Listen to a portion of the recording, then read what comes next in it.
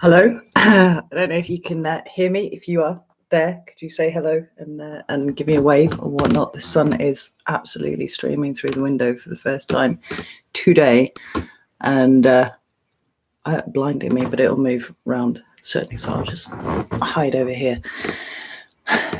How's the sound? Can everybody hear me? Some of you are already in the chat. This is amazing. Oh, thank you, Cindy. That's really kind. God, you were right on the ball there.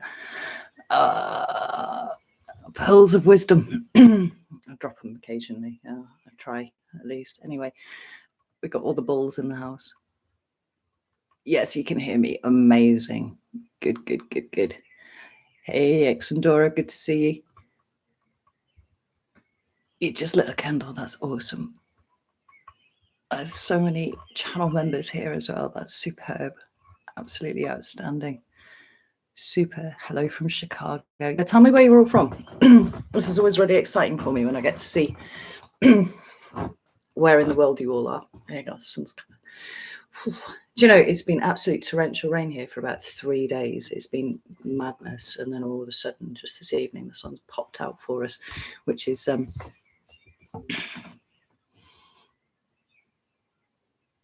poignant, I think. Right. Let's have a look. Oh my gosh, Vancouver, Denmark, Washington State, hello, Hungary, wow, East Coast USA, Wiltshire, an English person in the house, that's unusual, LA, South Africa, Arizona. God, this is so exciting, I love it. Oh, Donna, you and Grace are at a tattoo convention, thank you. I love the fact that you've come to see me. Exciting. I love tattoo conventions. Oh, from Maine. Hello, Jennifer. Ontario, Canada, India. Arkansas, Colorado. Fucking hell. I got myself a mouse this time because usually when I do these live streams, I end up having to like lean across the table and the whole thing shakes and stuff. And then I was like, oh, I could just put a mouse in. That'd be a good idea, wouldn't it? Teesside. Oh, very close to me. Hello, Dave C. Where have we got here? Oregon, Manchester, more UK people. This is awesome. North Wales. Cool. How are you doing in North Wales there? It's all a bit, well, I'm going to say England's watching you and being all like, at the moment, but it's not much better here. So Pisces from Slovakia. Hello, Lena. That's my daughter's name too. London, UK, but you're French. Hello, Hélène. Hélène, rather, sorry. Upstate New York, the land of the Confederate flag. Philadelphia, South Africa, Peterborough, Illinois, The Hague. Vancouver, Canada. Oh, this is so cool. Serbia. Wow. I think you might be the first Serbian we've had on a live stream. Cheltenham. Irish. Northern Ireland. Boxes are packed. No, Donna, that is not good news. So I'll just tip you around a second. You can see all those boxes. It's just a sea of boxes. I counted them and I've got 47 boxes of books and counting. That's just in here in the library. I've got 5 boxes of books in my bedroom. All the kids have got boxes of books as well. No, I am packing and I currently have nowhere to go, which is interesting. It's not a situation I've had to deal with before. I've always had the next house lined up before I jump, and no, not this time. So for those of you who don't know, my landlord in his infinite wisdom decided to hop on the let's sell my house train that everybody in the UK seems to be dealing with at the moment. Not that I blame him, because of course he hasn't really done much to maintain my house, certainly in the last couple of years. And I'll just show you this. In fact, if any of you have wondered ever why my cupboard disappeared and why this came up instead, my partner put this up for me because I was just like, I can't have that in my videos. Check this out. You see that? The cupboard's not there anymore because the cupboard fell off the fucking wall. And rather than do the work to repair my house, the landlord's decided that he's going to cut his losses and sell instead.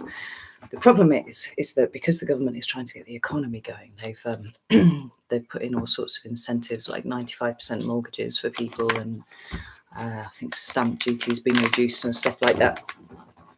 So yeah, everybody's selling their houses, and while they're looking for somewhere else, what are they doing? Well, they're going into rental accommodation, which makes up about 20% of the UK housing market. So people like me who are just looking to rent are being completely squeezed out, because houses are appearing and 3 days later they are gone. And so I am now on notice to leave. Actually, I was talking to someone, was it? Oh, bless her, I can't remember where she is. With someone in the States anyway, and she was saying that landlords absolutely can't kick people out at the moment of their houses, and that's not the case here. Once possession is primacy in English law, so when somebody wants their house back, that's it, you're out. There's no real comeback from that. I've got an extended notice period, which is useful. I should just say, actually, that bit of the wall there is nowhere near as bad as what's around the corner on it as well. Actually, I've had to move some of the boxes of books because in the torrential rain, the coving started leaking and just dropping onto my boxes. Thankfully, I happened to be in here and making videos at the time, and I was like, what is that noise? See these drops on my boxes of books. So I ran and got a jug, moved the boxes of books, and had the jug. The jug will still be there somewhere. Around the corner, collecting all the water as it dropped in. And that's just like one room in the house. The rest of the house is also sort of falling to bits. So very long-winded answer, but no, I don't have anywhere yet. And this is exceedingly stressful. I cannot even begin to tell you how stressful I am finding this right now. But every time I do a reading for myself on it, and it's been a few times now, it goes, have faith, everything will be okay. And I'm like, what the fuck? It's not okay. I need somewhere for me and my children to live. Thank you very much. And they're like, it'll be fine. It'll be fine. And I'm like, how can it be fine? I don't understand how it can be fine. And I was actually finding it so stressful that I was just like, right, I am going to stop looking for houses for a couple of weeks now and just give my brain a chance to decompress, because this is some of you know, I teach my children at home as well. We don't homeschool. I am on the schooling them. So there is that. I also have, my business to run, videos to make, dogs to walk, houses to pack, all of that sort of thing. And my brain was just like, so I was like, I'm just not going to look for a house. It'll be fine. Because the way this always works with me, something just will appear at the right time. But it's been months now, and it's been quite stressful. I'm not even going to lie about that. And coming from somebody who doesn't recognize when they are stressed, which I don't, at the grand old age of 40, I've worked out that I have a number of behaviors that exhibit when I am stressed, and those are the indications to me that I'm stressed rather than a feeling itself. For me to go, yeah, my brain was about ready to explode, it tells you a lot. Yeah. So if anybody knows of anybody who's got, say, like, I don't know, a little farmhouse, not a little farmhouse, but it needs to be a big farmhouse, frankly, with all of my brood, all of my animals and my children, in the middle of the Northumberland wilds somewhere, that they want a reliable tenant in who will look after the place and have some ducks and just, be no hassle whatsoever, like, hit me up, because I'm at the end of my fucking tether right now with it all. So anyway, yeah, after weeks of not looking, I've gone back to looking, and there's even less than there was before there now. There was one place that I really liked that was up near Alnwick. If any of you are not from the UK and not familiar with Alnwick, it's got a big castle, and that's what they used for Hogwarts in the Harry Potter films. It's not too far from me. It's about an hour north of here, just below the Scottish border. There was a really cool house. It was made of black stone, which I thought was a really good sign. And I went to fill in the application for it, and I just got a big fucking sideways nudge from something. I don't know what it was. And they just went, no. And I went, oh, okay. And so I didn't fill it in, and it got rented to someone else. I probably will never know why I got the nudge for not there, but there it is. Right, shit. You've all been talking. I'm going to have to scroll up here with the mouse. It's so much easier with the mouse, for fuck's sake. I'm going to try and catch up with you all. Oh, I can't tell you how much easier it is with a fucking mouse. Holy shit. Right. Finland. Hey, Minnie.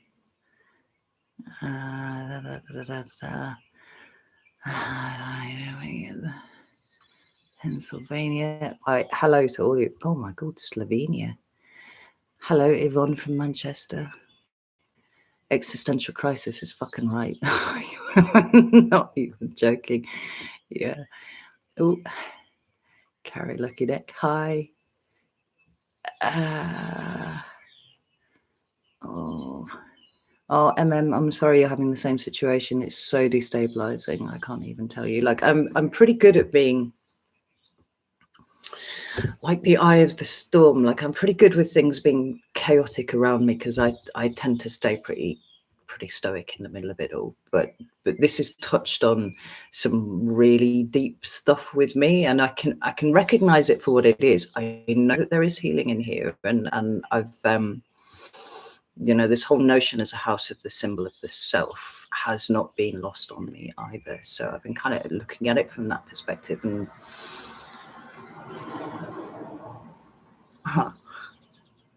that is interesting. Just some pennies have just dropped there as I'm talking, which I won't bore you with, but they're sort of there's a whole thing about my gypsy ancestry, and then like being a fixed sign and tension between the. I will explore that at a later date, but that penny's just dropped in my head while I was speaking there. Yeah, so I'm doing some work on myself with that, but at the end of the day, I still need a fucking house to live in, and I still need to put a roof over my children's head, and that's the thing. That's the thing, you know. Kimberly, I'm your ultimate spirituality role model. Oh, no. I'm flying by the seat of my pants just like everybody. Oh. Crow 99, your comment got held for review because you swore in it. Obviously they forgot whose fucking live stream it was that they were dealing with there anyway, so I've let it come through. Julia, yeah, as I was actually talking to my ex-father-in-law a week or so ago, and he said exactly the same thing's happening in Australia. He is Australian, obviously. He said it's exactly the same thing that's happening over there. The thing is, this is it's unsustainable. It can't continue this way. It just can't, and that is giving me kind of 2008 vibes about this whole situation.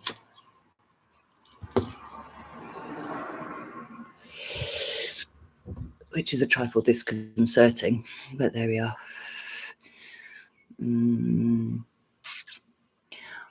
Formalhaut, easy fix. You can get a guy real easy to come over and fix it for you. Yeah, like honestly, it's not my house. I'm not putting any fucking effort into it. And now that the landlord's essentially pulled the rug out from underneath me, I have very little,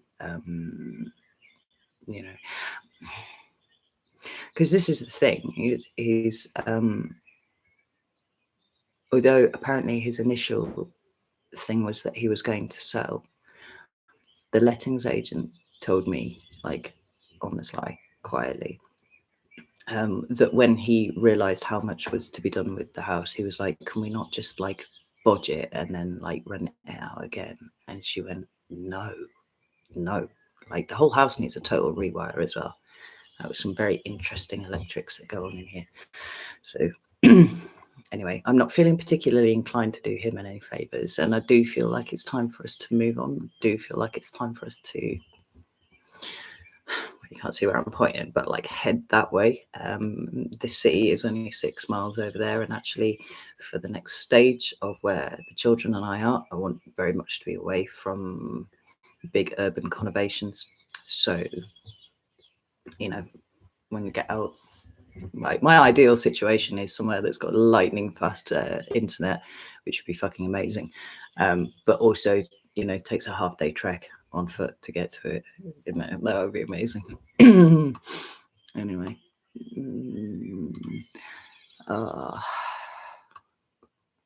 you're all over the place. This is amazing. Lots of Canadians, lots of Americans, but other places too. Isla, you moved 3 provinces within the last 7 months. Good. Yes, I know that stuff's not healthy to live in.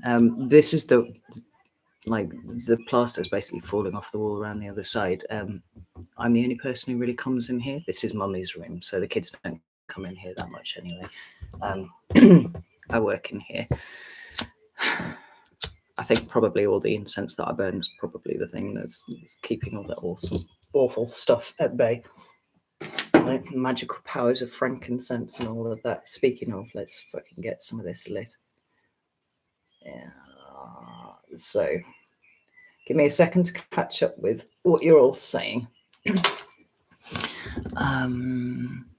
Sinead, yeah, I do think the universe is giving me a push, and I feel it. Naturally, I've been feeling like the pre-shocks of it were coming. I got very suddenly preoccupied in October with the idea of houses in a way that I couldn't really explain. And I was like, so I kind of felt something was coming. And then there was a whole raft of things that happened. So I was making a cup of coffee in March in my kitchen, and I was just stirring the cup of coffee, and then I went, I need not to do anything in April. And my partner looked at me and went, what? And I need to keep April free. I can't do any personal readings or anything like that. And he was like, okay, why? And I went, I don't know. I just know that I can't do that. And he was like, oh, okay. And I was like, and then I had a dream about my, I had a dream. Yeah, it wasn't a dream. I had a visitation from my late husband, who just reappeared.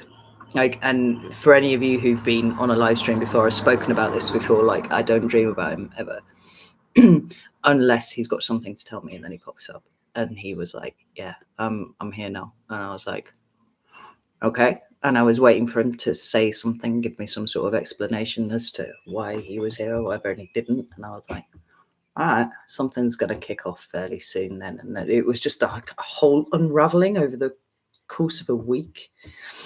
And suddenly it became obvious to me then why I couldn't do anything in April. I understand that we are now into May, but I've kind of gone off in a direction that I didn't expect to. Because another thing that I did was I had a kind of accidental consultation with a numerologist, really, really talented guy. I've got a ton of his books. And I read one that was specifically related to Great Britain. Right, it's actually called Great Britain. The name of the neurologist is Richard Abbott on Instagram. If any of you have come across him, he's a really smart bloke. And I read his book, and I was like, I need him to teach me things. I need him to teach me the ways, right? Because this is really good. So I kind of reached out to him, and he sort of gave me a reading as well, even though that hadn't really been the point of the thing. He gave me a reading, and some of the things that he said were really stunningly accurate and very, very insightful. And part of the advice that he gave me was to concentrate on groundwork. And he also gave me a push in a direction that I wasn't expecting. So here's the thing, right? He asked me why I didn't do more divination. And I said, if I'm honest, and he said, please do, be honest. I expect nothing else. I said, I think it's possibly because I don't know if I'm any good at that. And he sort of looked at me like, and I went, well, it's less quantifiable, isn't it? And I like to be able to quantify things. And he said, well, I tend to find people who've had kind of experiences like yours, particularly with traumatic brain injuries and stuff like that, that they actually are quite good at these things. He said, but you've never let yourself do it, which is a very 8 thing to do, apparently, because I am an 8. You don't want to do anything unless you can do it well. And so sometimes you will stop yourself from branching, growing in any particular way. He said, so, groundwork. And I kind of went away and I thought about it, and I was like, it's a very small child making a very loud noise outside. I thought about it and I was like, he is right. Like, this is fear that's holding me back. And thus the weekly readings were born. This is why I started doing those, because I was like, you know what? Doing that is outside of my comfort zone, and that is exactly why I need to do it, and exactly why I haven't done it up until this point. So it's all very well me sitting here in my turret and preaching week in and week out about people pushing themselves out of their comfort zone. If I'm not doing it myself, if I'm not leading by example, and I'm not actually taking responsibility for my own growth there, then what are my words worth? Fucking nothing. So that's why I started to do that. I have no idea why I started telling you about this. I don't know why did I do that. Anyway, so there was a whole confluence of events that all occurred at the same time, more or less, in the same period. Anyway, and I figure, I was led to Richard Abbott, quite certain of that, and I needed to hear what he had to say at that point. And so I've taken it on board and I'm adjusting accordingly. And you know what? I guess the biggest thing with all of this is that even though my very fixed nature is threatened at this point, and the thing that is so very fucking important to me, which is my home and my ability to provide for my children, whilst that is kind of in flux as it is at the moment, still being able to maintain me, not letting everything go to shit, not being all like right? It's just it's the little things, it's the groundwork that I'm trying to work on here. So let me catch up with this anyway.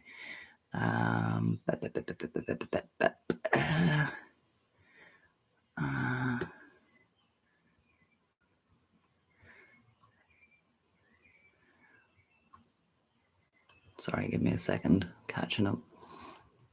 I have literally no idea. Oh, fuck. How far? Chat's just updated for me.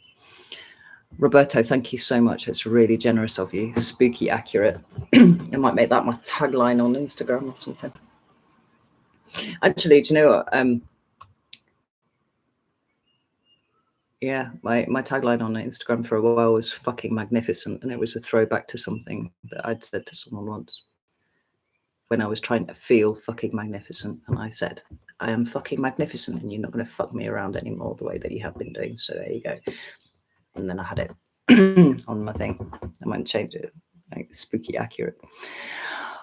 Oh, am I looking anxious? I think I'm just looking a bit old at the moment. You know, I'm getting grey hair. Like, I've had the odd grey hair here and there everywhere, but actually I just noticed like a couple of days ago, I'm getting some severe greys coming around here. Stress. It's fine. It's fine. Lorinda, no, Richard Abbott, Abbott. He's absolutely magnificent. Let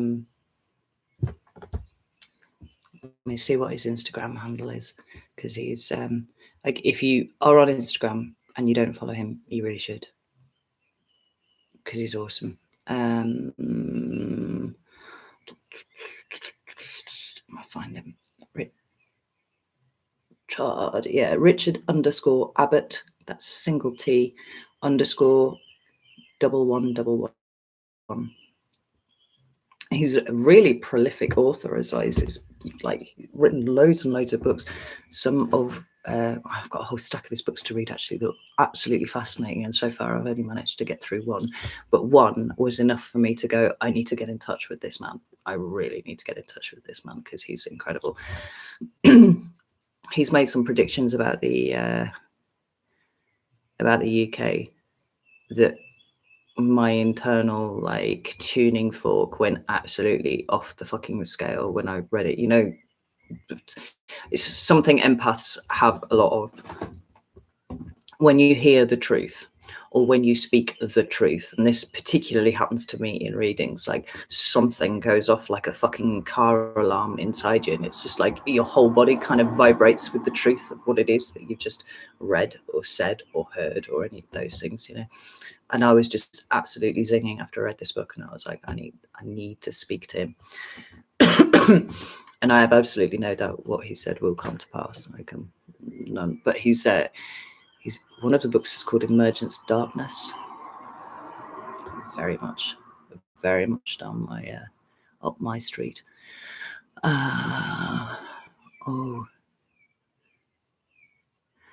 Ariel, you were born with a triple Sag mother. I'm not surprised you've moved around so much. Lifetime record of the same place for 4 years. That's really funny because I'm a Leo, and so, you know, obviously fixed fire. Like, I fucking hate moving house. Like, after the death of a loved one, it's the next thing that I hate the most, and I hate it more than divorce. I get divorced again 3 times over rather than have to. I try not to do it very often, so I tend to stay where I am for a long time. I've been here 7 years, 7.5 years. I was in the place before that for 5 years, the place before that 8 years. You know, I don't move very much. When you've got a tribe as big as mine, moving is a fucking military operation. It's yeah, it is. Oh, someone was a fellow 8 there. I saw somebody say fellow 8.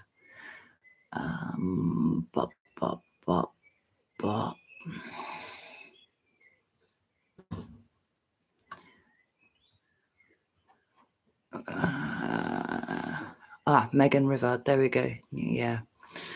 The whole thing about 8s has been really interesting for me too. I actually knew that I was a life path 8, but I didn't know quite how much of my of what I was comprised of was 8. Like, if you add up all the numbers of my name, both my maiden name and my married name, and I actually still go by my married name now because I don't actually feel like that other person anymore. I feel like I've kind of grown beyond it. At some point I may change my name in the future again, but at this point it gives me the same name as my children, and I think that consistency is useful at this point. Lorinda, I am a Leo. Leo Sun, Leo Moon, Capricorn Ascendant, Leo North Node, Leo Mercury. Quite a Leo. But I have 8th house stellium, so I've got a pretty strong Scorpio influence on my chart. Yeah.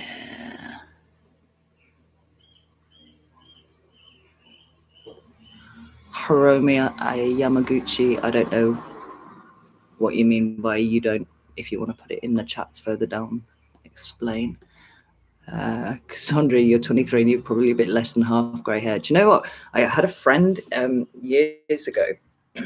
She lived with me for a bit, actually. She had like from the age of 21, she was like, God, we were living together when she was about 30 and I was about 25, something like that. She had a huge grey streak in her hair, like Rogue from X-Men, and I thought it was the coolest thing ever, and I kind of really hoped that I would go grey like that, and she hated it. She absolutely fucking hated it. Mind you, she'd had it since the age of 21, so you know, it is what it is. Isla, what time is live chat? You are literally in it right now. Jason, lovely to see you, darling. Lovely to see you as always. Oh, Scott, you're here as well. Like, Scott, it wouldn't be like you to miss a live reading anyway. I don't think you've missed a single live since I started doing these. Oh, Selena's, is that you, Selena? Is that Scorpio, Selena?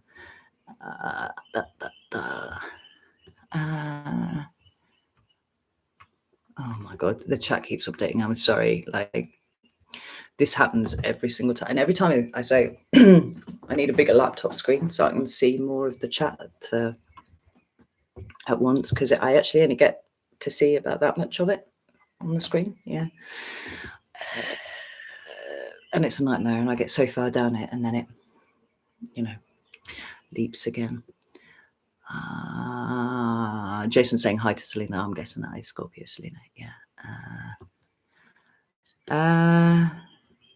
Takoya 473 is Richard Alpert, who was known as Baba Ram Das later on. No. Richard Abbott is an English dude who I think lives somewhere down near Northampton. For those of you who are in the UK. Spirits, vibes, and healing arts. Body wide chills for me every time I hear or speak the truth. Yeah, I actually get goosebumps that go from my ankles right the way up my body and over my scalp. It's a bit much. Other times it will just be a like, oh, it's almost like I kind of am briefly paralyzed while my brain kind of puts a shitload of things together, and then I'm presented with something that is profound. And I'm like, oh, holy shit, there's a truth.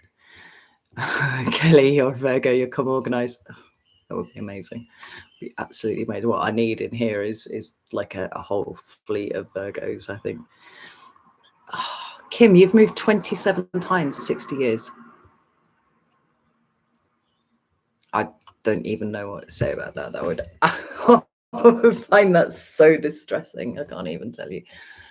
Oh, how many times have I moved in my adult life?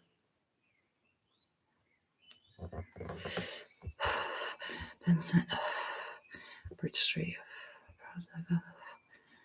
Hunton, Peterhill, Hunton, Hawksville, Leyburn. Here, 8 times in my adult life, and that feels like too many to me at this point. I want to put down roots, you know. Oh God, did it again. Oh, Hiromi, you meant you don't look old. Oh, she just dyed her hair red because she loves your hair. That's amazing. That's really cool. Interestingly enough, I dyed my hair black for like 20 years. It was proper jet black. And then when I separated from my husband, latterly found out that this was a bit of a trope when women dye their hair red. Quite often happens after divorce and stuff like that. I did I do first? Yeah, I stopped dyeing it. Hang on, my brain's hiccuping here. So my daughter at the time was about 14, I think, and she really wanted to dye her hair. Right, she's a Sag. She wanted to change her hair, and she wanted to go for something really quite bright. So she wanted blue on one side and pink on the other. It looked incredible, actually, but I helped her bleach it, and then, you know, she had this incredible hair, and I actually kind of got hair envy, and I was like, I've never done that. Like, and it was kind of indicative of the way that I had, to a degree, hidden myself in the shadows. So it's very easy to hide in black, right? Black looks good on everyone, and you can't really get it wrong, you know, that sort of thing. And I did it with my hair as well, and I was like, do you know what? Fuck it, I'm just going to do it. And so I tried to bleach my hair, because actually what I wanted to do was go silver. I thought that would have been really, really cool. And, you know, after 7 hours of extra strong bleach on my hair over the course of a week, it just would not go blonde at all. Like, it just wouldn't do it. And it was the most incredible shade of orange. It's kind of like a gingery, orangey, blonde pockets in places. I was like, this is never going to work. It's not going to happen. And there are like maybe 2 or 3 pictures around of me with this bright orange mop. And I was just like, fuck it, I'm just going to dye it red, just to be consistent while I work out what it is that I'm doing with it. and I liked it so much, it just kind of stayed. So it varies in shade depending on what I pick up. Sometimes it's like really, really bright red. Other times it's kind of like a darker, winey red. But I like it as it is. And then about 2 years after that, I shaved half of my head off on both sides. Actually, like you might have noticed actually that this hair underneath here is much straighter than the hair on the top. Or the hair underneath is the hair that I shaved off. So it was sort of right the way down there on both sides, because I kind of wanted, like, I don't know, I think I wanted to be a Viking or something. And I did it, and then I didn't really like it, and it took me about 2 years to grow it out after that. So yeah. So like did it once, so I can say I've done it, and there are pictures in existence of me somewhere with shaved head. But I don't think I'll be doing it again.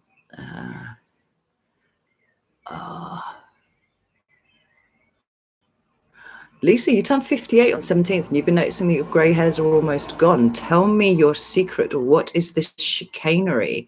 I want to know. Oh, Lynette, hello. I love you too. No, I miss our chats. Hopefully it won't be too long before we can talk again. I love talking to Lynette. She really pushes me mentally. Like you do. Yeah, the way you approach life is so creative, forces me to look at things differently, and I love that about you. Right, where the fuck are we going? Oh my god, there's so much going on here. Shouldn't be surprised there's 180 of you, 185 of you in the chat. I don't imagine for a second you're all talking, but right, there we go, back in.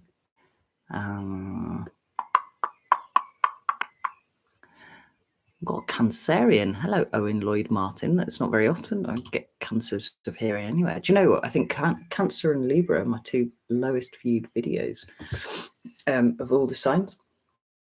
Like Cancers and Libras just don't want out to do with me at all. Jason, double Virgo, excellent. Yeah. To be fair, like I'm down to kind of like the little stuff now. You know, I've done a shitload of sorting out of the house. I've got rid of loads and loads of things, and I'm just swimming in a sea of boxes. Like, if I got the go ahead tomorrow to go somewhere, I don't think it would take me much more than maybe 4 or 5 days to really get on top of what's left here. So, you know, I've been kind of, I don't know, in some ways I feel sort of cut adrift a little bit from everyone, whilst at the same time is very much sitting in the center, because I'm doing more videos now. We're doing the weekly check-ins and stuff like that. I feel like I'm very much planted in everybody's energy, but then I'm feeling this kind of weird distance at the same time, because I'm just not getting a chance to speak to people face to face quite so much. But I have been really like, oh my God, this light, working really, really hard in the background. Maybe it's too hard. I don't know.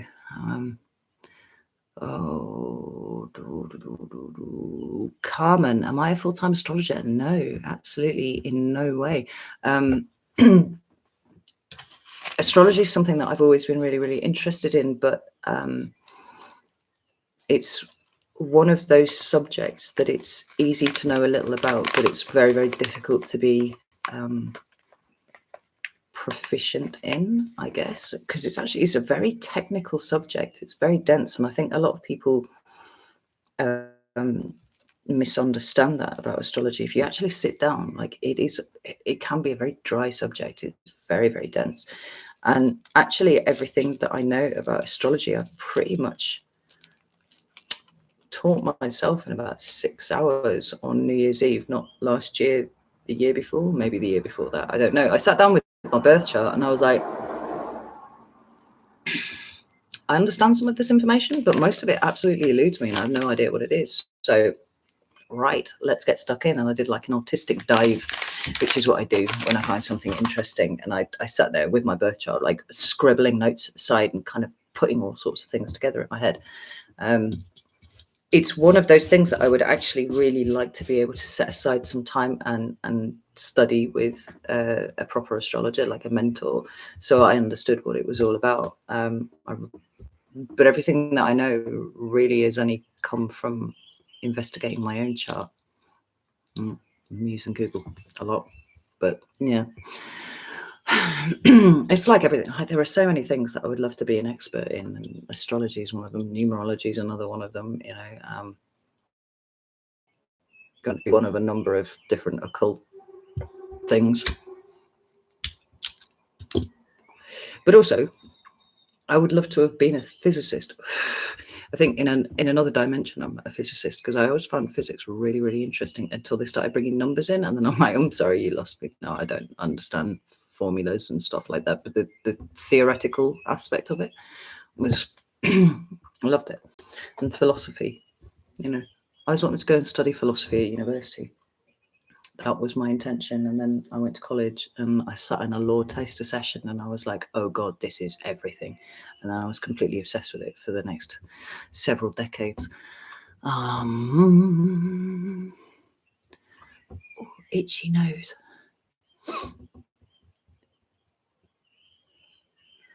Oh, bless you, Lightseer 333. You are very welcome. You're very welcome.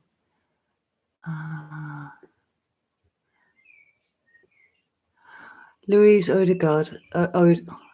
Odegaard. Sorry for mispronouncing that. There's nothing more irritating than somebody mispronouncing your name. You would love to hear about my story. Ask me a question. I will tell you no lies. I might tell you that I'm not about it, but I won't tell you any lies. Ask me what you'd like to know.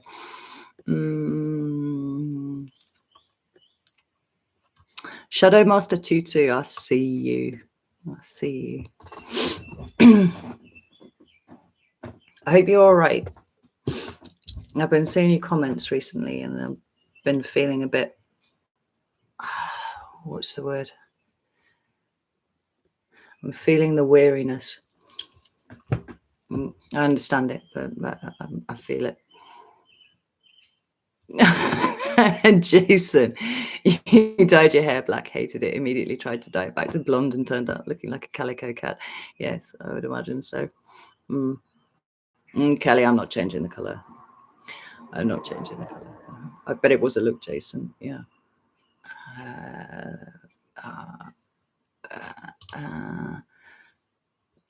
Oh, fuck. Chat updated again. Oh, there's a Libran in the house. Hello, Pamela. Nice to see you. Priscilla, you're an Aquarius, found me 2 days ago. Aquarius has been a hell of a ride over the last 6 months. Like, went from November, December time. Aquarian readings started to really veer off into something that actually was quite, what's the word I'm looking for? Intimidating, almost. And not intimidating because it wasn't that I was intimidated exactly, but it was really pushing me out of my comfort zone again with the themes that were coming through. And actually, it was very similar for the Leo readings as well. There were a couple of readings there, and it was November, December time. I wasn't even sure if I wanted to put them out on YouTube because I was like, even for me, this is kind of pushing things out there a little bit. And that was my own internal resistance of, I'm sure, of, you know, people judging me and stuff like that, or people looking at it and going, what the fuck are you talking about, you crazy woman? God, excuse me. But I'm glad that I did, because the feedback from the Aquarians was absolutely rapturous. They were like, yes, finally, this is starting to put words to something that we are experiencing, and it actually really surprised me. But I'm glad that I did. Really glad that I did.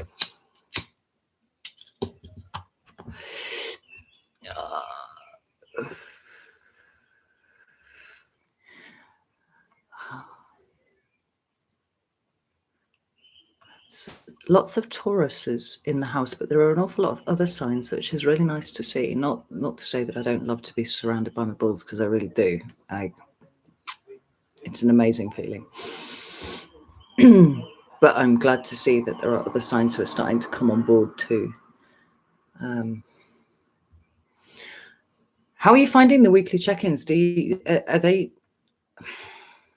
Give me some feedback on these, because it's quite the task. Like I sit down on a Monday morning, and it's basically my entire day Monday. I mean, there's 2.5 to 3.5 hour of videos, but I have to compress it because the video file ends up being like 20 gig and my internet is appalling and stuff like that. So I have to compress it and then I have to, upload it and stuff like that. And it's ending up being like 6-7 o'clock before it's actually hitting YouTube. And the whole day is me just going like, and going, get off the fucking internet, children, and stuff like that. Yeah. Kelly, are you doing the next 6 months first for Scarily Accurate? Yes, I am, but I've been toying with this idea actually of splitting it into 3 months, and I'm not quite sure where this has come from. It's been another one of those nudges that perhaps there is a little bit too much happening. Fuck man, like that is not a flattering light at all. It'll disappear in a second. There's the feeling that I've got is that there is too much going to happen in the next 6 months for me to put it all into one reading, and actually what I need to do is split it into two 3-month readings. I have no idea why I feel like that. I have not pulled any cards for just generally, because if any of you haven't seen the 6-month overviews, what I did first was and it ran to about 20 minutes, I think, at the beginning of the reading, was a general overview of what was happening in the world. Now, I haven't actually gone back and watched any of those videos. And I've been saying for 6 months I should go back and watch the Leo reading, because I'm sure it'll correlate somewhere, but I haven't done it. But what I do remember about what was going on in the world, I do feel is representative of what is going on now. So I haven't pulled any cards for that. I haven't pulled any cards for any individual signs. I haven't pulled them for myself either, in that way. But I'm being nudged to do it in 2 parts. And so I think that's possibly what's going to happen. When I get nudges, I do what I'm told, because, like, who am I to question the nudges, frankly? So they will start appearing towards the end of this month. I've already started sketching out on a piece of paper what I'm going to, like what different areas I'm going to cover. But I think to be honest, I think it's going to be broadly structured the same as the 6-month overview ones. So yeah. Jason, that's interesting. You've been learning about astrology for 3 years and you're still not comfortable enough incorporating your knowledge into your readings. Yeah, that's your double Virgo at play there. Like, I have not studied it for 3 years. Like, the way I approach everything is, I'm interested in it, and then I just like devour everything I can find on it for a period of time, and then it's just in my head. Also, I just read stuff. But the way that my mind works is that just those pieces of information just sort of appear when I need them, even though I've got, a brain injury and memory issues and stuff like that. The feelings connect to things that I've read, and I don't know, I'll do a lot of it on intuition anyway, rather than technical knowledge. So you really should start. I'm going to push you now, Jason. You really should start bringing that in as and when it's appropriate, and you'll know when it is. Definitely. RW3 Mum, you've been learning the medicine of plants. That is extremely useful. And if you all aren't doing it, you all should start doing it, because, well, let's just say you're probably going to be needing it very, very soon. Jan, you're moving next weekend. Outstanding. I don't know where you're going and what you're doing, but it's time. It's good. I'm very, very pleased for you. Congratulations. I hope your packing is going well. Your whole moving experience is better than mine at the moment.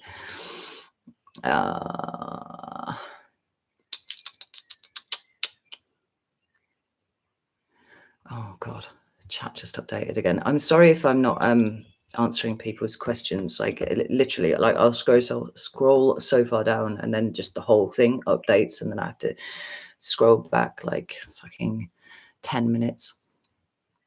And there's Carmen asked me how I've got a brain injury. How I hope you go. Yeah. So in 2017, I was punched in the face whilst out celebrating my 37th birthday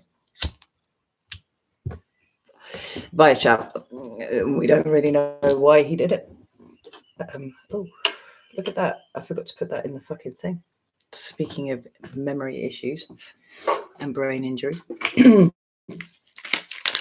I don't know why I did it. Interestingly enough, actually, I came across, while I was packing, I came across the letter that the police made him write to me, the letter of apology, because he didn't get prosecuted for it. He just had to write me a letter of apology, and it was shit. And someday, if I'm feeling that way out, I might read it to you.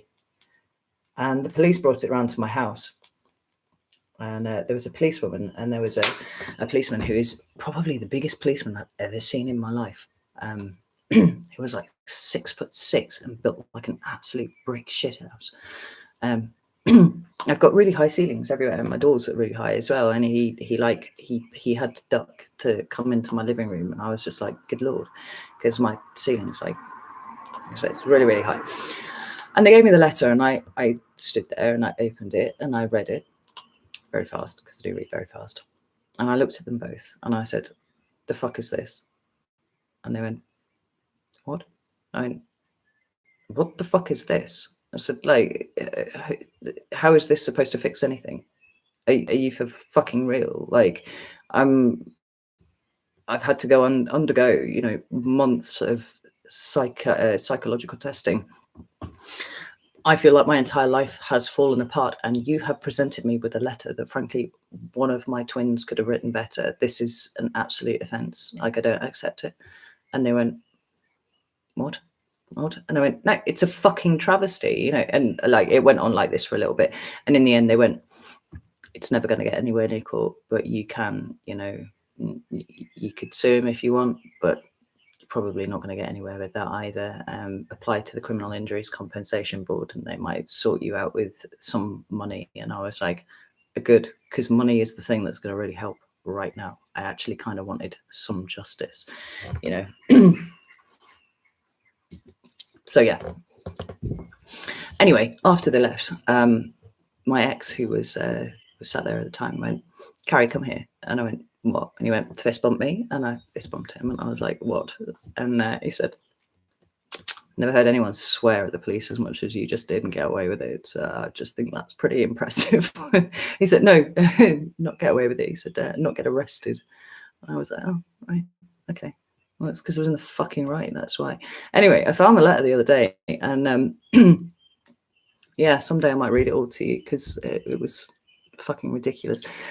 Anyway, the upshot is that for about 8 weeks afterwards, every time I tried to sit down, bear in mind that I was doing my master's degree at this point in international business law.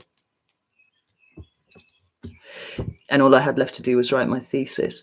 Every time I sat down and tried to write anything, tried to read anything, within 2 minutes, I was getting crippling headaches. Like, I was a mess, basically. It was an absolute state. And I knew that there was something wrong with me, but I didn't know what was wrong with me. And initially I put it down to maybe I had a concussion or something like that. I mean, there wasn't much physical evidence. I had a mild black eye and my teeth hurt for about a week afterwards, but the damage was internal. And eventually I went to the doctors and I was like, you got to help me. There's something, I'm not getting better, help.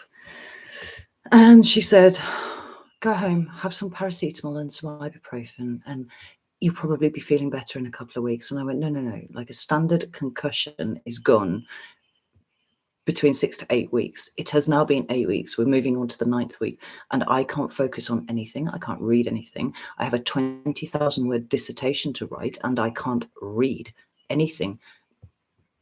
help me out here. And she just sent me on my way. And so I was a little bit peeved about that. And then about a week afterwards, and I should add at this point, like the memory issues were really, really bad. So I was going to ATMs, I was putting my card in, I was going to take money out of the cash point, but I would walk away before I'd taken the money out, right? And so I lost God knows how much fucking money because I'd do that transaction and then I'd just go, just leave the money in there. I went to Morrison's, which is a local supermarket down the road. I put my kids in the car and then I drove home. And then I realised that I'd left my trolley with all of my shopping next to the parking space where I had parked.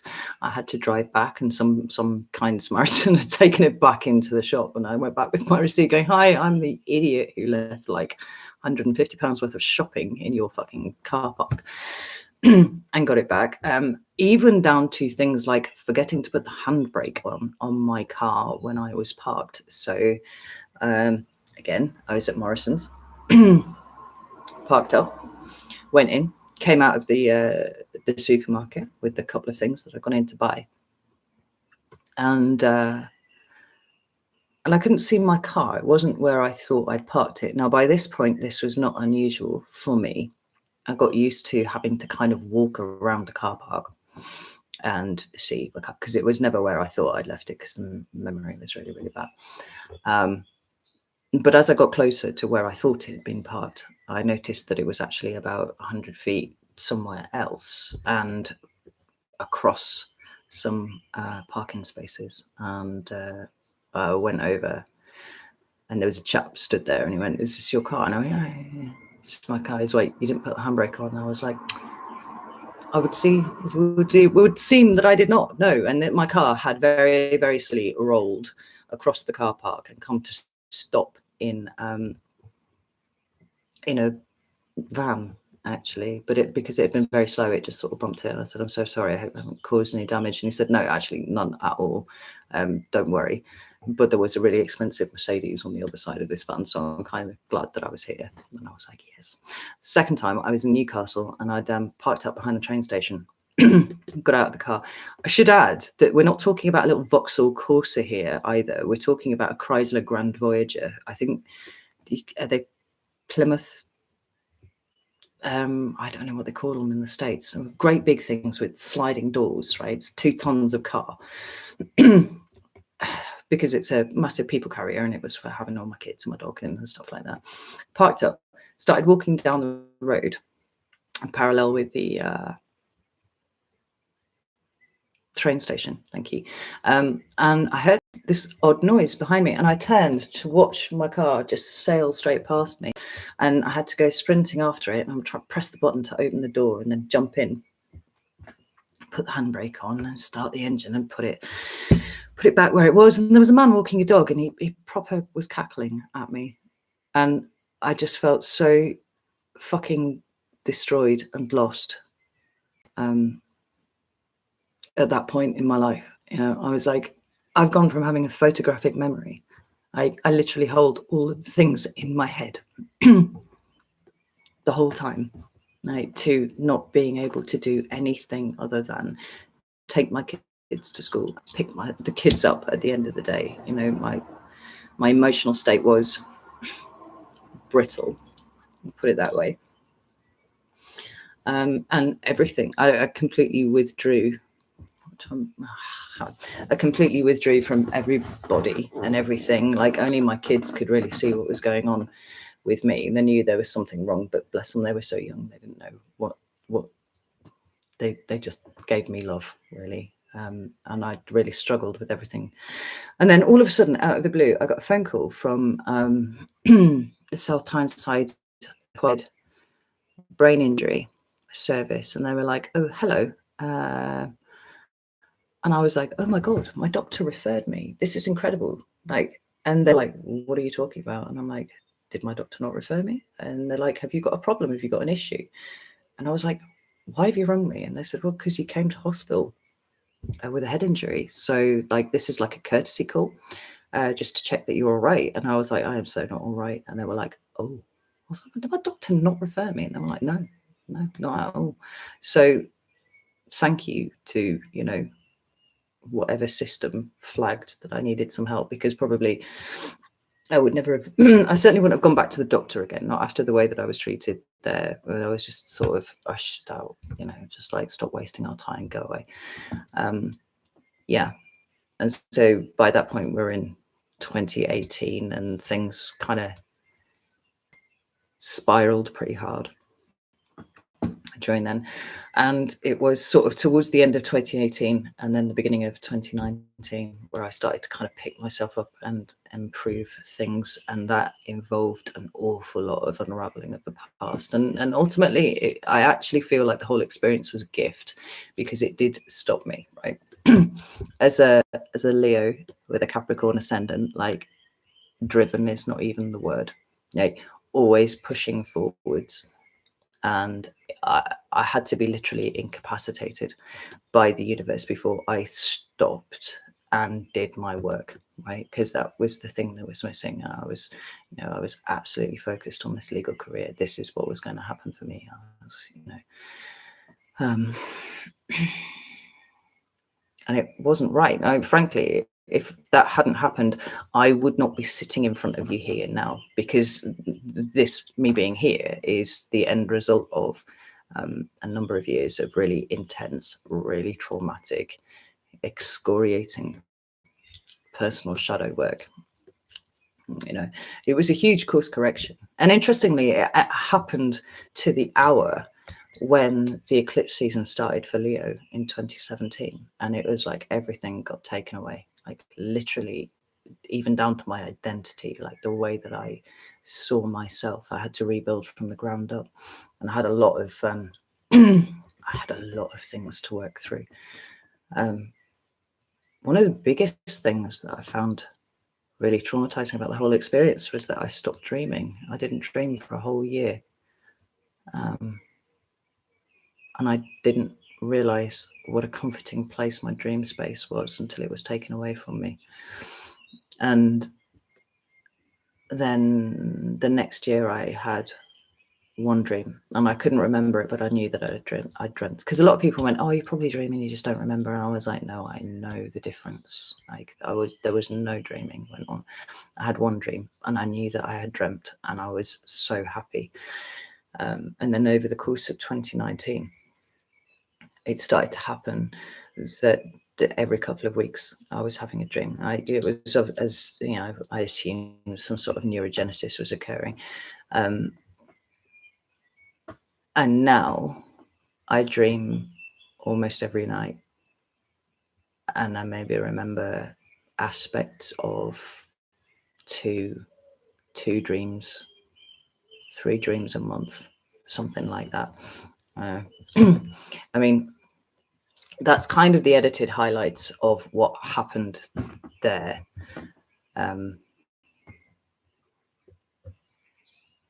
But when I speak about being at the bottom of a very, very dark hole, that's the period of my life that I'm referring to, because in every other difficult situation that I have experienced in my adult life, there was an external component to it, right? So shit was happening and I needed to deal with it, right? And actually that plays into my strengths in terms of my character, because if everybody else is going to shit around me, then I am going to be the one that anchors everybody, and I'm going to be the one that looks after everyone. And this is what happened when my husband died. First husband died.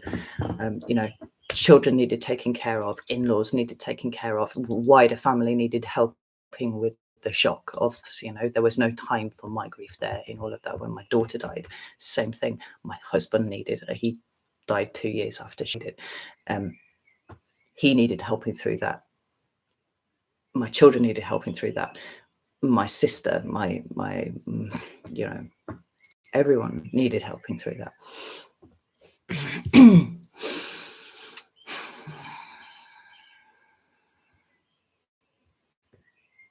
And I kind of straddled along behind. Like a year or two later, that's when I started doing my work with these things, you know, to a degree or whatever. This situation was there was nothing external that I could deal with. I was not permitted to deal with it. It felt like I was just completely tethered in all respects there. And all of the tools that I would have at my disposal to be able to, look for the solutions in these things or be, emotionally supportive to people around them. It wasn't them, it was me. And the universe was not going to let me move in any direction whatsoever until I sat down and I did my fucking work. And I resisted it. I resisted it so hard. I can't even tell you. Like, I'm pretty fucking determined. I got some hellish willpower, and I literally faced off. It feels like I faced off, the forces of the universe, and went, no, you give me what I've been fucking working for decades for. Give it back. You've stolen it, And it took 18 months, I think, before I surrendered. 18 months or thereabouts. And as soon as I surrendered to it and went, actually, do you know what? It is what it is. What was is gone. And those what I was really fighting was sacrificing everything. And I actually said, I have lost pretty much everything. And now I'm expected to surrender my hopes and dreams as well. Everything that I've spent my entire life working towards. And what I'm talking about here is my legal career. I'm expected to surrender that as well. I've literally let everything else go. I have capitulated in every respect apart from this one. And now I'm expected to let this go as well. That seems so very fucking unfair. And when I did, things started to improve almost immediately, which is, how these things tend to go. And I realized in the months after that, the issue was that I was on the wrong path, but I was so driven, I was so determined, I was so fucking bloody minded that I wasn't going to let it go and go the path that I was supposed to go. And I do feel that the path that I was supposed to go is being sat here talking to you this evening, every fucking week now, like I am on YouTube. Right? It was never about being in court and advocating for people, although I thought that was something that was needed in the world. Since the age of 16, that's all I'd wanted to do. And even before that, I was always about advocating for those who could not, for whatever reason, advocate for themselves. I wanted to stand up and protect people. That's always been what I wanted to do. And even when I was doing my master's degree, right? So actually, this is really cool. I actually just showed my partner this.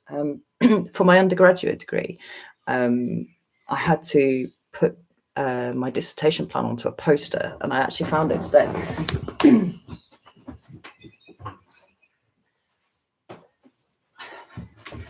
I'll share this with you. I showed it to my partner, and I don't think he had a clue what it was about, because it's full of Latin words and shit like that, right? So if you can read that, I don't know if it's coming up reverse, but it says no torture, no compromise there, right?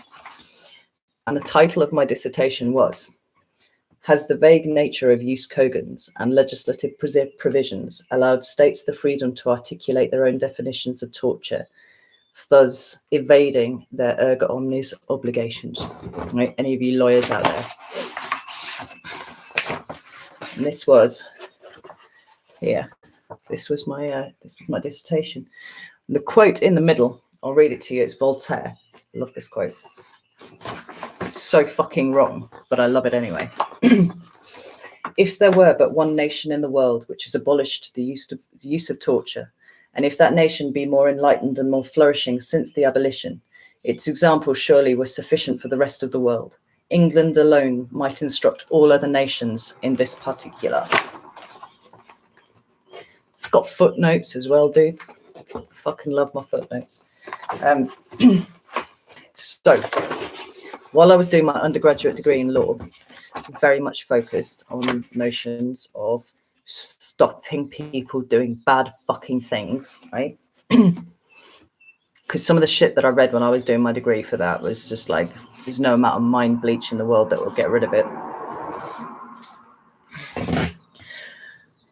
And then I went to do my master's degree, like, I don't know, however many years later. I graduated in 2013, and then I was back at uni in 2016. My postgrad thesis was, now how did I word it?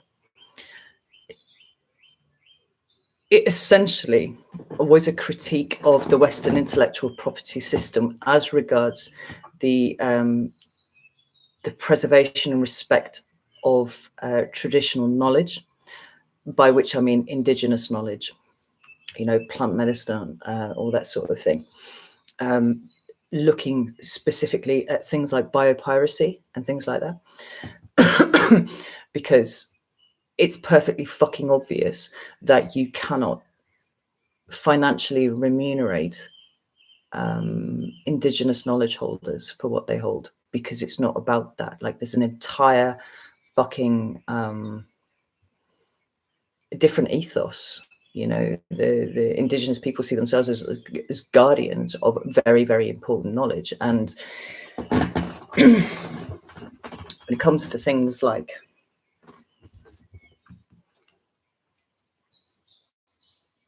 you know, it's a, what's the word that I'm looking for? It's a duty, you know, and you can't just give someone some money and go, all right, there you go, guardian of the planet, now hand over all of your traditional knowledge to us. Like, that doesn't work. It doesn't respect what these people are doing here, you know, these indigenous ways of doing stuff. So, as I say, even though I was doing law, like, it was never something like, you know, I wasn't going to be in a family court defending it's not defending, it's not the word I'm after, like advocating in the family court for, you know, access between parents. I never had any interest in criminal law at all, none. Which are interestingly like the two areas of law that women end up in more often than not. It was all about the protection and defense and articulating and advocating for people who sat outside of the system and didn't understand how the system worked, so that they weren't getting fucked over by a system that knew how to play the game. That's the thing. So even though I had that as my driving sentiment, the universe was like, no. And presumably that's because there are other people out there who can probably do it better than I can. I had to come this way instead. And when I stopped fighting it, I started to see the wisdom. I started to see my purpose and the reason why I am the way that I am, and why I've experienced what I've experienced, I think. So, God, I've just rattled on for fucking ages there. I'm so sorry. I haven't even looked at the chat. Oh, God. Oh, fuck. I've missed everything here. Like, bear with me a second.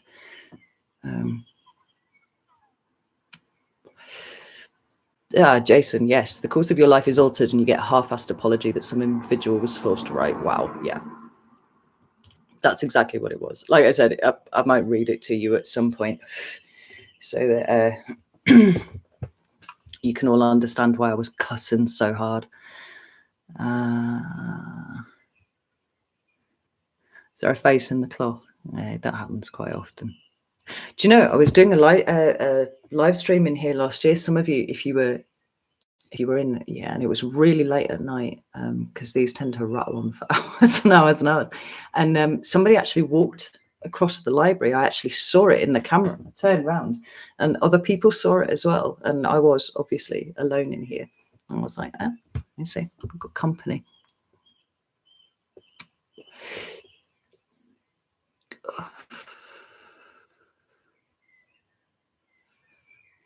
Levity. I thought that I must have been going through some sort of transit then as well. but I haven't been able to identify it. The only thing that I found was the fact that there was this eclipse season. I think there was 6 eclipses in total, and certainly for the Leos that I've read for, we've got that commonality of experience where we all had the shit kicked out of us, like literally, and everything that we ever wanted had to go. You know, everything that we were. Like I said, it actually went down to the identity level. Like, who the fuck are you, actually? And you know, when I say these things, when I talk to you all in these readings about things, I'm coming from a place of knowing what this is like. It's that unraveling, you know, and what I wrote, somebody called it my mission statement, and I think that's probably a really good way of putting it. In the blurb, in the description box on YouTube, of all my videos, I say I want to be the person that I needed when I was younger. Like, it's not even that much younger, you know, but actually from the age of about fucking 8.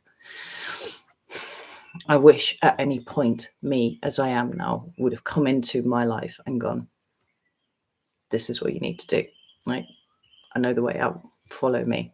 That's what I'm trying to do for all of you at the same time. You know, it's more than,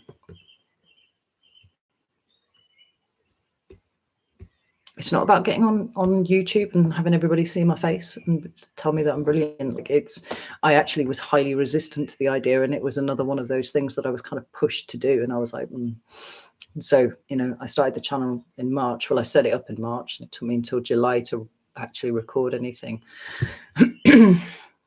and put it up there. And the only way that I could convince myself to do it was by telling myself that it was okay, nobody would watch it, and I would just get some practice reading for people, because I'd never read for anyone before. I actually set up the channel before I'd ever done a reading for anybody else. I'd only ever read for myself.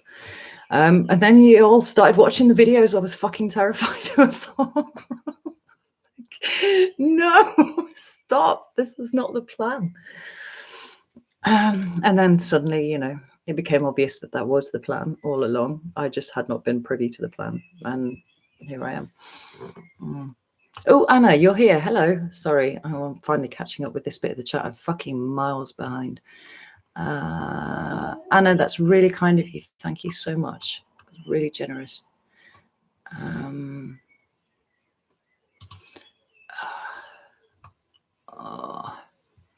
Saturn returns, Martin. No, it's Saturn return like every 27 years. This was my 37th birthday. If it was my Saturn return, it was incredibly delayed for some reason.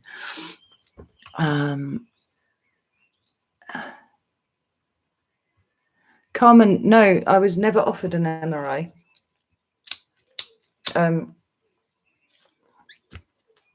Let's just roll another one of those, right?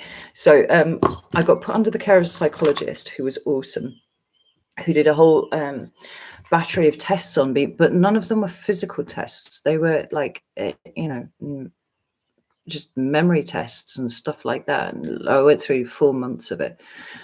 And at the end of it, what they do is they establish a level for you, and then they look at what deviates from that mean there across it. So she said, you are only the second person in my entire career who has achieved the level of very superior intellect, because apparently that's a step above, right? Superior intellect.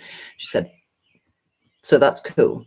But your verbal fluency and your working memory are both in normal levels. And I looked at her and I was like, how the fuck can they be in normal levels? What? And she went, no, like, consider where that's sitting with the rest of where you are.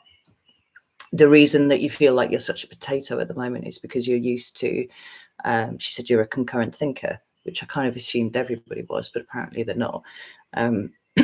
So you're used to your brain working a certain way, and it's not working a certain way, and that's making you very frustrated. She said you're actually protracting your own recovery because you've fallen into that subset. She said we see it all the time with people whose brains work in a very particular way, that you get so upset that it's not doing what it's supposed to do, that instead of lying down in a dark room with no sensory input whatsoever, letting your brain heal, you actually just try and do more to fix it faster. And I was like, oh, good. She said, well, good news is it's temporary. And I went, that doesn't mean anything though, does it? It just means it's not lifelong. And she went, yeah. And I was like, oh, good. And it's still, you know, every now and again, I get kind of lured into a false sense of security that I'm actually fixed. And then I accidentally, you know, walk out of the kitchen and absolutely warp a pan, which has happened too many times. Because I built a whole set of fairly sophisticated coping mechanisms holistically without knowing why I was doing it. I just did it. Like I actually had to go and see the psychologist, and it was in this place and I knew where this place was. But when I got in the car and tried to visualize the route, I kept ending up in the wrong side of the place that I was trying to go, right? Which is just like a suburb of Newcastle down there where the clinic was. And I started getting really agitated because I was like, how the fuck am I supposed to get there? Like, I don't know. And every time I tried to follow this, it's only like a 10-minute drive from here. I just kept ending on the wrong side of Dunstan. And I was like, fuck. And then I was like, I wonder if I can do it backwards. And so I started off, because I knew where this place was. I started off there, and then I followed the road in my head until I got it to me here. And I was like, that works. That's brilliant. And so I'm driving along and I'm having to, at the same time, visualize the route back to me where I am at every point in this route, so I know which turning to take so that I end up at this place that I'm trying to go. And I told the psychologist about this, and she just looked at me like that, and I went, what? And she went, I'm really astonished that it occurred to you to do that. And I was like, well, it's just obvious, isn't it? And she went, no. No, it's not. And it's, oh, right. Okay. So, yeah, sophisticated coping techniques. But even now, I'll put something on to cook for an hour on the hob, but I will walk off and leave it. If I walk off and leave it, it's fucked. So one of the holistic coping mechanisms that I put in place was I don't leave the kitchen. Now, if I'm cooking something, I don't leave the kitchen until it's cooked, till it's done. So my kitchen's cleaner than it's ever been in my entire life because I've got to have something to do while I'm waiting for things to cook, right? God knows, it was only about 2 months ago. I just wandered off and left something. Kids got very accustomed as they got older, like the two elder ones, who would be around in the middle of the night because, you know, they're teenagers and they're playing games and stuff like that. And they're coming down to use the loo or get a glass of water or something and be all like, oh, Mum's left something cooking, you know. Oh, it's some tofu. I made some like really nice marinated tofu and like battered it and not battered it, like coated it and stuff like that. Put it in the oven because the twins love it. Absolutely love it. And yeah, I wandered off. That was only about 3 weeks ago. I came back to it completely incinerated like 3 hours later.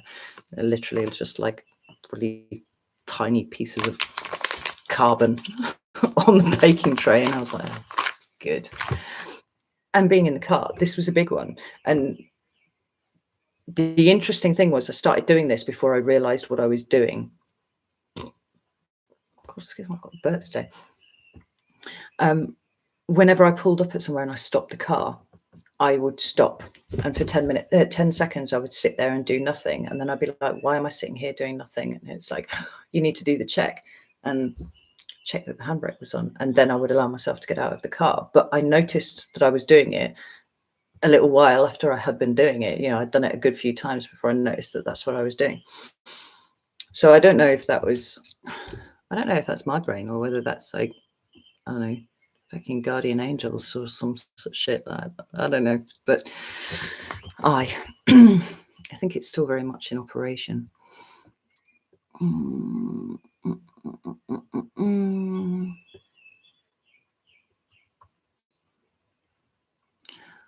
Sorry, I got the little like bar at the side is halfway up, so now I've got loads of things to read.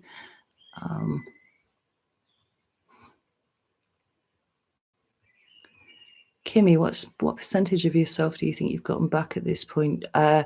That's a really interesting question, and you can attack that from lots of different aspects.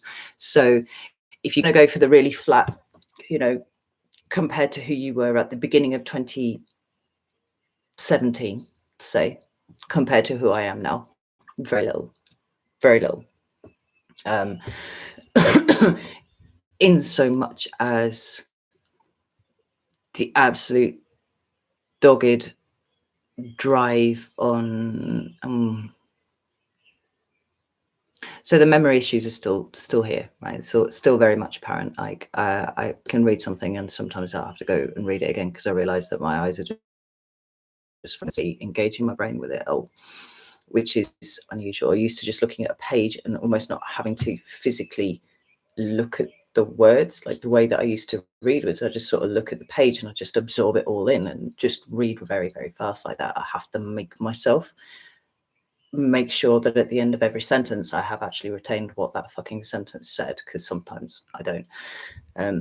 The thought of sitting down and writing 20,000 words on anything fills me with absolute horror now, where I was quite delighted at the idea, 3-4 years ago.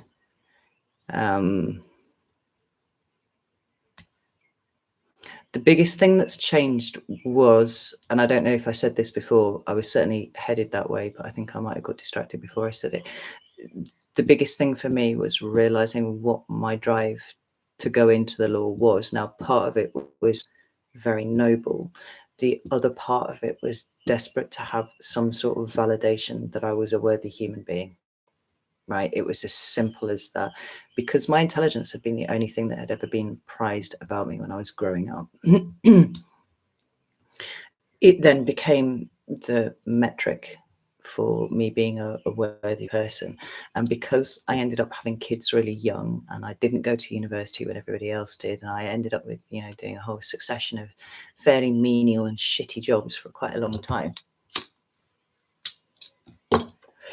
What kept me going was this: at some point I will get to university and I will do this and I'll have a piece of paper that says that I'm smart, and then I'll do a job where I'm smart, and all of this suffering and shitty menial jobs that I've done will be worth it, because finally, I will have my validation and I will be happy. And that's not how these things work at all.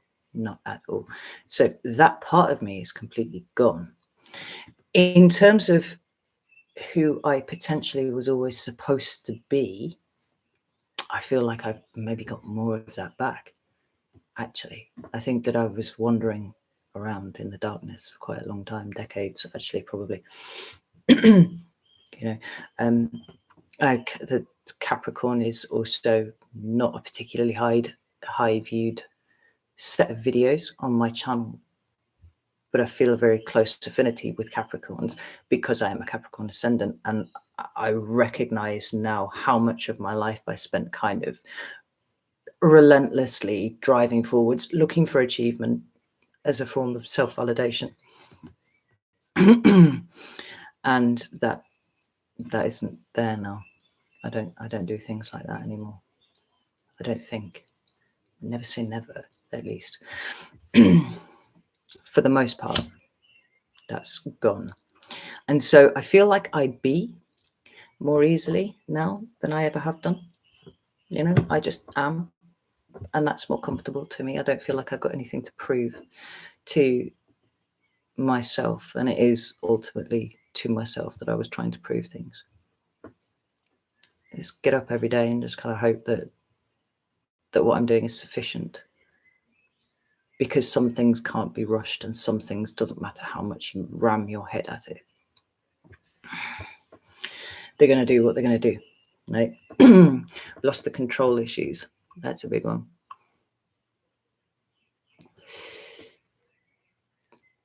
Who helps me through things? I help me through things. So I have a partner now who is awesome, very, very supportive. But the way that I do relationships is very different the way that I did them in the past now. So it's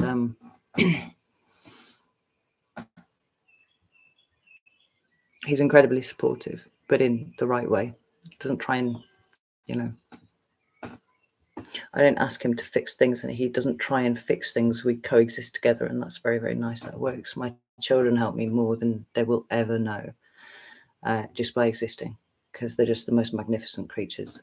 Like every single one of them, they're absolutely incredible human beings, and I feel so incredibly blessed to have them in my life. So just them being around is awesome. But you know, I don't have an extensive family. I do have an extensive family. I have a massive family. I don't have much contact with my family.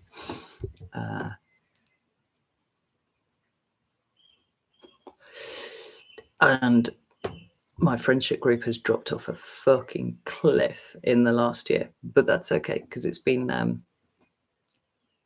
replaced with people who are the right people. And unfortunately, none of them are close enough for me to go and hang out and have a coffee with them. But spread out all over the world, in fact. But it's cool. You know, it's cool. And I have to say, now I've mentioned this before, but for those of you who are tarot readers out there, anyway, and not necessarily professional tarot readers, but you know, people who do readings for other people, because this is an important difference. It was the thing that was missing in my tarot readings for years and years and years, and I didn't work it out until I actually started reading for other people. You know, it was my ego that stopped me. Like, what if I'm wrong? You know, that sort of thing. Being able to speak aloud was the thing that started my intuition flowing properly. Because when you read for yourself, you kind of look at it and you think about things and you maybe look things up and you're just like, you know, might be right, might be wrong. It's fine, whatever, you know. It's not quite like that, but you know how it is. When I started to read for other people,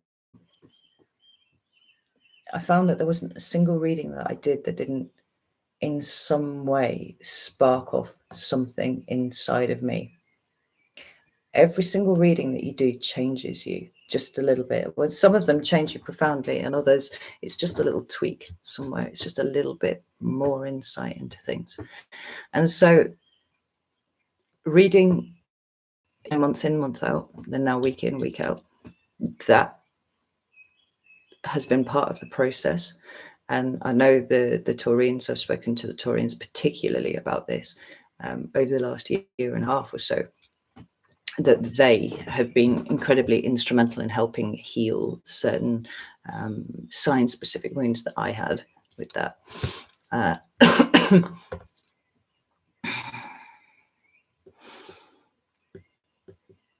But the personal readings were the same. Like I don't know how many personal readings I've done now.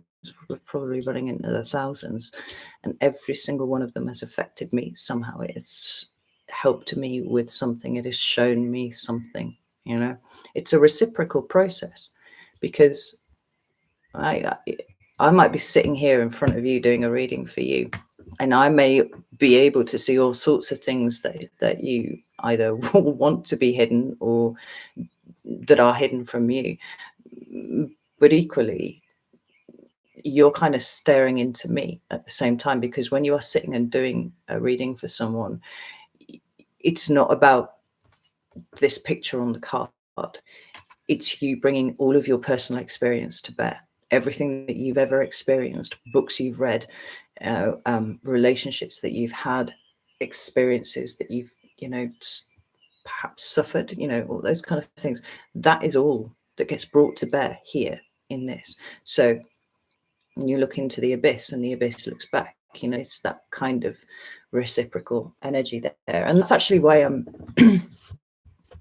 I feel like I'm really lucky with, for the most part, no, not for the most part, I am really lucky with the people that I have done readings for, because I forget sometimes that, you know, for a lot of you, I'm kind of there, say, month in, month out, week in, week out, talking to you about things that are really, really deep and personal to you, and kind of seeing you for sure.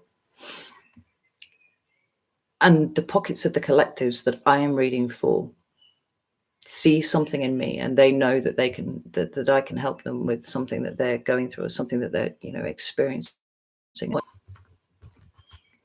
And so when I turn up at when I turn up at the computer for a reading, come and sit down in here, I have no idea what to expect. No idea what to expect at all. And every single one of them has brought value to my life. Most of them I recognize. I'm like, oh shit, I know you. Like, I may not say it, but I'm like, oh, okay. You know, sometimes it's really, really fucking strong. Really fucking strong. Like, yeah.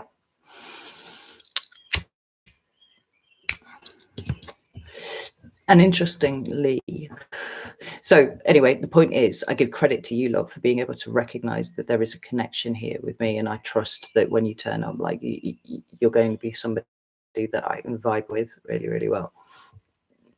Those people that might have almost booked by mistake, I don't know, kind of vexatious spirits, they usually get pulled away from me in some way or another.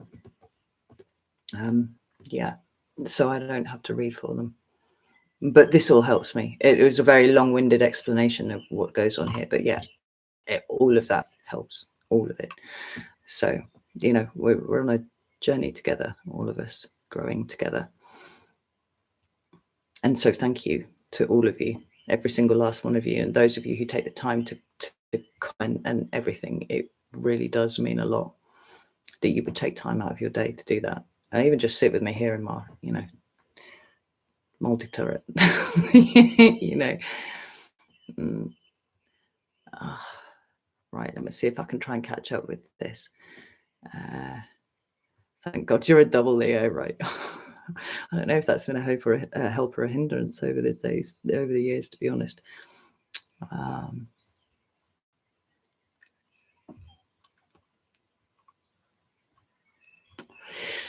Wounded warrior goddess. Oh, fucking take that. There's the Leo coming out right there. No, I do feel like a warrior, and I like that. I like that feeling. It feels familiar to me.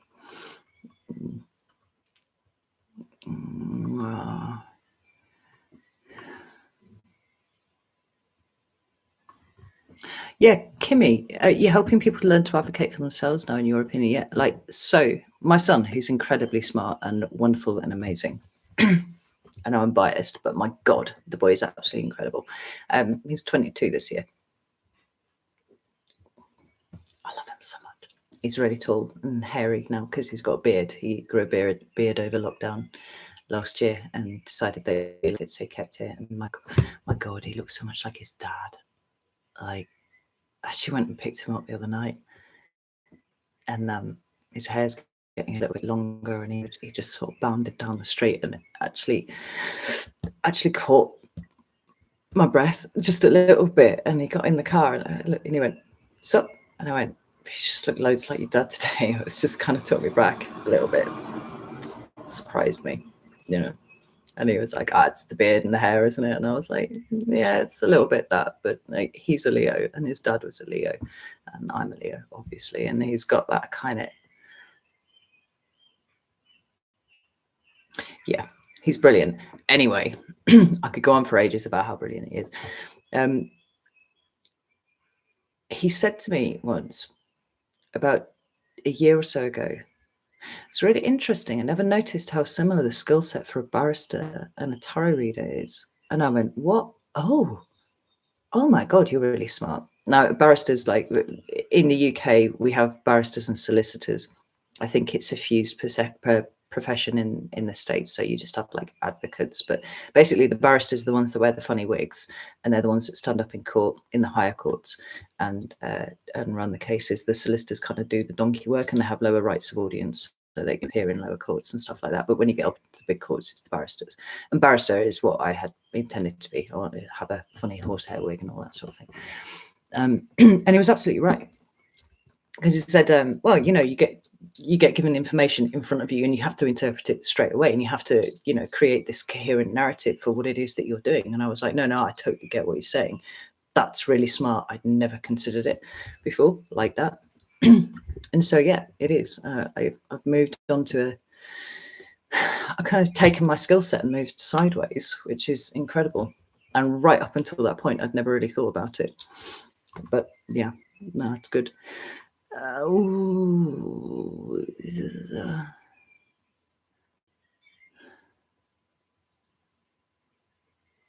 Rick B, months ago, I spoke words to you that changed your position, outlook in life. That is unmeasurable. I'm glad that I did that. The only intention I ever set when I sit down here, because I always do like a pre meditation, and I guess it's a prayer, I don't know, but I speak to whoever it is that works with me, and I hedge my bets. So it's like, angels, spirit guides, ancestors, I'll just take the whole lot of you just in case, I only ask that they help me bring forward a message that is helpful, accurate, and clear for you. That's the only thing that I ever set, because frankly, there's no fucking point in me being here if I'm not doing that. And I know, obviously, that there's small pockets within collectives that are who I'm speaking to. It's not like the people that are here on the channel are the ones that are really wanting to do the deep work, and I don't think by any stretch that is even slightly the majority of people that go looking for tarot readings. Like, it's a very particular kind of person that arrives at my channel and stays here.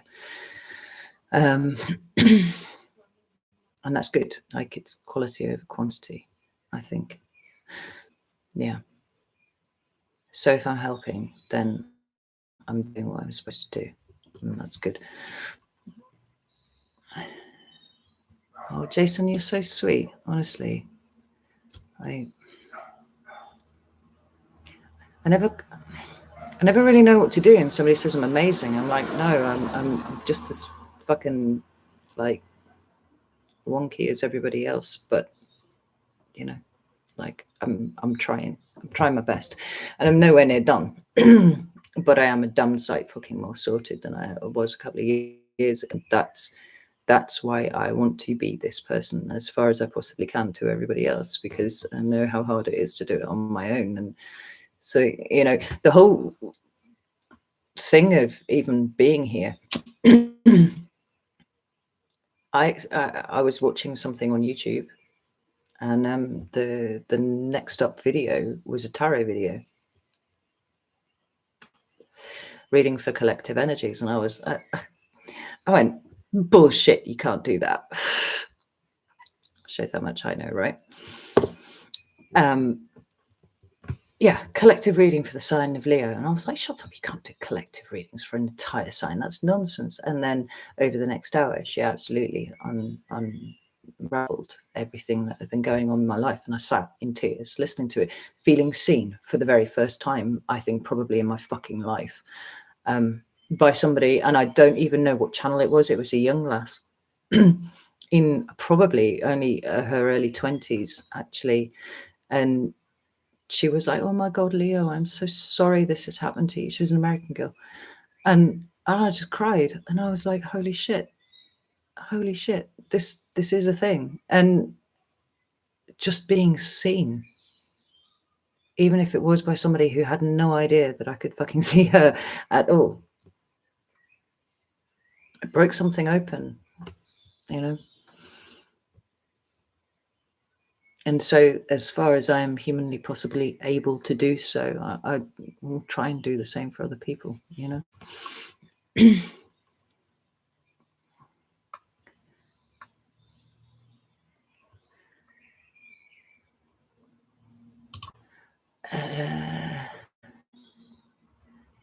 Oh, Anna, that's really kind of you. You're really kind with donations. So it's really good of you. Thank you. Like, get all like blushy and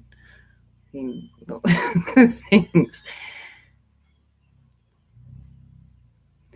Ixandora, yes, 80 to 90% of modern day pharmacopoeia comes from indigenous plant knowledge. Yes, it fucking does. And it's abused. It's absolutely abused, in my opinion. Right. So sorry, I can't remember who it was, like right at the beginning of the chat, said that they'd been dedicating themselves to learning about plant medicine.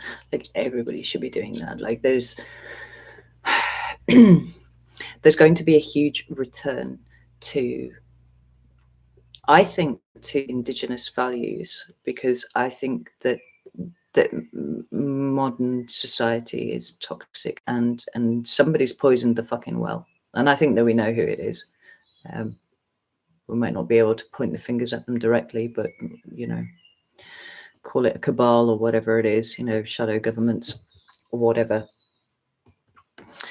They poisoned the fucking well, and it's for us to fix it. And like when I say, what we fix in ourselves, we fix for the collective. It's not just in terms of the day-to-day in which we deal with people, not projecting our shit onto people, not being, triggered by stuff like that. I absolutely mean, but I mean something bigger. I mean, there's a reason why we've all chosen to be here at this time. Like I genuinely think we're living through the apocalypse here, and that's the meaning of the word apocalypse is unveiling. We're all here for a reason, and we're all playing our part. We're all doing our bit, and part of that, I think, is going to be a return to original values, indigenous knowledge, this sort of thing. And it's going to be a bit of a rocky ride for the time being, or certainly for the next couple of years. Did you all know that America's having its Pluto return next year? Are you all aware of that? I only found that out a few months ago. Ooh. Let's see if somebody can. Maria Franco, no, I haven't found a home. I'm just packing because I have to be out of here, and I need to be able to move quick, but I'm still looking.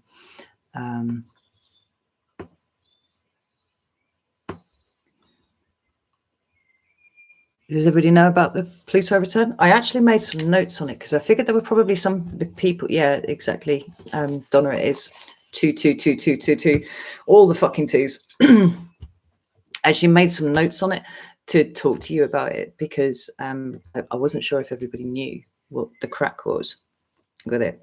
So essentially, we actually spoke about like Saturn returns earlier. Like we all have planetary returns. But nations have them too. Now, we don't have Pluto returns because we don't live long enough, frankly, right? It takes 246 years for Pluto to come back to the point that it was in when a nation was created. The 22nd of February, is that right? 22nd of February, 2022, sees America's Pluto return. And this is big, guys. This is huge. This is not something to be, flippant about. Like my son, my eldest son, has been thinking about moving to Texas.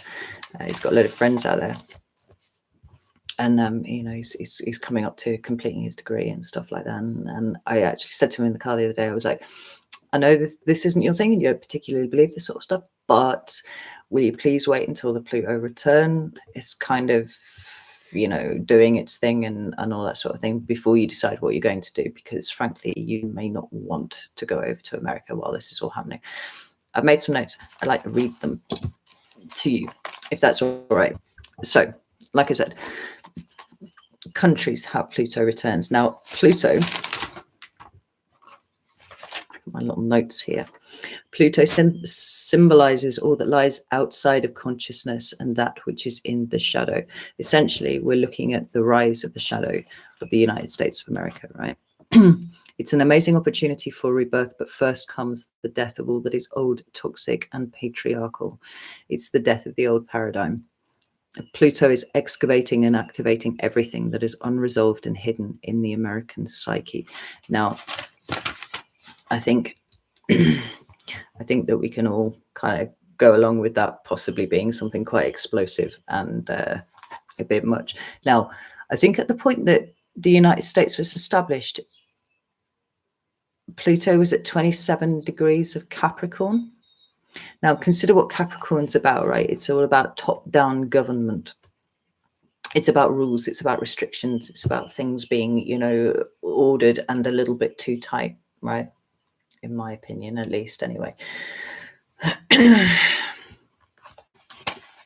What we've got going on here, basically, is a strong and potentially violent emotions bubbling to the surface. Now, this Pluto return falls in Capricorn, which is strongly pointing to explosive scandals or falls from grace involving prominent individuals, which could include politicians, celebrities, religious authorities, or business leaders. I can think of a few of those just off the top of my fucking head that could be included in this, right? I'm not going to name names, but I'm sure you can fill it in. And it's all about hidden corruption coming to light, effectively. It's going to be the breakdown of what was established before in Capricorn, right? So hidden corruption, sex crimes, treasonous activities, that sort of thing. The Pluto return occurring in the Earth, in an Earth sign, could see impacts that are environmental in nature. Archetypally speaking, Pluto covers things like toxins, refuse, hazardous materials, so oil spills, issues with nuclear fuel sources could be a possibility. Got a strong tie-in with all sorts of environmental things, and then we've got, you know, UN Agenda 2021, 2030, 2050. If you can have a look at that and look beyond the language and see what the jargon is actually getting at, you know, we could be having aspects of that here. We might also see problems with farming and food supply. My dudes, if you are not stocking up on food now, for the love of God, do it. Please do it, because it's happening already. You know, if you spent any time looking at news that's happening away from you, right? The Evergreen tanker thing was a big fucking push in that direction, blocking the Suez Canal. You know, there are all sorts of things where the supply chains have been interrupted now. And, you know, there was a factory in Taiwan, I think, that makes microchips, which burnt down bizarrely. But capacitors and stuff like that, you can't get hold of now.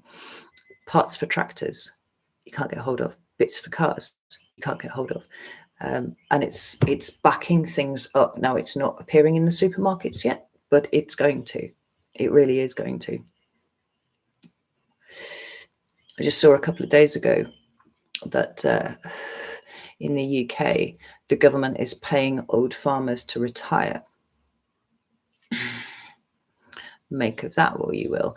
And they're offering like 1.5 times the value of farmers' crops to destroy them. Why are they doing that? That makes no sense, unless they're, you know, trying to engineer something.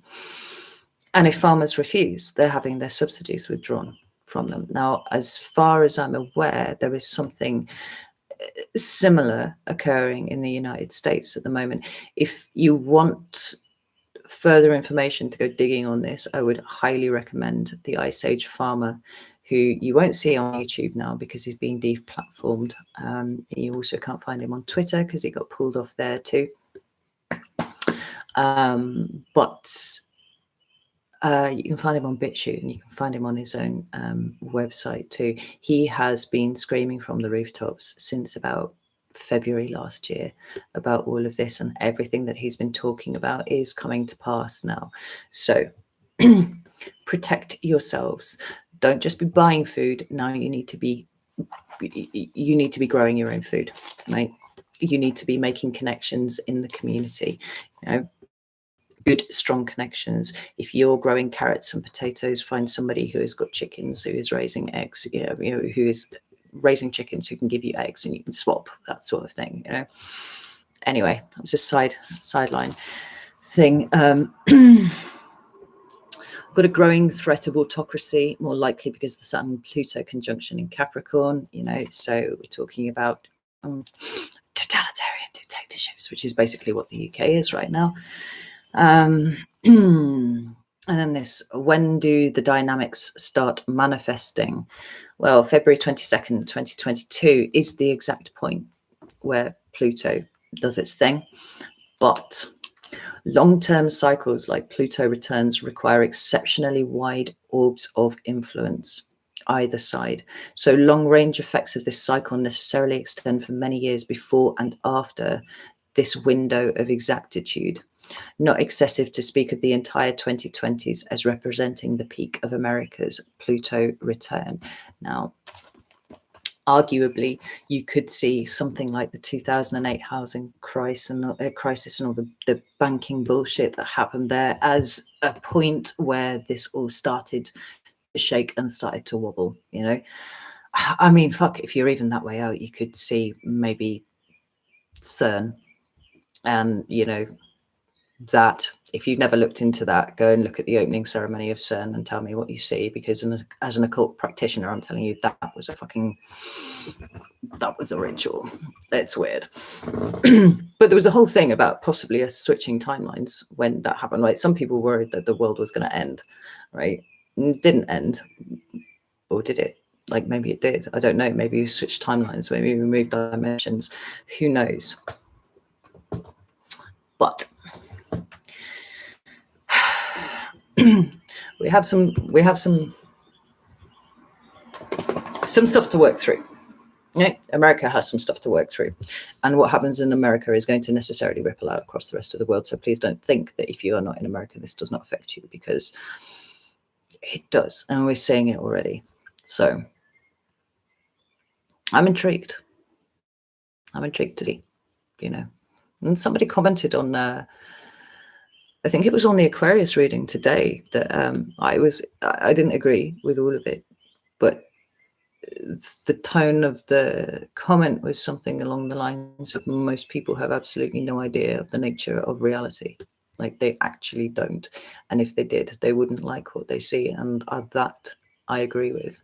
And that is why it falls to us to do whatever we can. And what you fix in yourself, you fix in the collective. This is why it's so very fucking important that all of you are doing your work as I am doing mine, you know.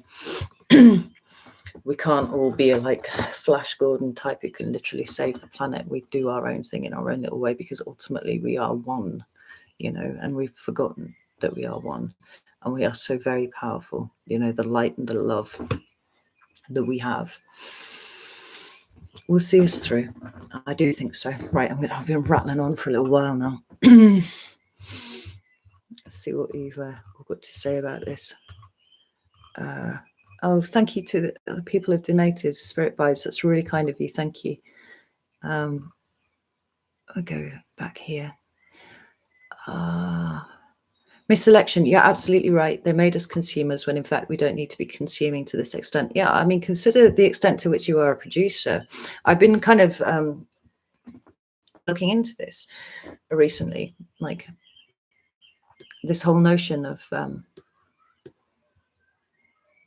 producing more than you consume. Not in a, you know, I'm not talking about eggs, stuff like that. I mean, in terms of, you know, existing. I hope at this point I'm producing more than I consume, because I'm here on YouTube and I'm giving, you know, and I do it willingly, but I am giving to you, and I'm hoping that for the first time in you know, decades and decades, rather than adding to the negativity of the world, I am really adding to something much more meaningful to the world, you know.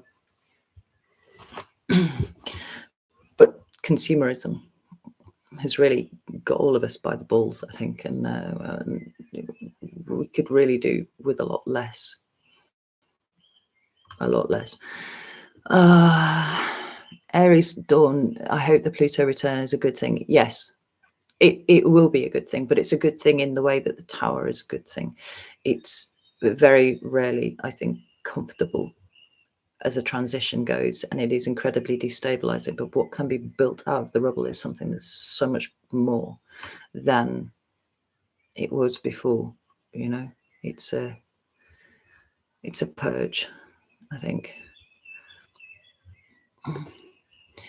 That's gorgeous. Us healers will be busy for sure. You know, absolutely right. Absolutely right. But it starts with you.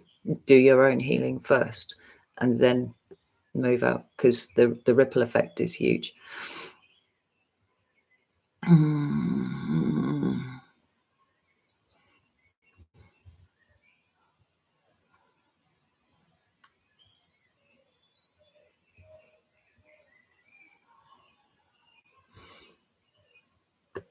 So I'm just reading the comments here, and I'm being very careful about, although I'm reading them all to the best of my ability, I'm being very careful about what I actually say. Like, I've already fucking compiled a database of words in my head that I'm not allowed to say this evening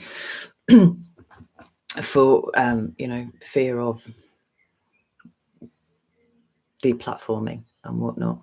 Actually, but let's talk about that, because some of the eagle-eyed amongst you may have noticed that in the description box for my videos now, there's another link, and it is to Odysee.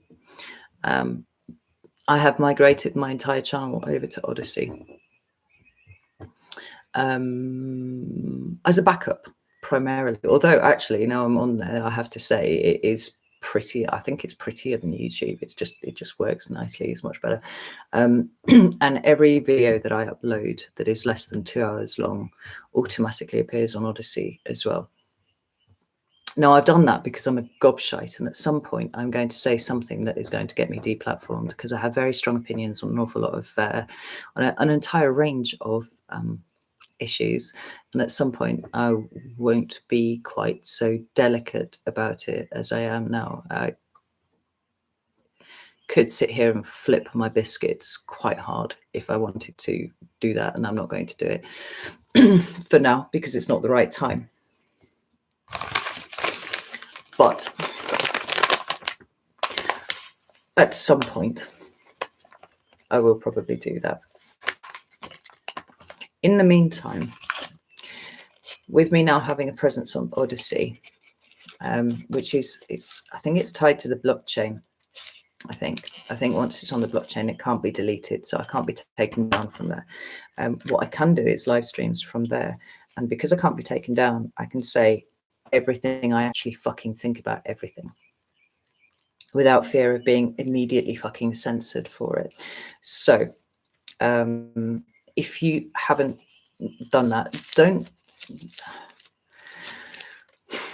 This is the other thing as well. There's such incredible propaganda. God, that was one of my words that I wasn't going to use. In the media at the moment. Go and check things out for yourself before deciding that they are X, Y, and Z, because I've read some really questionable fucking articles recently about Odysee, and they're not reflected by what I'm seeing on the channel.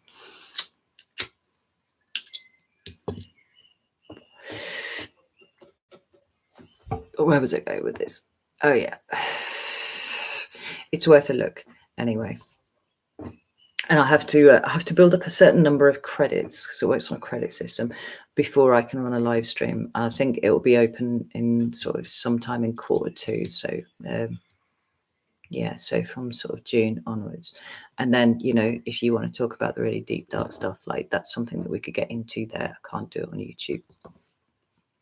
But know that I have extremely strong opinions on an awful lot of things. And I've been waiting for this.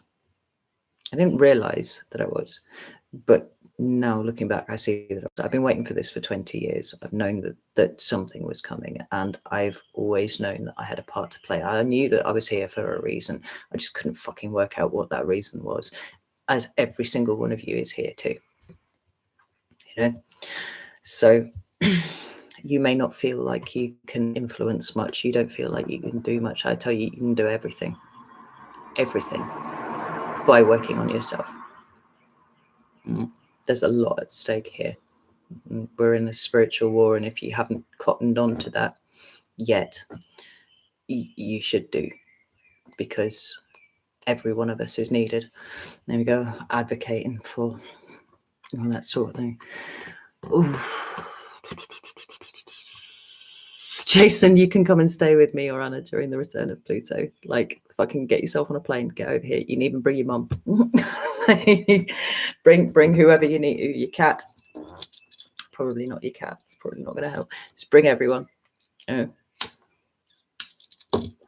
things work out with me moving house, I should have a nice, stable farmhouse.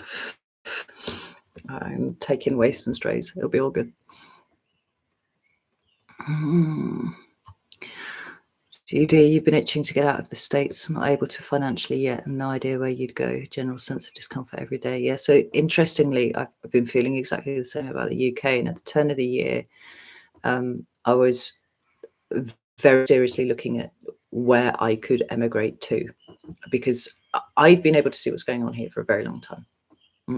And I actually took myself off Facebook because I got sick of fucking telling people, like holding up things and going, look at this. This isn't okay. You know, I have a legal background, right? I spent years of my life sat with statutes and case law and stuff like that, right? So when that piece of legislation came out, and English people know what I'm talking about, I sat down and I read it, and I've never been so fucking horrified in my life.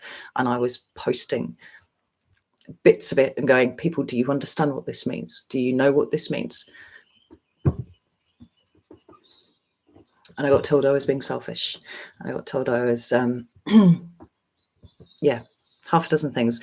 And I was looking, I keep stopping at this situation and going, have I missed something here? Like, is there something really obvious that I, in my, brain injured state, have just sailed past and failed to understand the importance of?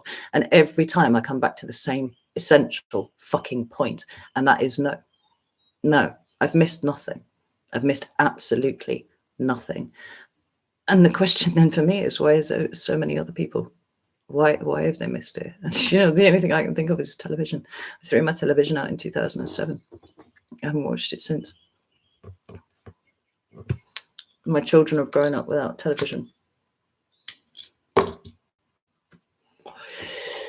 Anyway, I looked at it really seriously for a couple of weeks, and I did the same thing, like, where the fuck would I go? And I thought about the States, and then I found out about the Pluto return, and I was like, not the States. That's a really bad idea. I would have loved to have gone to Greece, but Greece has fallen in step with everything else. And literally the only place that I've come to is Mexico. I was just like, am I going to really upend my entire life and move to Mexico? Am I going to do that? And I sat with it and meditated on it for a little bit. And the answer came through that if I was going to go, I should have gone already. And I was like, oh, I wasn't supposed to go. I'm supposed to be right here where I am right now to ride out the worst of it. Okay. That's what I'll do then. That's fine. My point is, I'm not sure that there is anywhere that you can go. Like, where you are is possibly where you are. I did a reading for someone a few months ago, and they were talking about leaving the States as well. And I said, if you are serious, if this is something that you want to do, you need to put in all of the arrangements in place now, because you will have a small window of opportunity to make this happen. That's my son on Discord. You have a small window of opportunity to make this happen towards it's in the second half of the year, but if you don't do it, then you won't do it. So just know. And that wasn't just a specific to them, that was to everyone. That's kind of like a universal thing, it feels to me. So I'll put this light on. My God, illumination. May read some of these comments.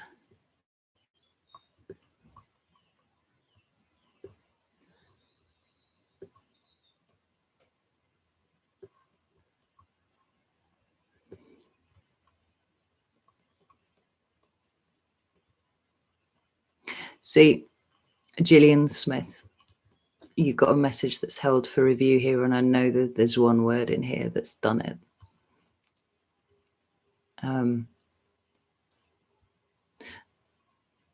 I'll read everybody what Gillian's put here, because I think that's probably hidden from the main chat. I've just got an option to show it or hide it. It says, yes, indeed, the X, I'm not going to say the word because, you know, I fucked it, all of us. That's why you change direction, so you can be big in the new paradigm. I think we're all big in the new paradigm. I think this is the point of it. I think this is why we're here, you know. CABAL. That's the word.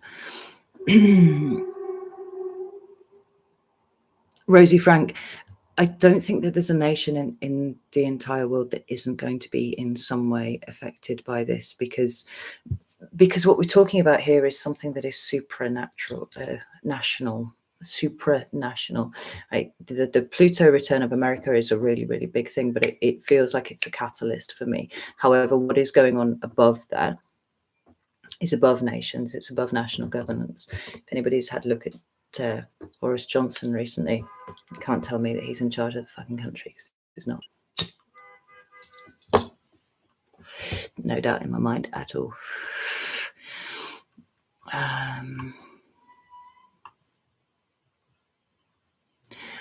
Laurie M, who is Jason on here? Popular dude. Jason is Owl's-Eye Tarot. He is a reader on YouTube as well. And if you're not subscribed to him, you should go and fucking check him out, because he's awesome. Incredibly intuitive dude. And my brother, my absolute brother.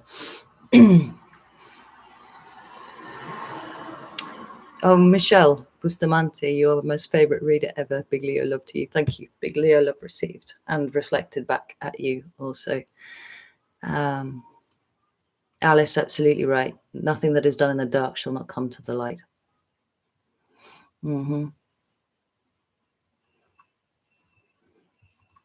Aquasun, oh, okay, stock food. Don't just stock it, start growing it.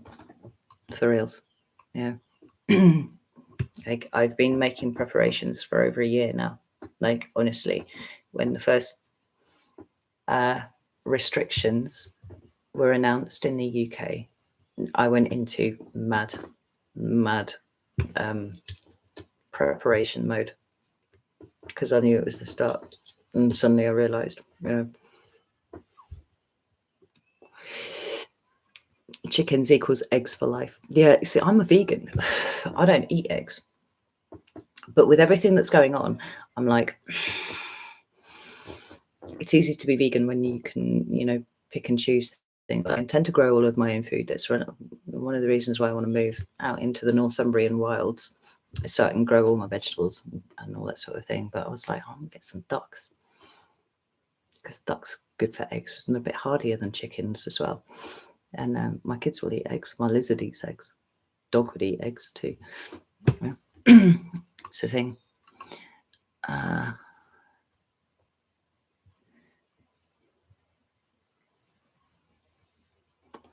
Denise, Bill Gates is buying a lot of land at the moment. Yeah, he's America's biggest landowner now. Got to wonder why, haven't you? 240,000 acres of farmland, prime farmland, if I remember correctly. Stock up on seeds too. Don't know, that is an excellent point. Here's a weird thing. Here is a really, really weird thing, right? While we're skirting around issues that we're not actually talking about, but we're going to talk about. Out here, all of these beautiful trees, you can see. See all of these trees, right the way along the road here. Horse chestnuts, conker trees, right? And every year, there's loads of them actually in where I live. Every year with the twins, on the way to school, when they were still going to school, in October, it was like prime conker finding. Like, and the twins and I would go and spend like an hour after school. And sometimes on the way to school, we'd stop and find conkers as well, like gathering conkers. We'd just be like, conkers everywhere, because they're so pretty, right? They're absolutely beautiful things. It's like polished wood. And downstairs, I've got a plastic bucket that is full of conkers. Not from last October, but from the October before. We gathered them and then we didn't really know what to do with them. And we just had them in this bucket, right? And they've slowly dried out, which is what you want them to do if you're going to plant them and grow them anyway. But last October, I suddenly realized I wasn't October, actually. It was about January. I realized that at no point in leaving my house had I seen a single conker. Now, I didn't leave my house very much because we were in various states of restriction. But because these trees are just here, I get them bouncing off my car all of the time. Like, you walk outside and literally you're just like trampling on conkers everywhere. There were no conkers last year from these trees. None, not one. Because I've always got my beady eye on the ground, particularly in the autumn. Like, I love conkers. Like, I pick them up and I carry them around with me and stuff like that. And I'm always looking at them because the twins like them. So I'm kind of like tuned into it. It wasn't until about December, January, I realized that I hadn't seen a single fucking conker. And I was like, and I still don't know why. And nowhere around where I live did I see any conkers. And so suddenly all the horse chestnut trees that are in my immediate area just stopped fruiting, apparently. Gather ye seeds, people. Food cooperatives, Alice. Yes, absolutely right. GD, were you asking, you said, who did you say to find online? Ice Age Farmer. Christian Westbrook from Ice Age Farmer. Prepare to be educated. Like, he started his channel, I think, a few years ago, just showing people how to grow food and stuff like that. It was something he'd really got into, and you know, it was all about ending reliance on factory farming and stuff like that. And then suddenly he's just had to start taking on this huge issue that he never anticipated when he started his channel, and he is now like he's doing a lot of work, a lot of very good work, and more people should go and listen to what he has to say. We do need to become self-sufficient, Jason, and sharpen up our bartering skills. A few other skills too, I think.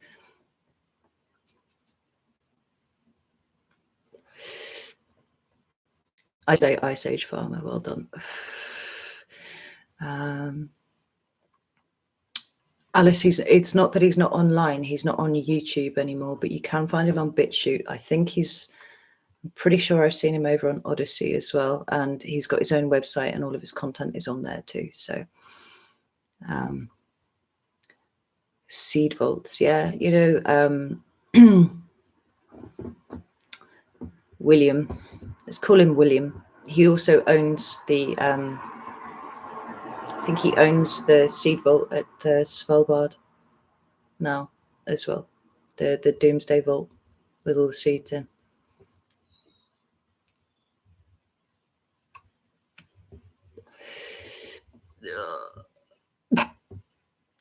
I'm going to let that comment through. I'm not going to repeat what it says, but Michelle Bustamante, I agree with you. I watched a couple of documentaries on that corporation and they're fucking evil. Fucking evil. Nancy, we do need to get back to community gardens. We need to get, if we're going to get through this successfully, then we really need to pull things down from the global level. We need to be eating things that are locally sourced, locally grown, and we need to be doing it. We need to be engaging with it. We need to be getting our hands dirty and getting back to the earth. You know, at the end of the day, the earth is going to be the thing that saves us. For sure. The economic breakdown is happening as well. Like, that is a thing that is happening. And if you are not paying attention to that, you need to pay attention to that too.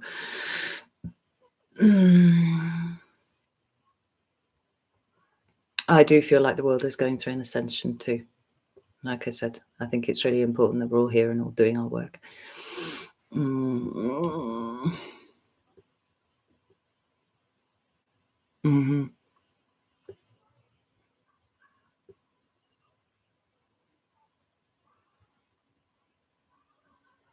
Oh, Eagle Spirit! I just saw your square brackets there. I've missed you. What is Odyssey? Odyssey is it's a video platform just like YouTube. except that it's on the blockchain. So what is put on it can't be deleted, which means I can't lose my channel. I can't have, shit, copyright strikes and stuff like that. Not that I get them anyway, but, I can't say something that's potentially controversial and then be deplatformed as a result. The only reason that I'm being so careful about it is because I feel like I'm doing really important work here. But like I said, I'm over there as well. So it might not be a bad idea to come and join me over there. I know that there's a couple of Scorpios who've followed me over there. I know because they've been watching my videos. I think I've only got about 4 followers over there, but I think the Scorpios, because they've been watching the videos. I didn't actually tell anybody that I'd done that. I just thought, I think this is probably a good idea. Maybe just do this as a backup, as a secondary thing, because censorship is real at the moment. And yeah, and I've got a gob on me. So as anyone who knows me in real life will be able to attest to. GD, how long does seeds stay good? Do you know what? Like indefinitely, if you keep them in the right environment. So cool, dry place. Like it's things getting damp that really fucks seeds. So, put them in something waterproof and put them in a dark place out of the way. And then they should be good for a very long time. I'll try and catch up. Kay Wood, are you agreeing with the conkers thing? Because I tell you what, it absolutely chilled my fucking blood when I realised. And it was like 3 months later. I was like, where the fuck were the conkers? Hey, Ross, I see you. It really disturbed me. And it disturbed me on a really fundamental level that I wasn't expecting. Because it's not okay. No conkers is not okay. But it was the wider implications of the no conkers that really alarmed me.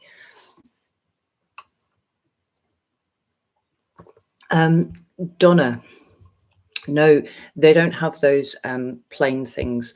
They haven't had those plain things near me for a long time. It was one of the reasons why I really liked being in the north, because the skies were very clear. However, Ross actually sent me a picture a couple of weeks ago where to go outside right now and look at the sky.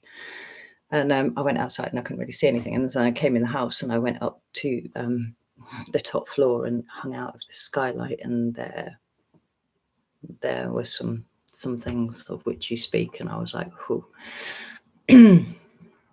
Plane Tracker is a website I came across last summer, and it's been really, really interesting to watch what's going on in the skies. Yeah, there you go. 11T Levity, no, they don't have cycles. They fruit every year, like every year for 40 years. Well, no, I wasn't collecting conkers when I was like born, but as long as I can remember, every year is a conker year, like every year. It's I don't know if you do this in the States, but in the UK, it's like it's something that all school kids do, is they collect conkers in the autumn when they go back to school, because our school year runs from September to July. In September, you go back in the autumn and everybody's collecting all of the conkers, and then we put holes in them and put shoelaces through them, and then we play conkers. It's a British tradition. Like, all kids know about that. Like, no, none this year. I freak out about the toilet paper thing. Yeah, they did that here too. It was absolutely ridiculous. Anna, I kind of love my moldy turret. I miss my moldy turret, but I really do think it's time to go. It's time to move on. I've loved every house that I've lived in. It's one of the reasons why I don't like fucking moving too often. I get really attached to my houses. Claire Wildcard, you didn't see any conkers either. Yeah, no, like it was. I don't even know where that thought came from. I don't even know if it was mine, to be honest, whether it just came in, like things do with me sometimes. but I was really bothered by that. Oh shit! Fucking chat's updated again.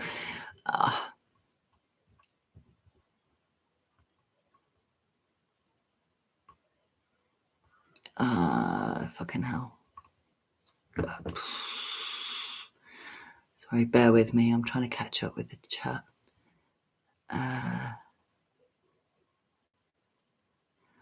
Hélène Cousin, I assume it's Cousin because you were French, aren't you? You talked with Tinker Taro in Toronto. She wants to start up an heirloom seeds bank. Excellent idea.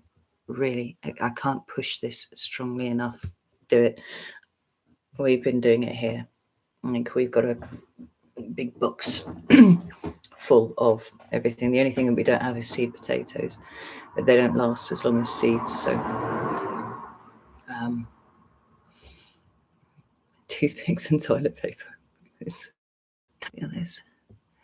Elizabeth. Oh yeah, like when I say I've been waiting for this for 20 years, like 20 years, I've been aware of all of this sort of stuff at play, and I've been waiting for it to happen. And there's been some really difficult stuff that I've looked at over the years and been aware of, and sometimes that can be it can make it quite divorced from the day-to-day reality of reality. I'm going to put that in, air quotes. The day-to-day stuff. When there's big things going on, and that there are big things going on, but then you still got to go and work in the pub, and talk to people about shitty things that don't mean anything, and you're like, sometimes briefly, I have this kind of fleeting thought that maybe I'd like some mind bleach so I could get rid of some of the things that I know from my head. And then I'm like, no, that's somebody has to know it, and somebody has to work to stop it, I guess. And that's not going to happen if you're clearing your mind of what it is that you know.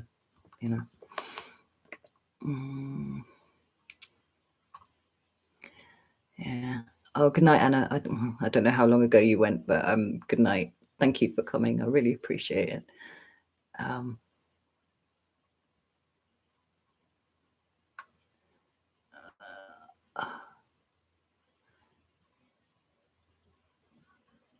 Divinely designed. You're now paying twice the amount for cooking oil. Chicken is also being priced at a higher price. Yeah. So an interesting thing that I found out the other day that I didn't know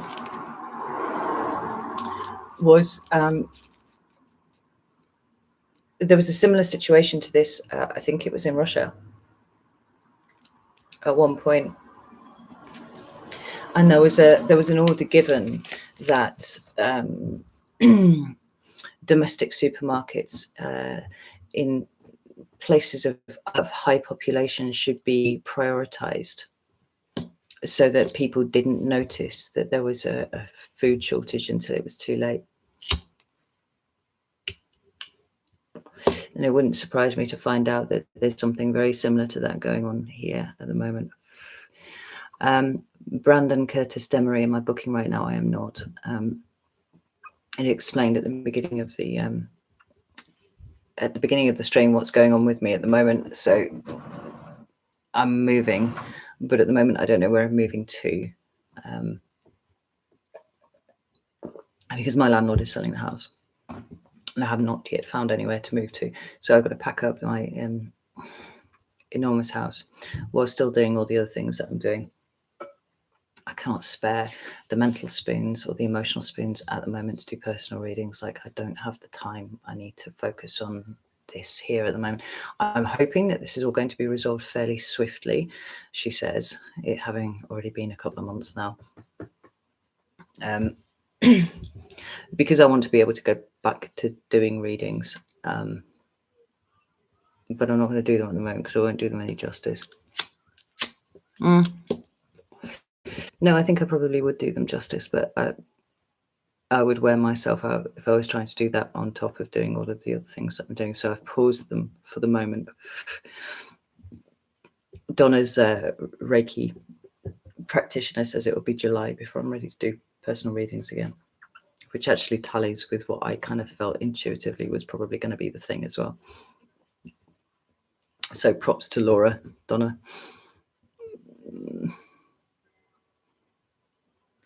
Star Lily, yeah. You didn't see any conkers either, yeah. Carmen, I've been vegan for 4 years now and lifelong vegetarian before that. I was brought up vegetarian.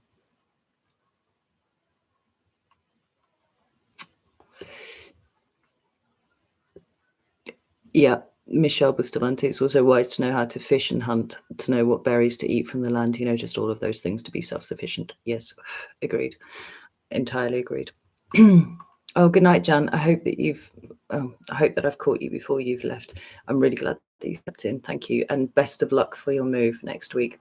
Please do let me know how everything goes when you've settled in. Fill me in on the backstory that's led to you relocating, because I would love to know, because you didn't actually tell me when you got in touch before. Love you too, dearly.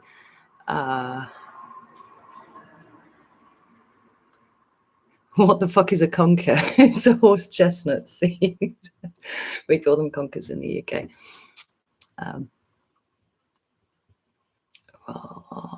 What's going on here? Oh God, stuff is happening. Judy, thank you. I can't tell you how much mental effort I've put into setting the intent for, you know, the right place to come along, and as yet I'm being thwarted, which has led me in a whole spiral of self-doubt that I've had to pull myself back out of again, because I think that's part of the fucking test. When everything is going to shit around me, I must maintain my faith and all that kind of thing, you know. And it's like, it's fucking trying me at the moment, I'm not going to lie. But like I said, every reading that I've done for myself, I've probably done like 3 or 4 readings now. I've been like, what's the fucking thing, right? Just why? And they're like, patience. It'll all be good. It'll be really, really good. And so in the absence of anything else, I just stick to that. Oh, bless you, Jason. Yeah, I really, really want exactly that, the space for the garden that I want. I just want something big enough that the wolf can run around, the kids can run around without trampling all over my vegetables that I'm intending on growing. If there's a way of keeping the ducks at one end away from vegetables, because ducks are fuckers for trampling all over your vegetables.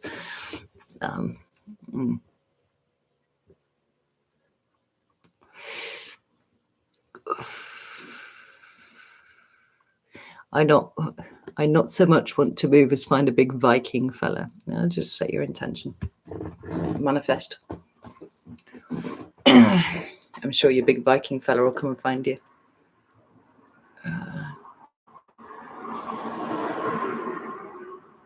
Chronic Fish. Do you or anyone else here follow Andalera here on YouTube? I recommend it. For some reason, that message has been held for review, so I don't know if this is somebody that that YouTube would rather we didn't watch. So I'm writing it down before I lose that. I hope I'm pronouncing that correctly. Andalera. I will look up, because I don't, but I feel like maybe I should. Susanna, I wanted to move and looked at the entire world map, realized we can run, but we cannot hide. Time to stand and fight. That's where I am. Also.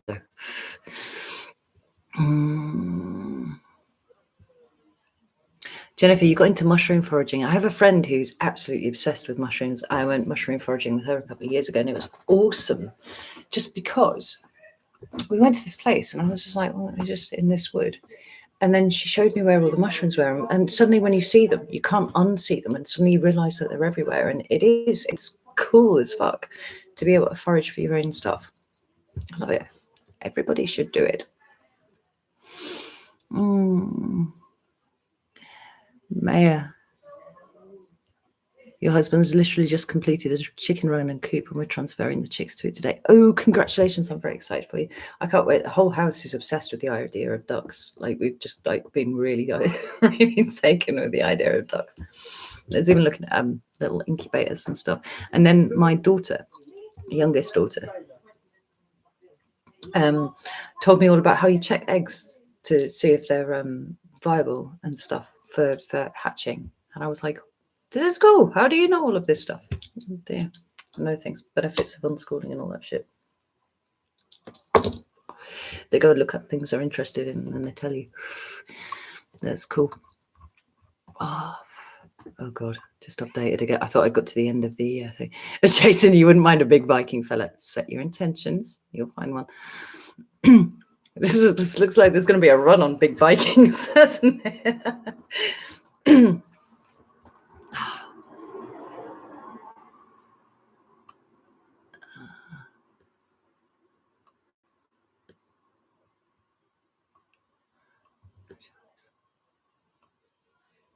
She's been deleted several times. Yes, you pronounced her name correctly. Right. I will check her out at the end of this stream. See what it is.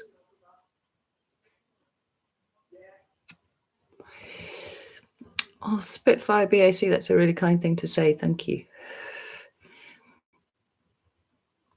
Well, it's really kind of you.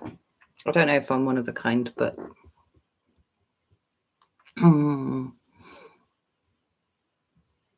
they ban her sometimes for censorship. She speaks her truth. Yeah, you see, now the thing that I really fucking hate about YouTube is that I'm I'm speaking 75% of my truth. Right? Because ultimately, like, my fundamental truth is the thing that I'm on here and I'm attempting to help everybody with. So it is this, you know, it is doing the work and stuff like that. But I have opinions on literally everything else in the world, and I would love an opportunity to share them with you. But at the moment, it's not in. I kind of got to weigh it up and go, actually, with the work that I'm doing, there are a lot of people out there who are saying useful things that everybody should know. If you come across Max Egan's, I would recommend. If you haven't come across him, I would recommend him, because he's a pretty cool dude, and he says a lot of stuff that I resonate with pretty strongly.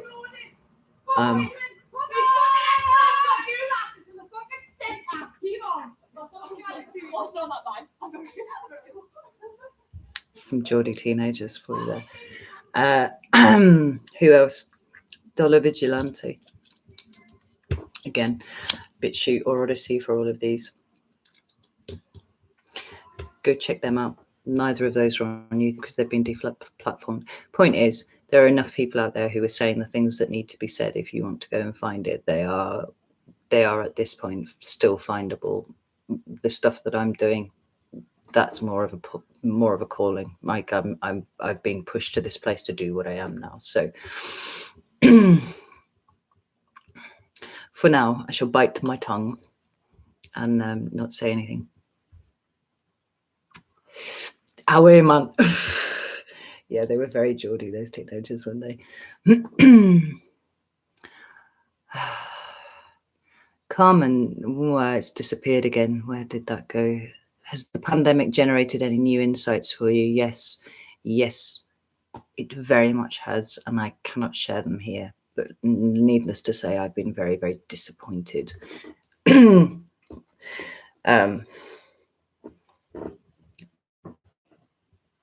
people, just put it that way. I've been very, very disappointed.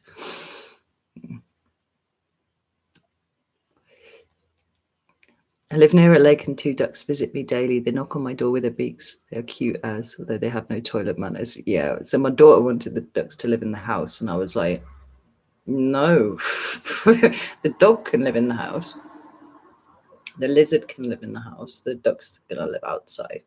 Well, do you know what would be the most amazing thing? I'm just so captivated with this as an idea, right? Is incubating some ducks and having Silas be the first thing that they see, so that they imprint on Silas. Because, my God, that dog was born to be a mother, even though he's a boy. Like, he doesn't care. He's such a caring, nurturing. He's a Cancerian, interestingly, such a caring, nurturing dog. that I think if he had some ducklings to look after, I think it would just make his life for him. And he took a mouse off the cat once. Cat was playing with a mouse in the kitchen. And he thought that was unacceptable, and he came and took the mouse off the cat and hid it. Picked it up, took it away, and hid it like this. And I was like, oh my God, Silas. Anything live that comes into this house is part of the pack. And he knows, as far as he's concerned, the cats are more important than he is, but he would not stand for that abuse of a mouse. And he removed it from the cat and protected it. I might give him some ducklings to look after. It'd be incredible.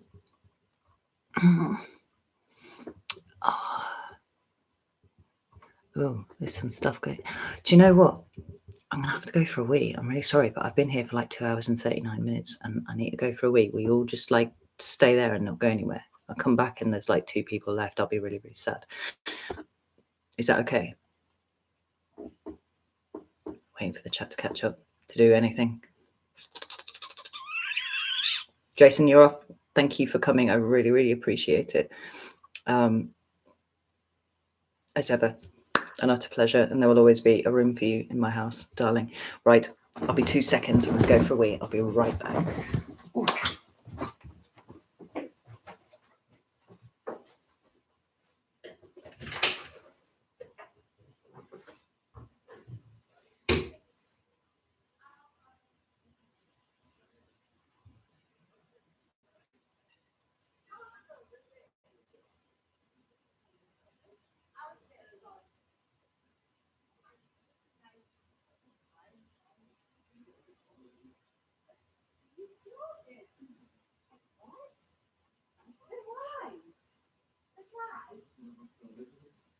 You haven't tried it. It's not a listen.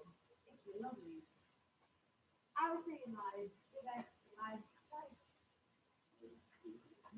You're so lying. I'm calling you. Nice. He's lying. He's lying. Excuse me. He's lying. Elderly people say he's lying.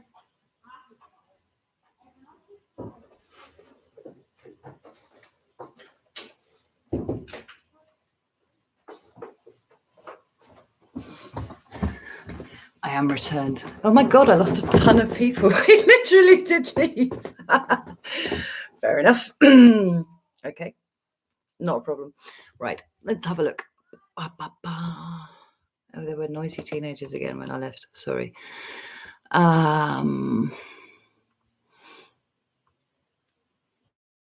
Curative, you're in the tub. Awesome. That's so cool. That's actually one of my favorite things to do when my boiler is fucked at the moment. That's another thing that's going on. Like it runs the heating fine, but it's not heating up my water. One of my favorite things to do in the world is go and float in the bath whilst watching something. Just chill out, you know. And I haven't been able to do that. I had to boil 3 saucepans into 4 kettles of water this morning so that I could wash my hair over the bath like a fucking peasant. But I did it anyway, and it was fine. But yeah, so kudos to you for doing that. I'm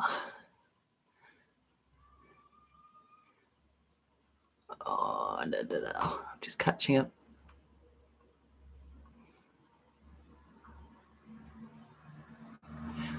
GD, you're supposed to be finishing up some cleaning. Take me with you. You can just listen to me burble on while you're doing your cleaning. That's actually what I do. I should do all the tasks that I do in my house. I've usually got something playing, whether it's a podcast or a video on something. I like to know things. I like to learn things. Starlily, do you know what? I'm so blessed with the community of people that I have around me. I can't tell you how fucking awesome they all are. Like, stool's a bit squeaky. They're all incredible people, and this actually feeds into what I was saying about the personal readings. Like, I feel truly blessed that I've got this platform I put myself here on this platform where I just sit here and I burble away effectively to myself. That's what I do, like in the turret. And out there, my soul family watch my videos and go, there's my soul family. There's somebody that I know, she knows, she gets it. And then you all come to me. And it's I can't tell you what an incredible blessing that is. And it's wonderful. It's really, really wonderful. And the caliber of people that I'm surrounded by now, even if they are not in my immediate environment, I mean, some of them are, like my family are awesome. My partner is awesome. But I mean, like from a friendship point of view, even if that I'm not surrounded by them physically, knowing that you're all there is really, really special. And I talk to a lot of them now. Not so much at the moment. The last couple of weeks, I've been absolutely shite at keeping in touch with anyone because I've just been at like a full capacity with what I'm doing here.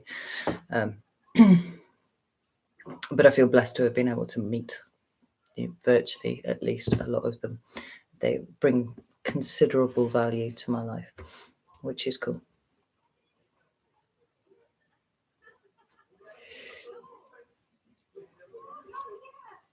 I think all the pubs are kicking out. I think that's why it's so noisy outside, by the way. Fucking chat updated again. I smoke too much. For what? Bear in mind that I am also a kickboxer. Admittedly, I'm carrying an extra 1.5 stone than I was when I got back from Zante last year. But I spent all of the lockdown, pretty much the entire winter, sat in here, not able to be in my gym. And I smoke when I'm nervous. So, you know, cut me some slack. I do smoke too much, though. That's true. It's true. But as vices go, you know, I don't really have any. I don't drink at all. I swear like a fishwife. Do you do that?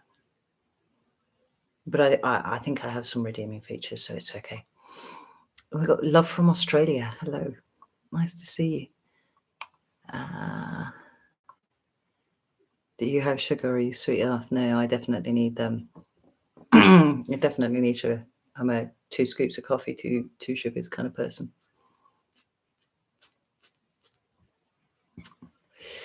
Carmen, do I have any post-pandemic plans? What am I excited about?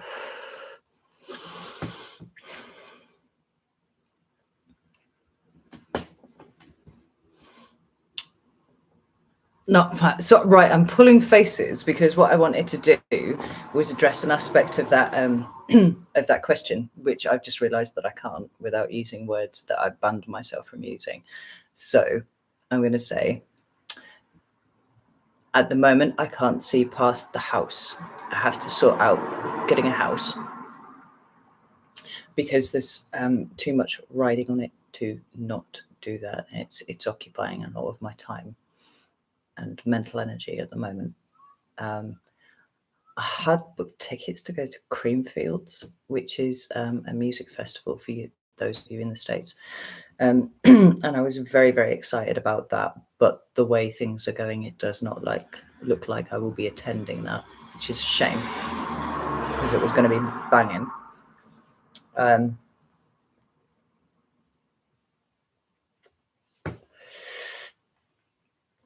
No, I'm not doing anything except preparing for the next phase of stuff. Let's put it that way. What am I excited about? I'm excited about getting a house. I'm excited about ducks. I'm really excited about ducks. Like, I'm a very simple woman. My house, I know I keep going on about it, but when I pack my books up, I mentally leave the house that I'm living in because I need my books to be out for it to feel like home. And they're packed. They're almost all packed. I've got maybe 20 books that I've left out that I want to read. Like I have time to read, that I would like to read at some point in the next couple of months. So I kind of put those to one side. but the books are packed up. So what I'm excited about is finding somewhere where I can set back up again, and I can get the kids outside, and I can get the dog outside, and I can go dick around with ducks and live a simpler life, you know, but albeit with an internet connection, because, you know, I still need to be able to communicate with you all. And if I couldn't listen to my podcasts, I'd probably go insane. Let's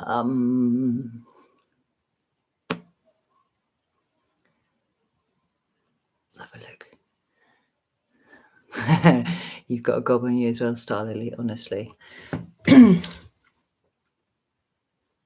pretty good at being diplomatic, apart from when I'm really fucking fired up about something, and I swear to God I am so fired up about so many things at the moment I can't even tell you. And it's interesting because I thought I was too chilled out for that sort of shit, but I have been livid for over a year now. Literally fucking livid. I'm actually going to London on the 29th of March.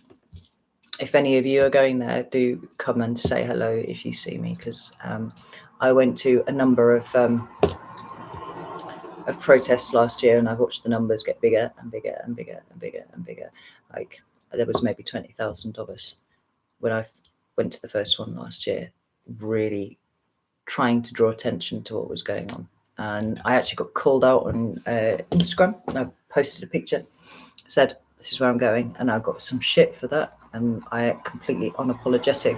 And I feel like I've seen a number of memes recently. It said, like, you know, what is the best way to speak to the conspiracy theorist in your life, you know? And it says underneath, I'm sorry, you were fucking right about everything, and I'm waiting for that to happen. I don't think it's going to happen, but I'm waiting for it to happen, because I do feel like everything that I warned about on Facebook last year, when I was on that dire fucking cesspool of platform, has come to bear. Like, it's literally there now. It's not theory. It exists. So anytime anybody who accused me of being selfish and completely missed the point of everything that I was saying, anytime you want to come and apologize, that's cool. That's fine. They won't.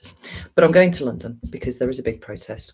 So if you are going and you see me there, do come and say hello. And I might make a sign, and I might just say, I am really fucking livid on it. Yeah, something like that.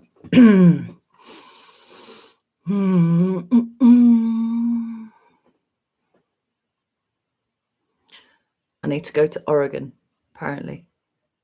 Climate is hot like Northumberland, but warmer summer though. Oh, climate is a lot like Northumberland, but warmer summer though. I've always felt like I was born in the wrong country, if I'm honest. Like, I like a bit of heat, and there's no fucking heat here. Like, I can't even tan up here. Right? I literally just do not change colour at all in the summer. And my partner's like porcelain white because he's northern. And he only has to just like look out the window, and he's suddenly, you know, changes colour, and I don't. I have to go to the Mediterranean to get a tan.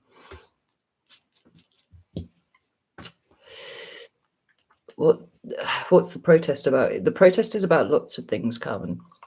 But essentially, the reason that I go to the protests is because I want people to understand that they're not alone in seeing that there's something very wrong in the world at the moment. There are a lot of things going on that need to be stopped, or at least mitigated where possible.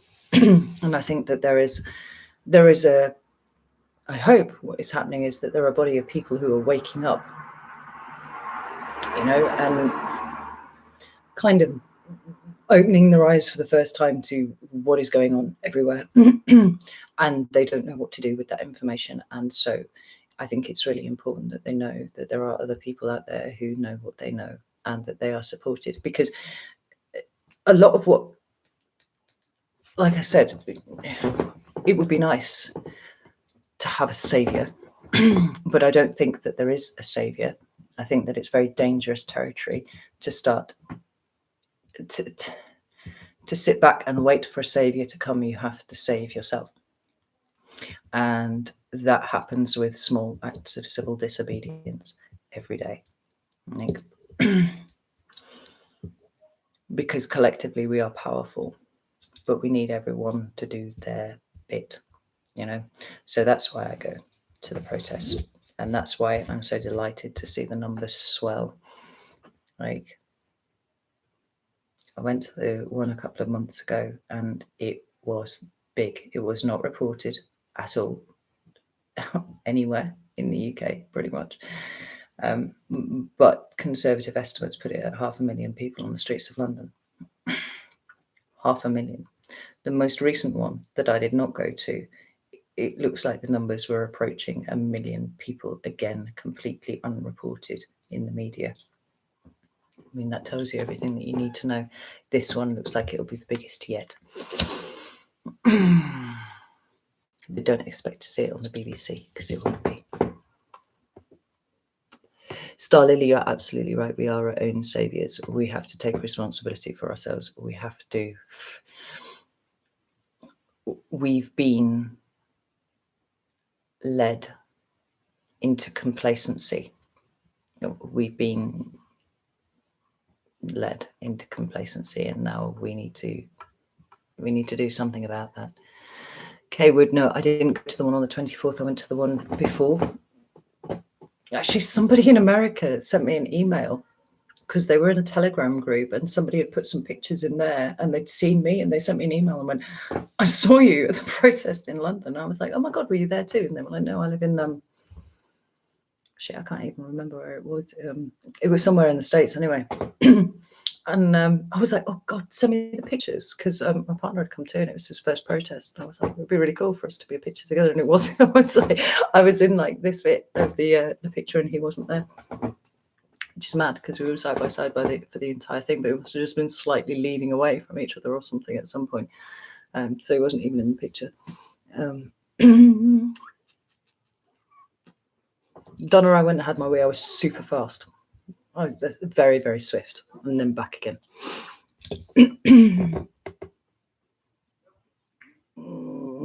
Yeah, Kaywood.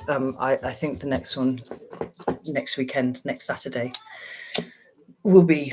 I think it will be the biggest yet. The atmosphere in the one that I went to, in fact, in all of them that I've been to, have been absolutely incredible. But I've witnessed some incredible acts of brutality, and yeah, let's leave it there. But like, I was there when Heiko Schoening got arrested in Hyde Park. I was literally stood like 8 feet away from him, and I was in Trafalgar Square when the TSG were lacing the shit out of people with truncheons. So, you know, that was last summer. I'm glad that the numbers are increasing. Love does conquer all things, loud as silence. You're absolutely correct. Absolutely correct. Do no harm, take no shit, though. Yeah.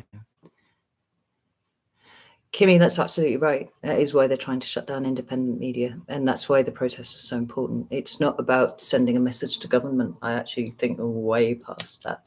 It's about the collectivism. It's about knowing there's strength in numbers. I've probably said enough already, to be honest, to get at least this entire stream fucking demonetized. But I'm doing really well. Keep my mouth shut. Small revolutions turn big wheels. Oh, hey, Haley. You're absolutely right. You're absolutely right. And that's why it's important.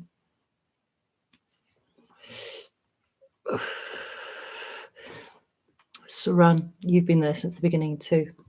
Well, if you're there on Saturday next week, come find me, come say hello. I was kind of mill about in Hyde Park first for a bit.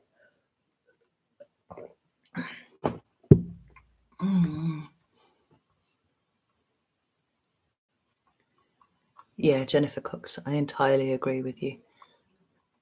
Thank you for dropping in, Haley. That's really good of you. Thank you. I appreciate it.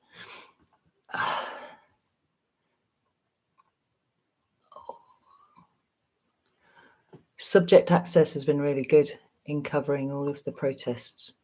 Although I did see somebody saying that he's been a bit antagonistic towards the police and almost like trying to start something. I don't know how true that is, but I did see it as an accusation that was leveled to him. But then I don't know who that accusation's come from. It's probably fucking 77th Brigade troll. You know.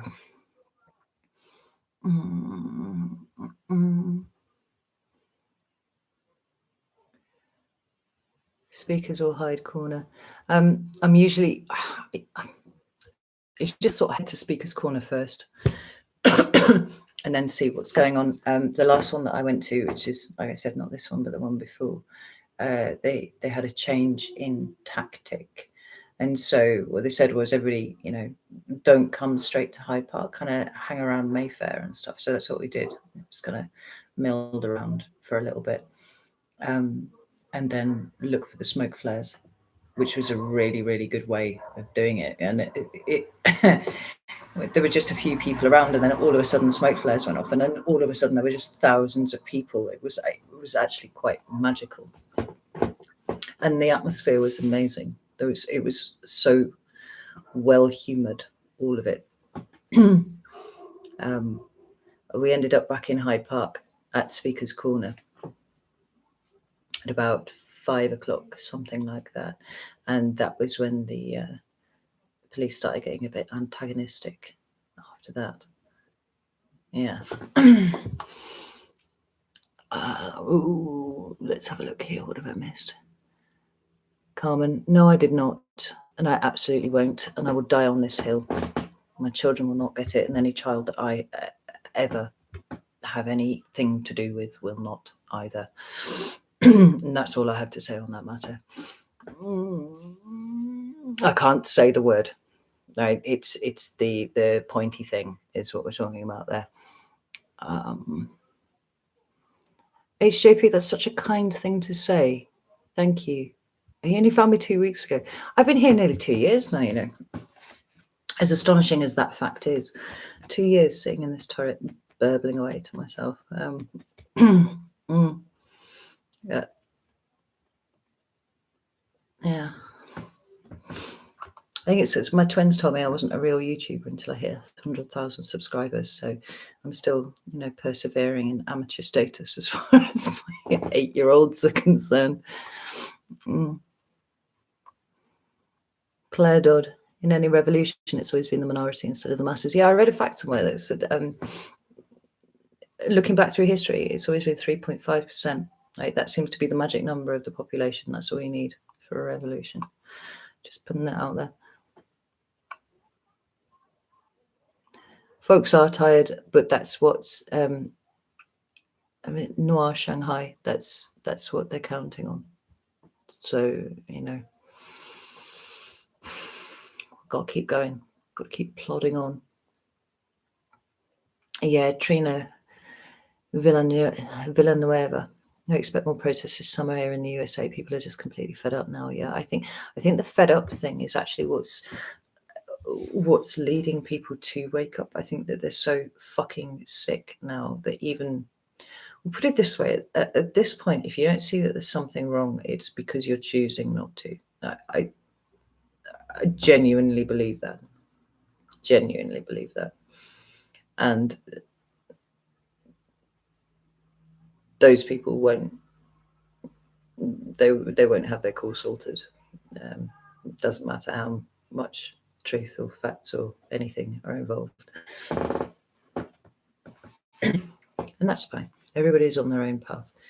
As long as those who do see it, you know, stand their ground, make their voices heard.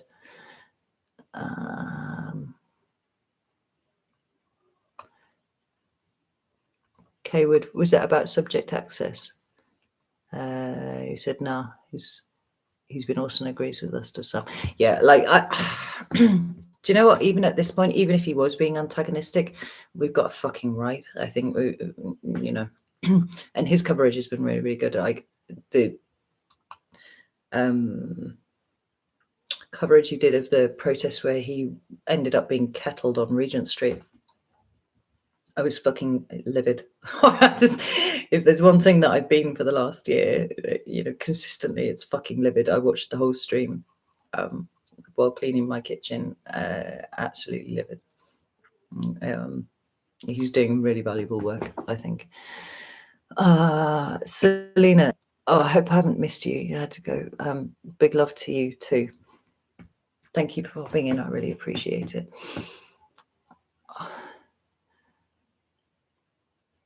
Loudest silence. I absolutely 100% agree with you right there. Richard Grannon, Melanie Berlier.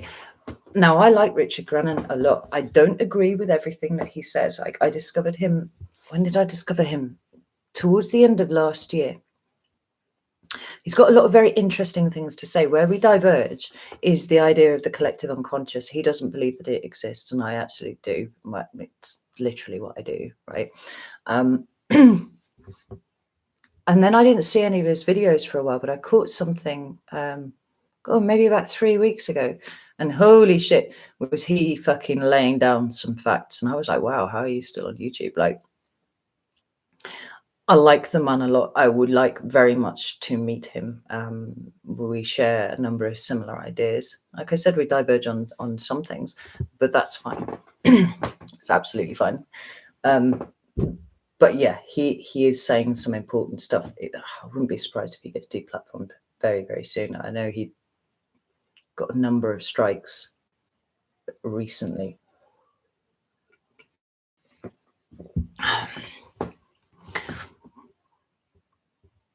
He did a powerful video showing what has been done by those who wish to control us. I haven't seen that, but I will go and look it up because I really like his style. I really appreciate the way that he lays things down. And like I said, even if I might not agree with everything that he says, I like the way his mind works. I like the way he thinks about things.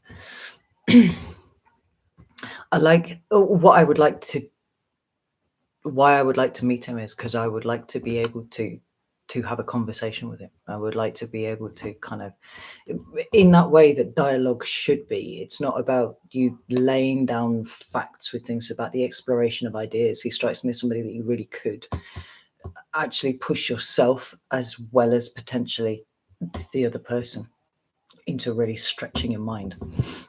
I respect that a lot.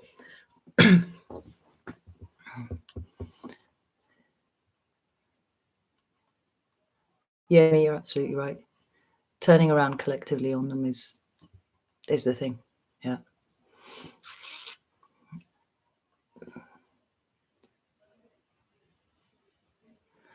Oh, Noir, I'm so sorry to hear that. There's no judgment from me on that at all. We're talking pointy things here. I'm sorry that the side effects are really beating you down. That's it's rough, man. If we could, maybe we could all take a moment to just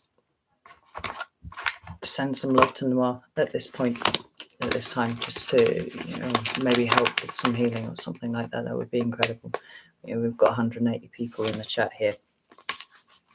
Just a couple of seconds of love sent to Noir to help navigate this would be amazing.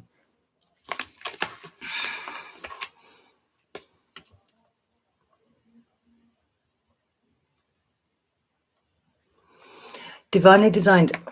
We can, and you can certainly talk about it in the chat. I have to be careful about the words that I use. Like I said, I agree with you. The words, I don't know about elder abuse, but I'm fucking reanimated corpse, to be honest. Like, it's shocking and it's horrific, and I cannot believe it's happening. Moreover, I cannot believe that people think that this is a good thing, because there are people out there who think it's a good thing. And I think that they're wrong.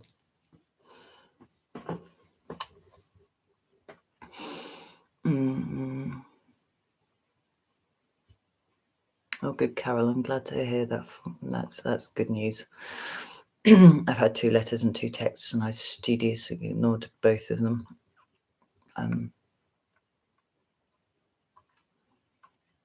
Oh God, it's a fucking joke. He's not dating her out. right, let's go back here.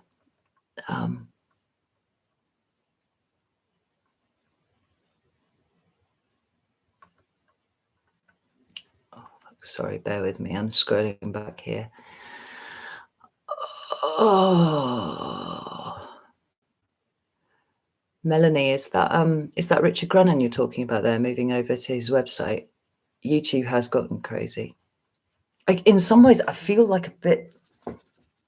I feel a little bit torn in even being on here and sort of passively supporting with my presence this, but until such time as you'll move over to Odyssey, just in case, like, this is the way that I reach you, you know. So again, to reiterate,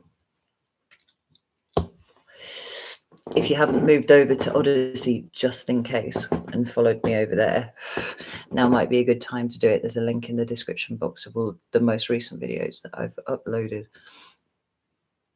Because as far as I think it's all on the blockchain there, it can't be deleted. So, you know, it's a good place to congregate there.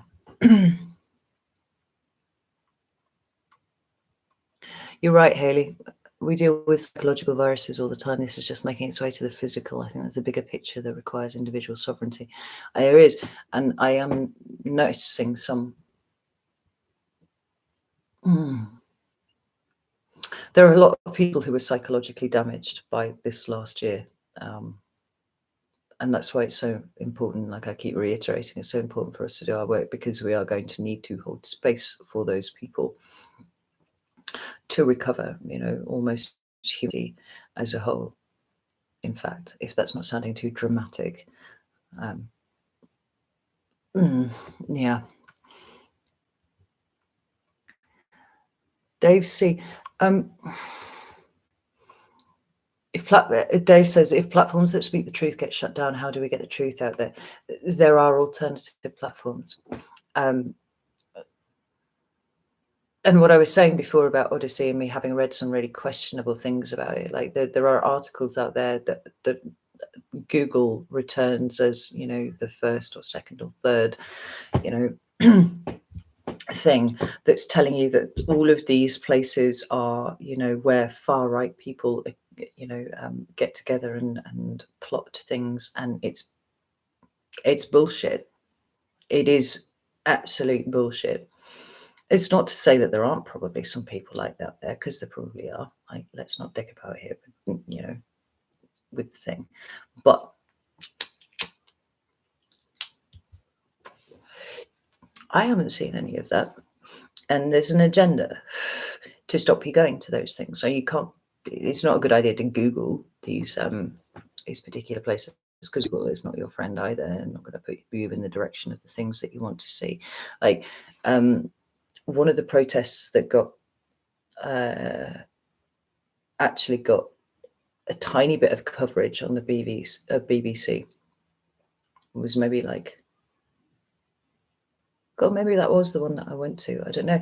Like, it didn't get reported apart from one tiny little article that said, you know, far right extremists were now using Telegram to coordinate to do these highly subversive things like, you know, protest, which is a protected right in democracies, that sort of thing. Telegram, it's not a far right fucking messaging platform. It's just not got, Facebook and Google don't have their fingers in it. So, you know, basically they all want you like locked into Facebook 24/7, only using Google as your search engine, you know, all these kind of things. So Telegram groups are good. BitChute is good. Odyssey is good. Library TV is good. Have any of you come across James Corbett? He got deplatformed recently. He hung on a lot longer than I was expecting him to. He did a really incredible, very powerful video last year that I watched called, and he called it "The Library of Alexandria is Burning," and it was maybe about May or June last year, and he was drawing attention to digital censorship and equating it obviously to, you know, the burning of the Library of Alexandria, and who said, you know, it is so vitally important that you save anything that you think is important because it's being scrubbed from the internet.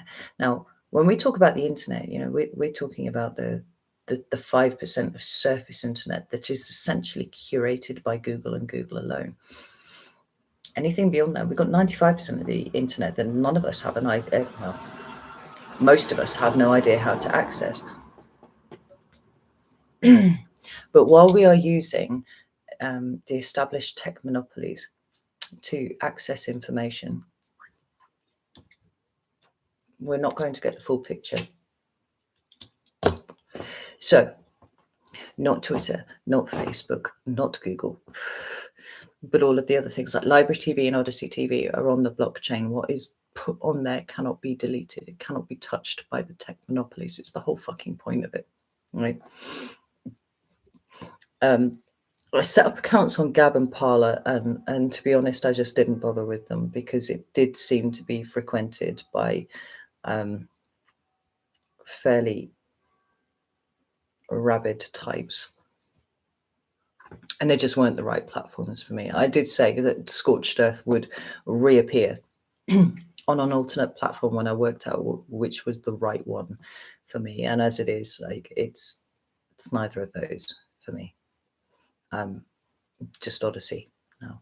So I'm still on Instagram, and it kind of irks me a little bit that I'm on there, but I met some incredible people through Instagram, and it's kind of the only social media that I use now. And to be honest, I've been so absolutely dire.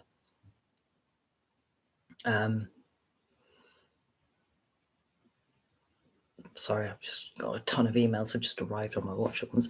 What was I saying?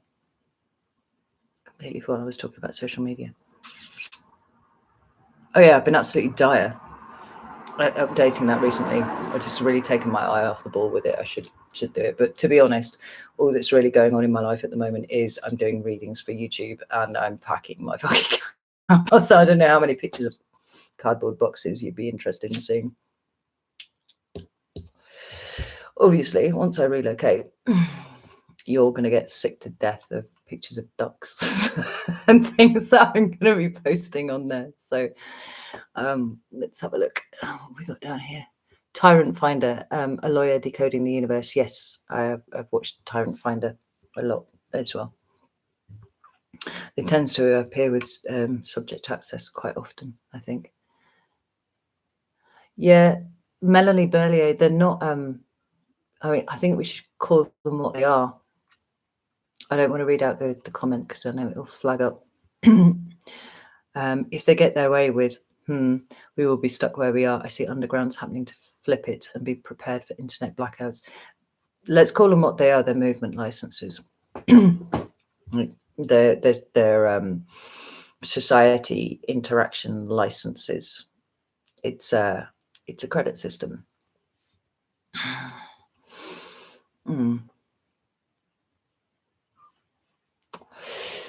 What's this here? GD, can you tell us about the bird hanging behind you? This is my phoenix. So GD has asked for some levity for a brief moment. In 2019, I scrimped and saved for 8 months so that I could take my children on holiday because the 3 youngest had never been abroad. We'd only ever gone on camping holidays, and the 2 older ones were so young the last time that we'd gone that they didn't really remember it that much, which is a shame because we went to Egypt and it was wicked. So I scrimped and saved the whole of 2019, and we did a very belt and braces, bucket and spade holiday to Crete, self-catering on a shoestring. And I was very, very proud of myself because it was the first time I'd been a ranking adult on a holiday ever.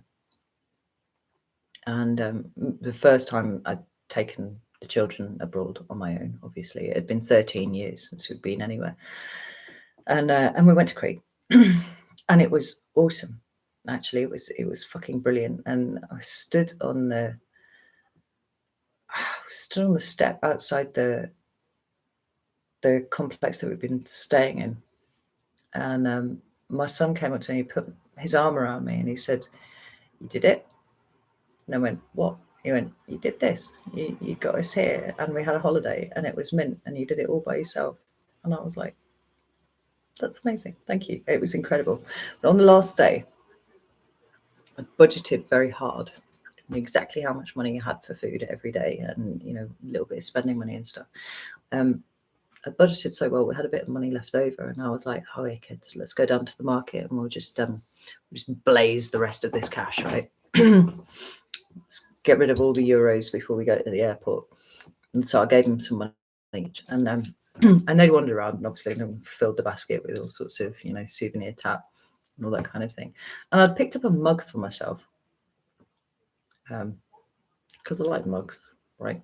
It's a nice mug, but I hadn't really seen anything else that had particularly caught my fancy. And I'd been around this. It was like an open air market with a tarp over it, and it was big. I'd been right the way around it 3 times, and I pretty much decided that I was just going to have a mug, and that was it. And then, for no reason that I can discern at all, I just turned around and looked, and the sun had dropped to a point on the horizon where it was just starting to stream in underneath the top, and the sunlight was bouncing straight off this, and the whole thing is just, I don't know if you can tell terribly well in the videos, but it's actually burnished copper color. It's not brown or dark or anything. It's metallic, and it just lit up, and I went like this, and I went scampering over. My son came and he was like, "Oh, that needs to come home with you." And I was like, "It needs to come home with me. How the fuck am I going to get it home?" And he was like, "We'll sort it out." And as it happens, you can actually take the wings off it. They're just slotted in at the back, so you can take the wings off. So we split it between 2 suitcases and brought it home.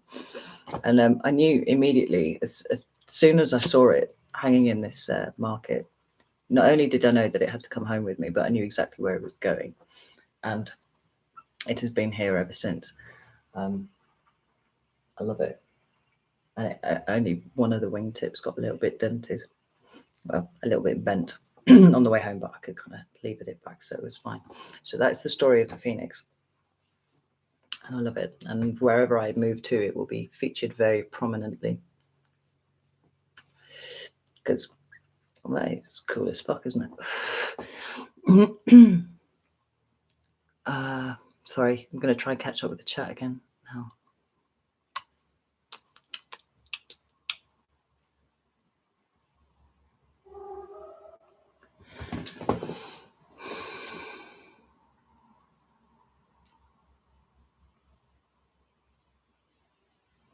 Oh, Laurie Lejour, you're very, very welcome.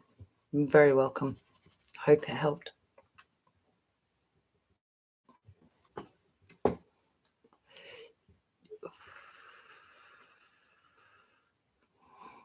Kelly W, I agree with you. I would really very much like to meet Richard Grannon, and I would like to do a video with him. I would really like to just sit and explore ideas with him.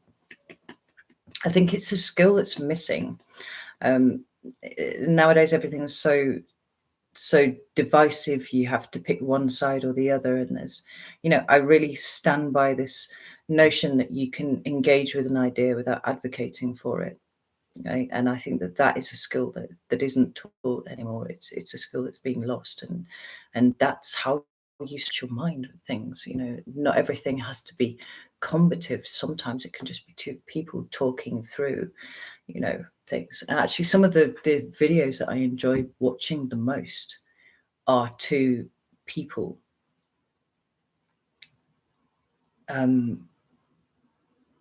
exploring an idea without necessarily coming at it from different angles, but without necessarily being for too much one way or another, and just seeing where the conversation goes. I think some of the most skilled interviewers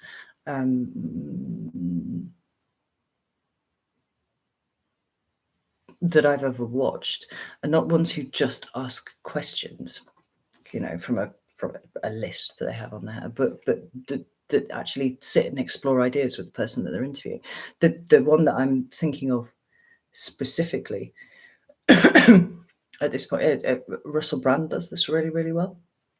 You know, I used to think he was quite annoying in a lot of ways. Oh, he likes talking a lot, doesn't he? But he's a smart bloke and he's got some interesting things to say. He's got some interesting ways of thinking about things, and I like this gentle exploration of ideas that he does. You know, in interviews, I like to see that sort of thing.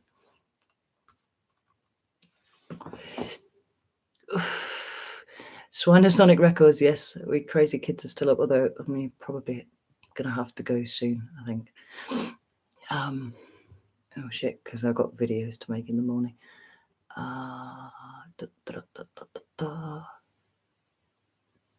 Claire Wildcard, that's really interesting. You always see me as a Norse warrior with the wings spread out behind your head, because I've got this weird, well, it crops up in a past life regression thing that I did. Actually, I've always had this kind of a weird sideways attachment to Norse mythology and Viking culture and stuff like that. Never really massively explored it, but just there's a familiarity there for me with it, and I couldn't really explain it. And then it cropped up in my past life regression, and previous resident of Norway reporting for duty, and it made sense.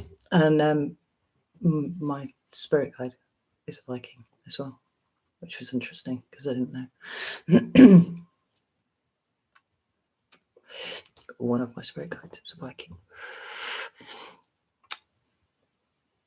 Oh God, it's just fucking updated again. Hello. Jemima Puddle, that you used to think he was cool, now you think he's a twat. I'm assuming you mean Russell Brand. No, I know I've kind of gone the other way around with that one.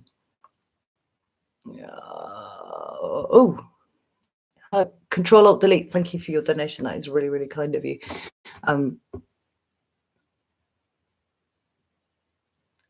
Wow.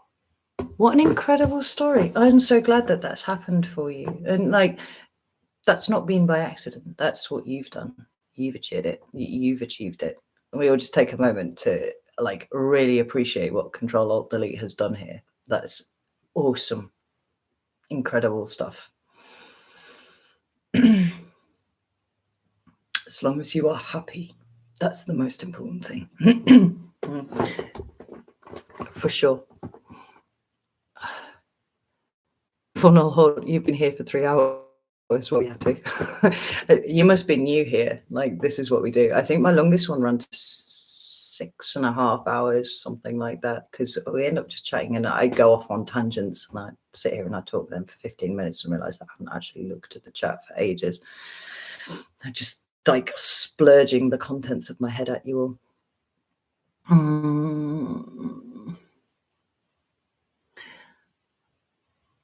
Divinely Designed, you've been with me for a year. That's cool. That's really cool.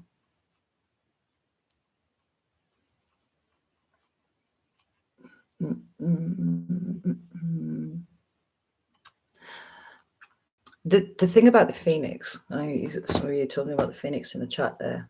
The reason why it was so profound with me was because of a conversation that I'd had with someone once who said that I was like a squashed cat when they first met me, and now look at you, you're a phoenix. And I looked at them and I went, I'm not fucking done yet. And they went, I know. And I was like, yeah, cool. And that as a symbol for, certainly for the last few years, it's been really prominent for me. So it wasn't just that phoenixes are cool, although phoenixes are cool. There was some importance there for me personally in it. The phoenix should be on our victory flag. Fucking touche. Yeah, man. I'm totally up for that, Susanna. Right, am I catching up? Oh, Haley, that's really weird. You literally just typed Russell Brand as I said it. Oh, there you go. We are connected, though. You know this, so.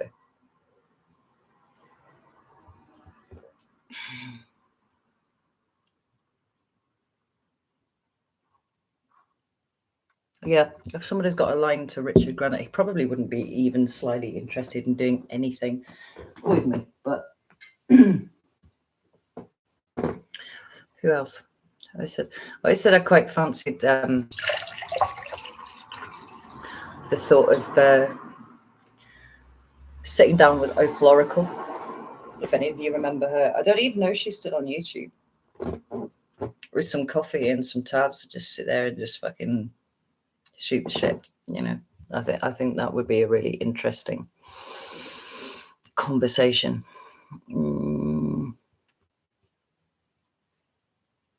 Yeah, Eris, that's totally it. Like, I approach everything in the spirit of learning anyway, and I think everybody's got something to teach you if you're open to it. And I really, really love talking to people who like know stuff that I don't know.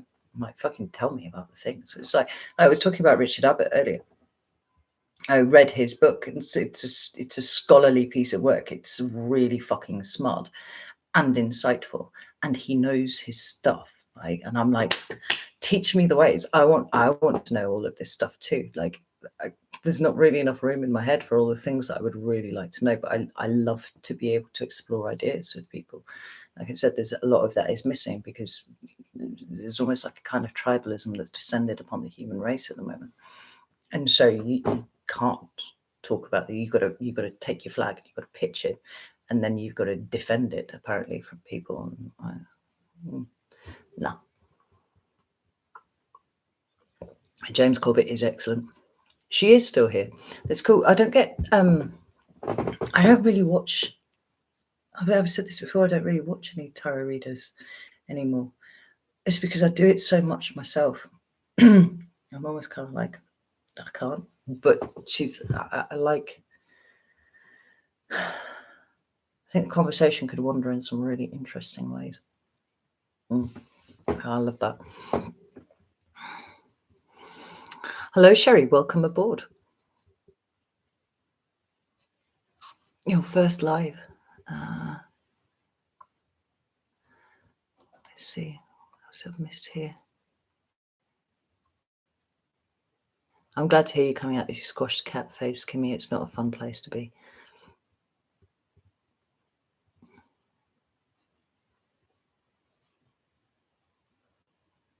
Well, GD, that's wonderful.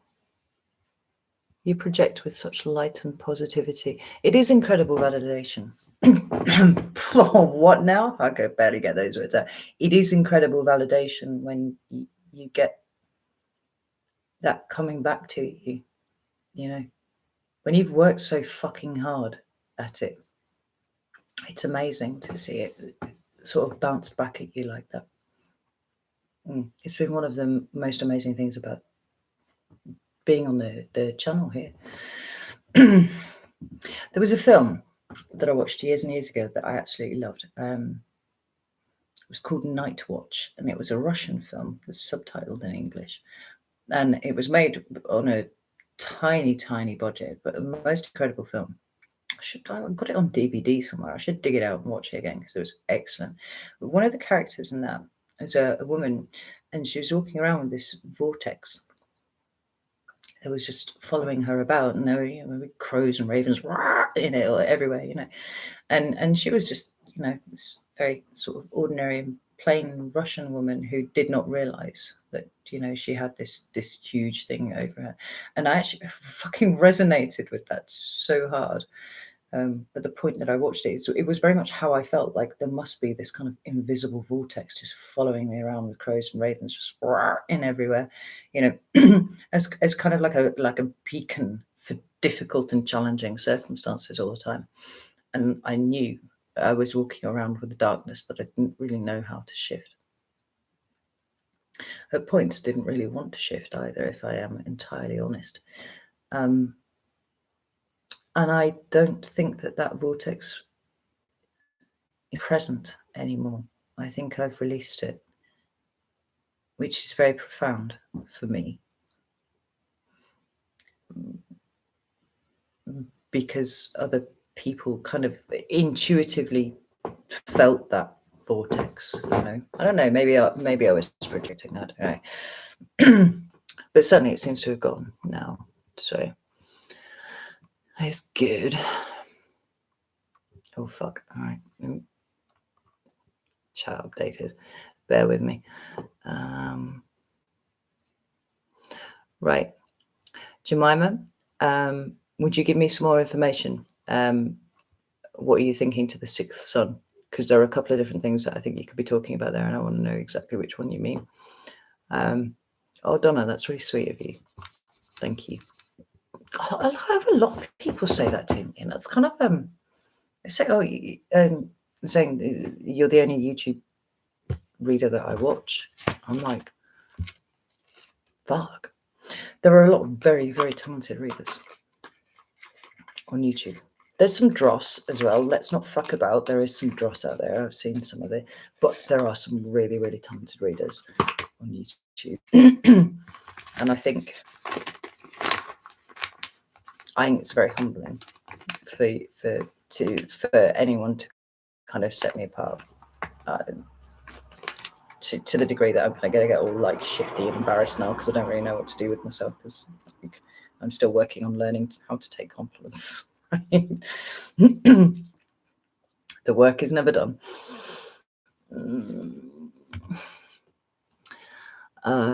Carmen, how does your intuition talk to you and how do you tell it apart from fear?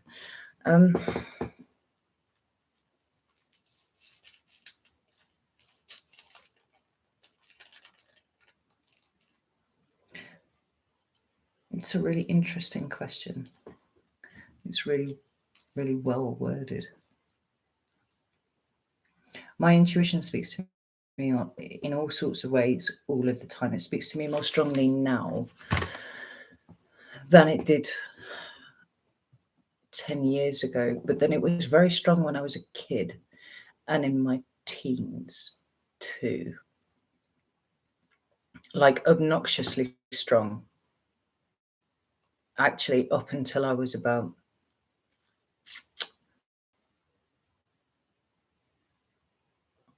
probably actually until about the point where my husband died. So when I was about 26, it was obnoxiously strong all of the time.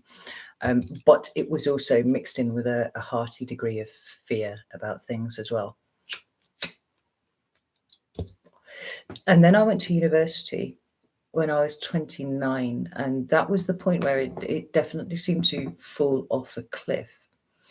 And something my ex-husband said, the one that I divorced, said to me once was that he felt like he'd reprogrammed his mind by going to university. Like he did programming, was a computer person. And I think that there's something really in that. Because it wasn't until he'd said that I considered it potentially to have happened to me too. And there's a whole story about the point at which I really, really noticed it involving my cousin, who lives in New Zealand. He'd sent me a picture of a tattoo that he'd got, and he was like, "Do you recognize it?" And I was like, "It looks a bit like." And he said, "Oh, it's the strength card." And in that point, I was absolutely wounded because I hadn't touched my tarot cards in well over a decade at all.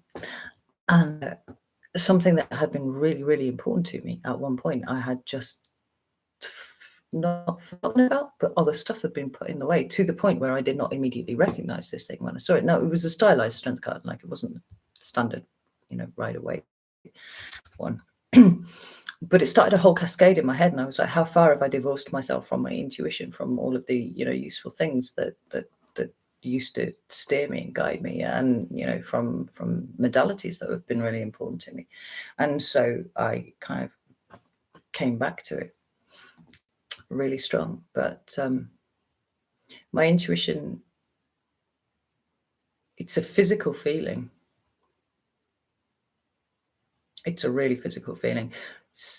The way that it presents is, there's no one way that it presents. There are lots and lots of different ways that it presents. Sometimes it's when I open my mouth and I say something and I have absolutely no idea where it came from, why I said it. And sometimes I'll say a thing and I'll go, oh, right, okay. A bit like when I was stirring the coffee and I went, I can't be doing anything in April. And I went, oh, I'm not. Apparently I'm not doing anything in April, right? Can't take personal readings or whatever, it's stuff like that. in other ways, it's just when I say something and then this internal tuning fork goes off really, really hard. And I'm like, oh, whoa, just nailed something there. And I don't even know how it's happened. My mother always used to say that her bones rattled, right? And when I was a kid, I always thought this was the weirdest thing ever, because obviously with a child's imagination, you'd be like, God, that sounds really uncomfortable and horrible and but then as I got a bit older, as I got into my like mid to late teens,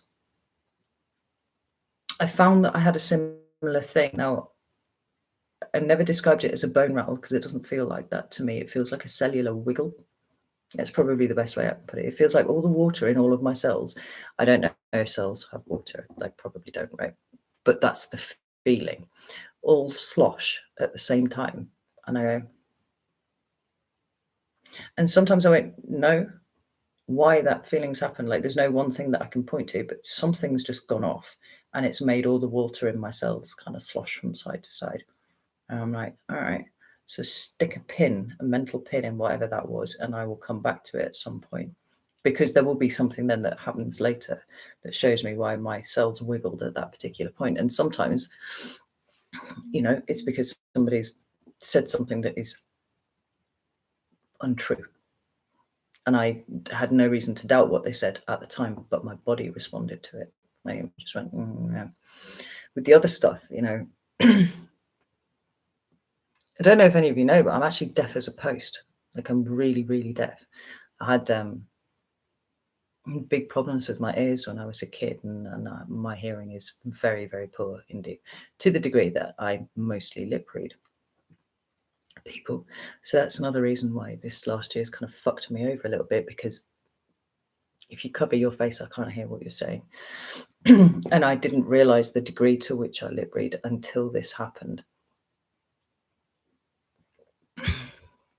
I'd noticed it around the children, but I kind of just put it down to the fact that children sometimes mumble or are indistinct. But basically, unless my child's in front of me and I can see their face, I can't hear what they're saying. And now, yeah, it's very frustrating not to be able to hear what most people are saying most of the time. But I hear things. And because I know that I don't think in words, by the way, blew my mind. I found out that some of you have got like constant narration in your head of your thoughts. Like, it's a bit much. I don't think in words at all. I think in kind of feelings and abstracts and stuff like that. What was I saying? What was that? Oh yeah, when sometimes I hear it as clear as a bell, as somebody's speaking like I am right now. But that's less common than just a fully formed word or phrase or sentence that just appears unbidden in my head, because I don't think in words. I know that's not mine. That's come from somewhere else. It's as simple as that, and everything in between. Like sometimes it's just a partial hearing of a thing, and I'm like, what was that? What did you just say? And there's nobody around. Like I heard something, but there wasn't anything there. I think I've lost count of the number of times where I've heard somebody say my name,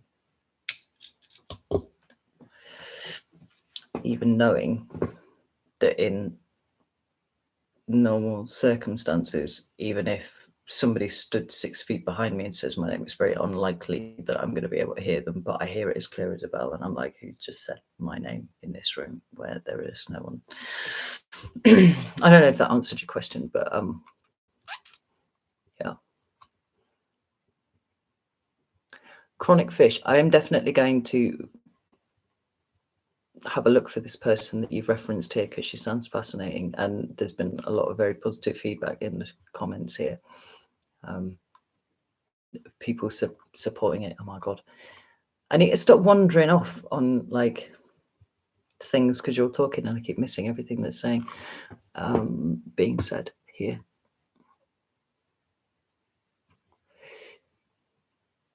God, there you go. Like Lucy, Haley's answered the question really, really well. That was the question, and I just kind of wondered on a path that didn't answer the question there. Intuition always lets you choose and is free will, but fear demands to be listened to and chosen. Although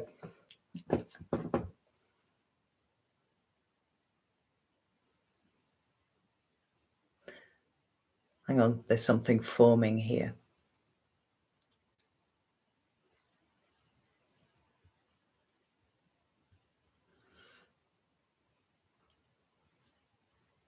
Yeah, I don't know if I've got the spoons to unravel what that is right now. There are times where my intuition has prompted me in a direction that has had me a little fearful, but it wouldn't take no for an answer. And it's been the right way. And part of the process then has been about understanding why I feared it in the first place. So I don't think it's necessarily exactly that intuition good, fear bad. Like sometimes there's a point in the middle where they kind of mesh, and it's a very narrow line that you have to walk along to be able to utilize the fear for something useful. Because sometimes you're being pushed in a direction that is absolutely fucking terrifying. Like setting up this channel in the first place. I can't tell you how much I found anything else to do for nearly 6 months. Oh, I got to buy a tripod. Oh, I need to do this. Oh, I need to do that. I need to do the other. Oh yeah, I'm going to set up a YouTube channel. Yeah, I'm going to do something with that. Like the only thing that stopped me was absolute abject terror of being seen, and that in and of itself was a really useful thing for me to have to process. I don't know if that adds a layer into what I was saying before, but certainly that's my approach with it anyway.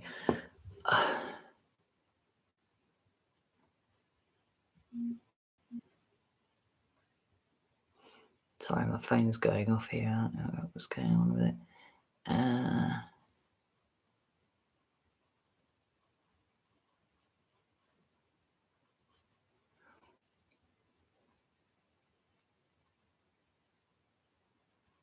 Melissa, yeah, it's definitely something in that there. The best way to learn to recognize intuition is either by following it or ignoring it. It has a different flavor or feel to it. It's really good if you're a telepath or precog and get feedback. Right? My intuition has taken me into places that I was fearful of, but I don't know. I guess it's part of the archetypal Leo experience to feel the fear and do it anyway, because it's all about courage. Right? That's what real bravery is. But I think where the difference that I would say is where something feels like you need to close down. That's coming from a place of fear rather than feeling fear about doing something. And there've been a million examples I can use in my life where I clamped down either on my own feelings or on people, try to control things, this sort of thing, rather than going sovereign being, going to take responsibility for myself, and I'm going to feel the fear and I'm going to do it anyway because something is nudging me in this direction. Like I said, it's a really narrow line to walk, and it is one that comes with age and maturity and experience. I think it is quite honestly part of the thing, although there are people in their 60s and 70s who it's not necessarily age related, let's put it that way, but it certainly seems to come with maturity and wisdom, I think.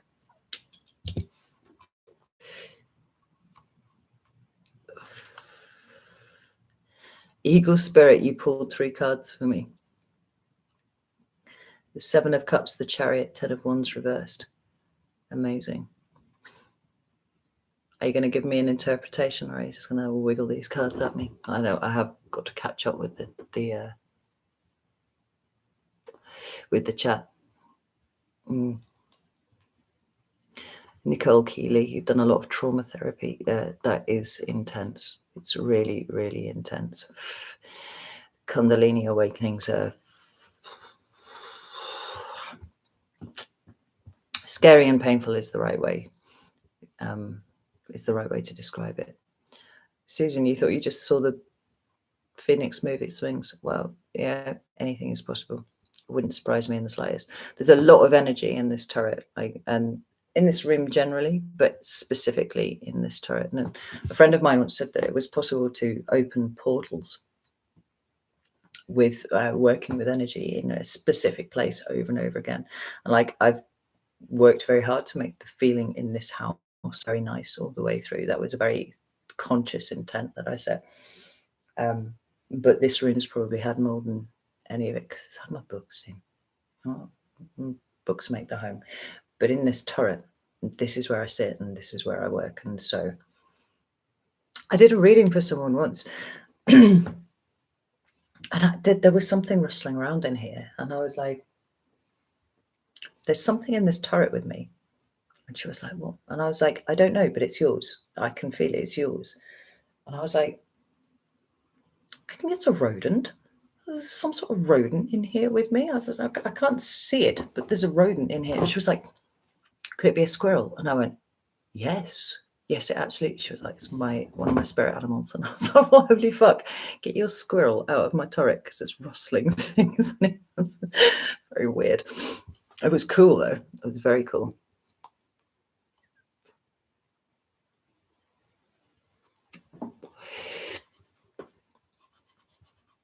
Is that right, Saran? Cells are mostly water.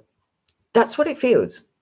It feels like all the water in my cells kind of sloshes. Like you got a bucket and you slosh it from side to side, you feel the water moving. It feels like every cell in my body just does that. Then I go. And if I haven't got something to pin it to exactly, I will peg it in my mind and I'll come back to it. Usually it's somebody's lying about something, something like that. I know. Or I just get a feel like somebody could be telling me about something and my cells wiggle and I know exactly why the person that they're telling me about has done X, Y number and things. Like I can kind of track it back in my head and I know exactly what's happened to get them to this spot. I can't really explain it. It's odd. No, I don't think it's odd. Actually, that's complete bullshit. I think it's absolutely normal because it is my normality. But when I try and explain it to other people, I realize that they don't do it, and so it is a bit odd.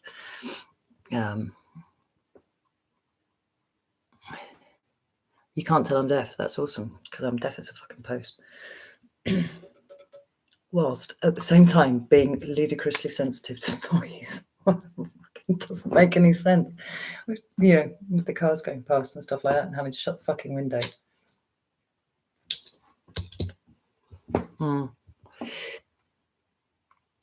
Cellular wiggles do sound more fun than a bone rattle, right? I think so. Marina, yes, if you get an odd vibration in your body, do start paying attention to what is going on exactly at that moment, because something, like there's a message in there for you. There's something that you need to observe about the situation. And I think that you'll find, like, when you sit with that feeling, you will get a sense of, it's like a muscle. It's like anything. You've got to keep working it. You'll be able to decode it for you and work out what it means.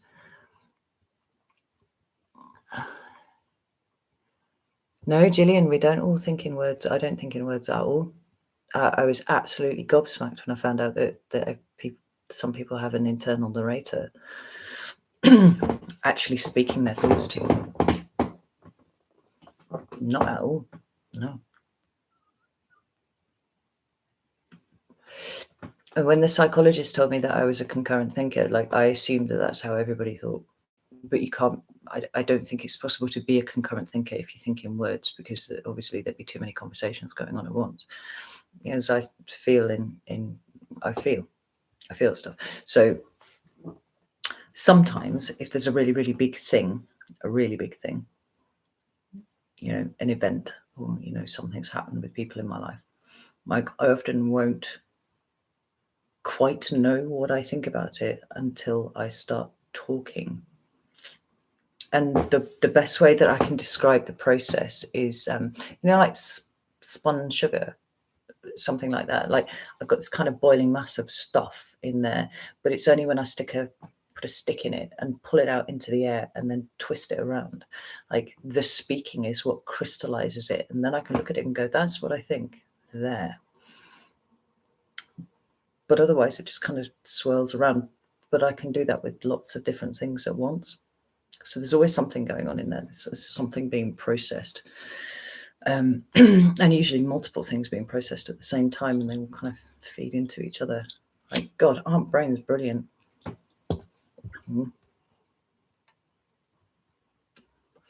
We're moving into the age of the sixth sun, literally on Tuesday. It will be a different frequency. I don't know anything about this, but I'm going to look into it because I'm a Leo and the sun is kind of my bag. I can't believe I didn't know about it. Sixth sun. That's something to look up for tomorrow. It sounds cool though. I'm all for moving into a different frequency. Seven of Cups, you have too many confusing options. Make a good decision. Keck. I have too many confusing. I don't have many options. That's the thing that I've got. I've got too many things to think about and not enough options available to me within each of those things that I need to make a decision on. I only slosh that way when I've been indulging in herbs. I don't indulge in herbs that much. I clearly don't need to. I should fall asleep, to be honest.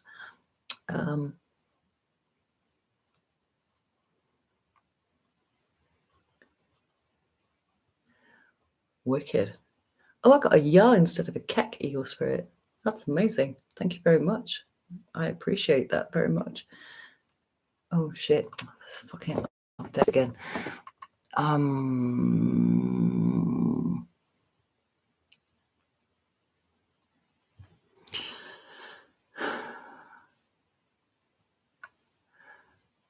Cassandra Wright, how do you know your cognitive functions? Give me a bit more. In what respect? Give me a bit more to the question, and I'll be able to answer it properly. Ten of reversed. 10 of Wands reversed. Time to purge that stuff. With the Chariot, might be wise to travel light or make plans to come to America. I am swearing America's so fucking hard, at least for 2022, right? I don't know. Like, to be fair, America, I think, could be an absolutely magical place to be. But I think that you've got some shit to fall first. Because before I found out about America's Pluto return, Texas was one of the places that I was looking at. And then I found out about it and I was like, oh, I might swerve that a little bit. Don't necessarily want to be right at the epicenter of that. But, you know, actually, interestingly enough, when was it? Was it last year? It was. For my 40th birthday, I had put in a range. I just one day decided that I was going to Salem. So I actually want to go and see loads of things in America. And I was just like, I'm going to go to Salem. I discovered there was a tarot conference and it was about 2 weeks before my 40th birthday. And I was like, I really want to go. I'm going to fucking go. And I got a couple of friends who wanted to go as well. And I booked an Airbnb in Salem, just around the corner from the hotel. And I was going to go and spend a week in Salem for my 40th birthday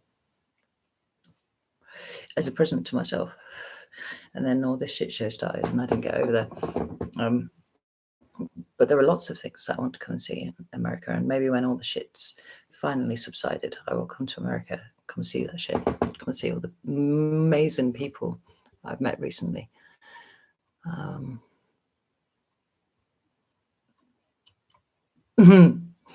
Eagle Spirit, thank you for reading for me. I love your little readings and your square brackets. Michaela, I'm in a state of mental confusion because I feel something strongly, but then evidence doesn't present to confirm my intuition. Maybe it's just things haven't happened yet.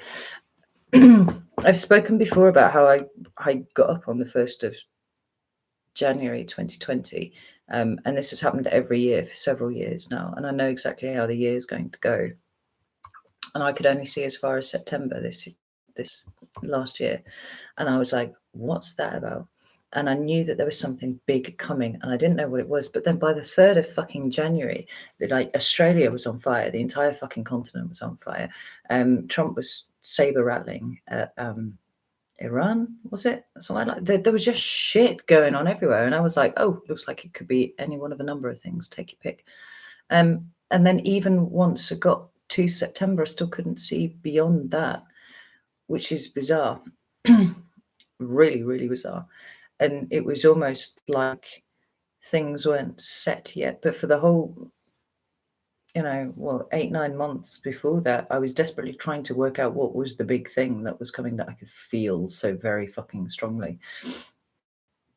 And I don't know. I think maybe there was a timeline switch or something like that. I think that the future isn't set at this point. I think everything is in flux.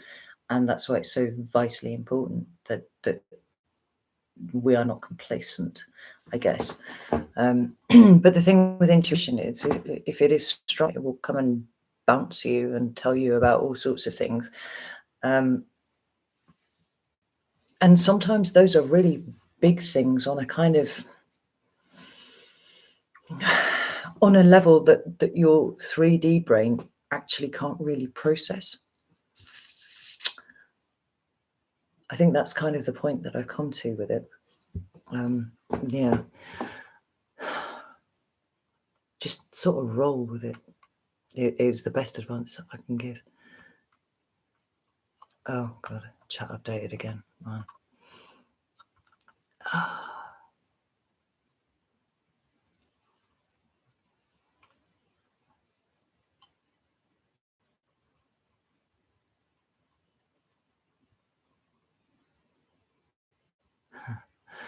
Sorry, just catching up with the chat.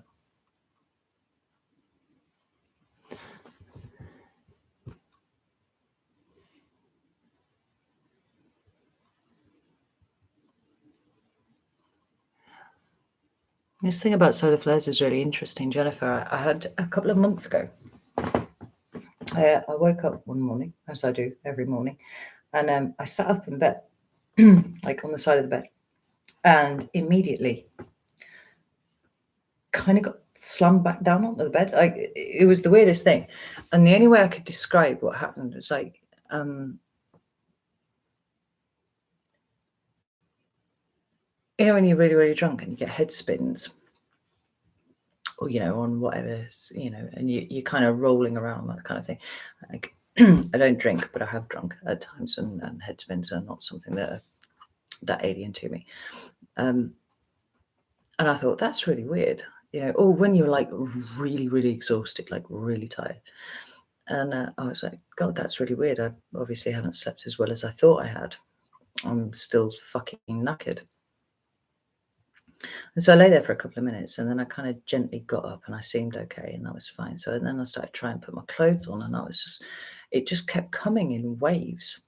And the only way I can describe it was it felt like my brain, magic 8 balls. You shake them, and then, the thing inside kind of bobs up to the surface, and it doesn't matter which way you turn around, it's always kind of bobbing to the surface. It felt like my brain was trying to orient itself to an entirely different direction. And it was that way, actually. So instead of being this way around in my head, it was thinking that this way was up. And I kept I was in a bit of a state all day, and I didn't really know what was going on. And interestingly, actually, Donna, who's been in the chat, I was doing a reading for her daughter that day, and there was one point where I thought I was going to, no, it wasn't her daughter, it was Donna herself.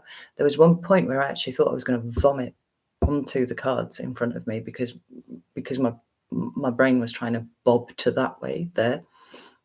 And there was a lot of stuff anyway.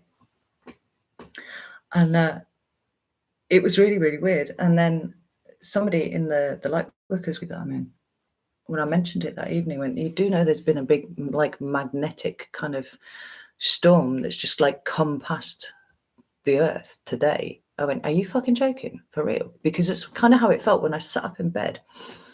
I actually felt magnetized down back to the bed, and it felt like I was kind of going this way all day.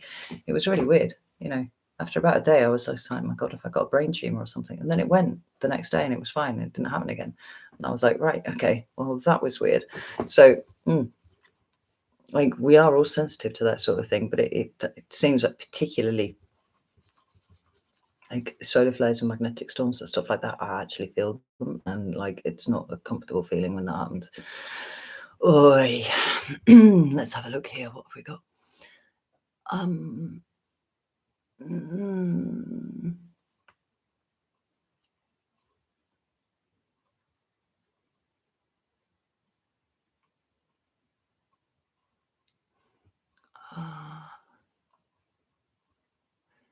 Jemima, you're Mandela affected. One of my changes is my birth certificate changed to Lancaster. That's our British Salem. That's interesting. Who? I have some examples myself of that as well.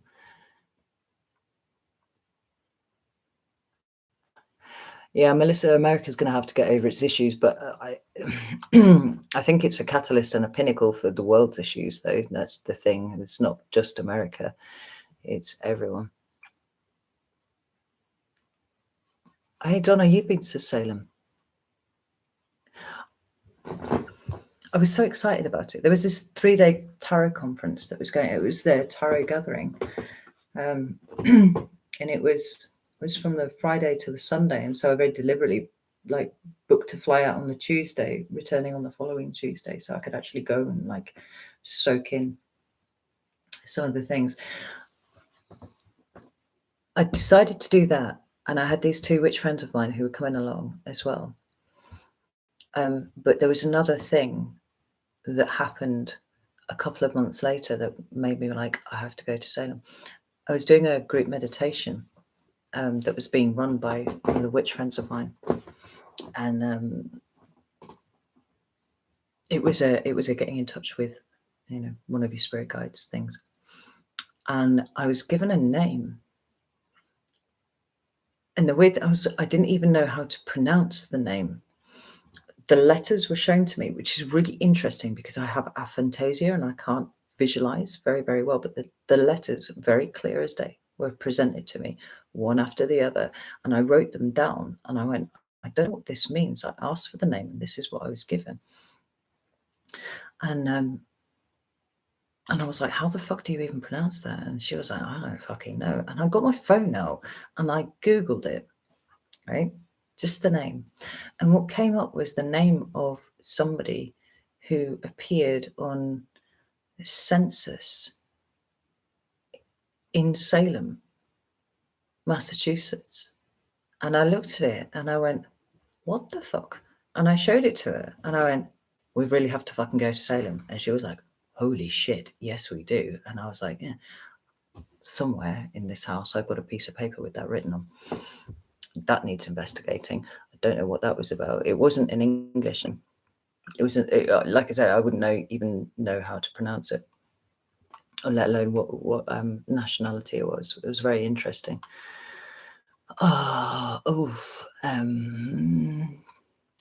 Human resonance has been off the charts. Oh,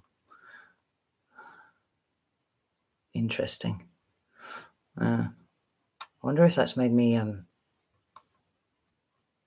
bit fuzzy.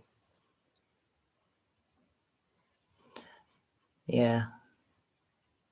I don't know where to check it. There's a chap that I watch on BitChute who's always checking the human resonance at the beginning of his videos. And I did notice it had flared up recently, but I think that was like last week when I looked at it.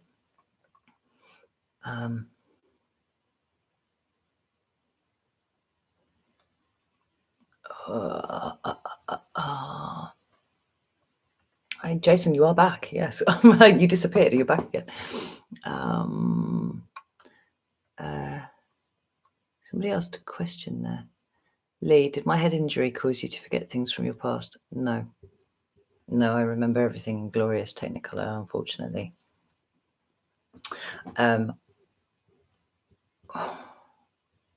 Yeah. I mean, I'm sure I've forgotten details, but a lot of the things that I've struggled with over my life it was started very, very young and very young, and were quite consistent. That happened over a very long period of time, and then it was just like I just meandered from one utterly awful human disaster to the next thing. You know, basically, if you can think of anything awful that's ever happened to a person, chances are I've experienced it. From being tiny right up until of late. But no, for the most part, I remember all of it, which is okay. It's okay.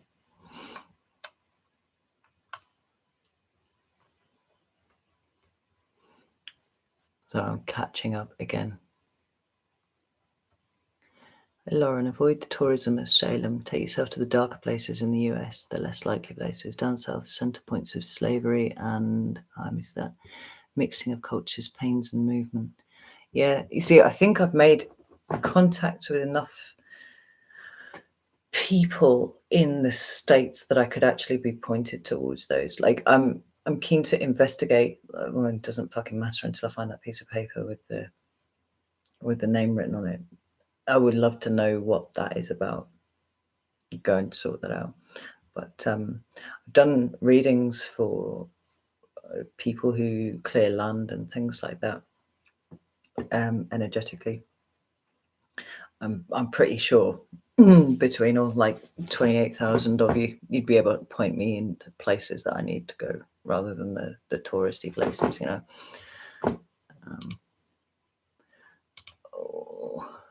Thank you so much, Katrina and Elva Bina. That's really, really generous of you. Thank you.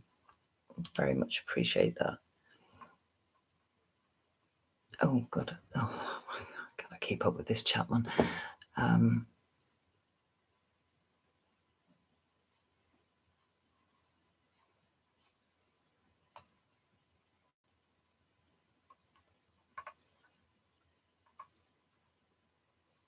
GD, thank you so much for dropping by. I really appreciate that you took the time out of your evening to do that, or your day. I don't know whereabouts in the world you are, but thank you. Enjoy the rest of your day, evening, whatever it is.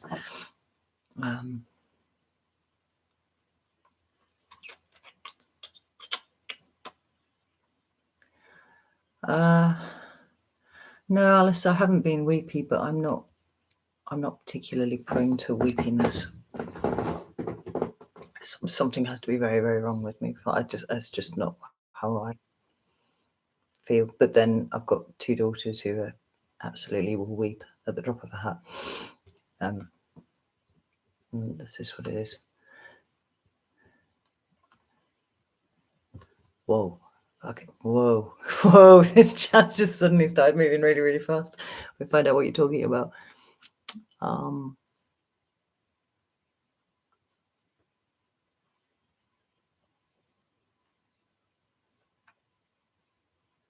The Sag full moon has been affecting some that way, stirring emotions, particularly wherever Sag is in your chart. I've got two Sagittarian bits in my birth chart. Can't remember what that is.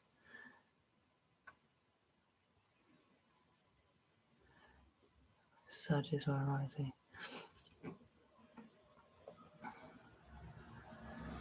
Yeah, Michaela, if you've got a Sag moon, it sounds very much like that's why you'd wake up really emotional. Mervyn, you are very, very welcome. It is, as I said, it's a calling. I don't. It feels like I've always done this, if I'm honest. Even though that I know that it's not. And even though I know 2 years ago I was working in a shoe bar. You know.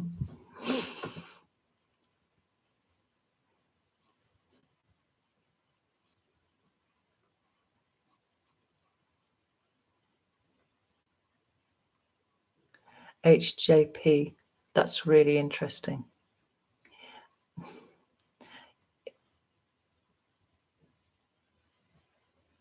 it's funny because that actually is mirroring experience, but mine is the waking experience. Like I feel like I'm actually the eye of the storm at the moment, and aside from the the chaos around me, evident chaos around me with my books everywhere, and boxes of everything everywhere.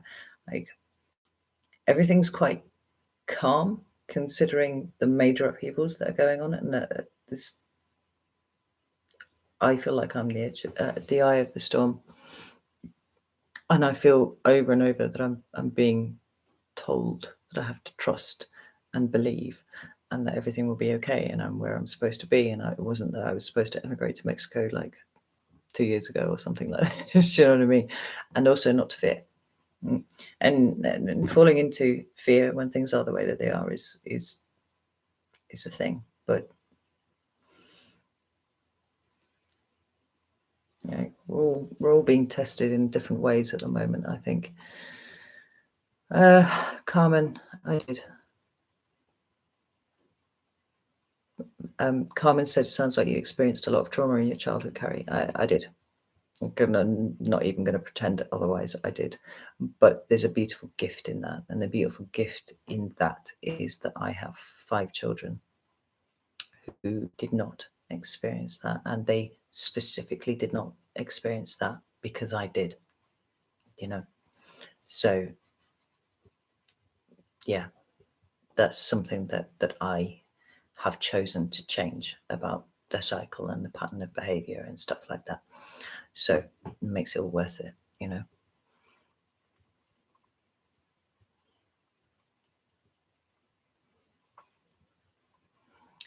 Are you off, Jemima? It is an amazing group of people, isn't it? It's always incredible, the people that turn up in the live readings, like live readings, in the live streams. And it's such, I don't know how you feel the energy there, but I feel it all in here, and it's such good energy. And it's always like this on the live streams. It's incredible.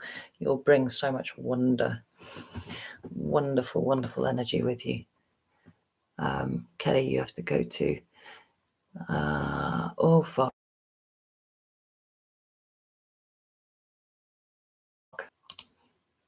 Oh, Jane, you're there. Hello, Jane. How are you, my darling? I'm sorry I don't get a chance to speak to you anymore now. I'm off Facebook. I'm on Instagram, though. If you ever need me, hit me up on Instagram, because I am there. I am going to have to go soon, though, because I've been here for 4 hours and 15 minutes. So I'm starting to get tired now. And like I said, I've got videos to do in the morning, but it felt important. I don't know, like setting up this live stream was another one of those intuitive nudges. Like I got kind of set up a live stream, and I was like, but we're in Mercury retrograde shadow. That's a really terrible thing. What if I say something really, really awful? Not that I would say anything awful to you, but like, what if I open my mouth about what I really fucking think about an awful lot of things? I'm going to get myself into trouble. Which is why I spent a bit of time when I was packing this morning, kind of compiling this database of words that I wasn't going to say. And why there were topics that I might swerve slightly, rather than engaging with them to the fullest extent that I feel drawn to at this point. Sometimes there's wisdom in keeping your mouth shut, I think. And that's been a hard lesson for me to learn over the years, because it doesn't come naturally. Michaela, how do you see this retrograde affecting us? Right. Well, it's in Gemini for a start. So I think I've kind of done a little preamble on the videos that are going to get released over the next few days for June anyway. But as Gemini is the sign of communication, right? And Mercury is all about communication. The fact that it's going into retrograde in Gemini means that the usual issues of miscommunication or thinking that you understand what somebody says thinking that you understand what somebody means, but actually in reality what they've done is not articulated terribly well, or you've misinterpreted it in some way, that you can expect that to absolutely spike over the next 3 weeks, something like that. I think it's a good time possibly for keeping your own counsel about a certain set of things, unless you really know what it is that you want to say. But again, you have to take into consideration that people may well misinterpret what you're saying, and it's not done out of malice. It's just because the energy is really fucking foggy with that kind of thing, and articulation is difficult, at the best of times, not least in Mercury retrograde. You can also expect travel delays, technical mishaps, that kind of thing. Your technology not fucking working when you need it to, that sort of thing. I actually wrote some notes the other day before I started reading. I was just sort of clarifying a few things in my head that might still be here. Bear with me.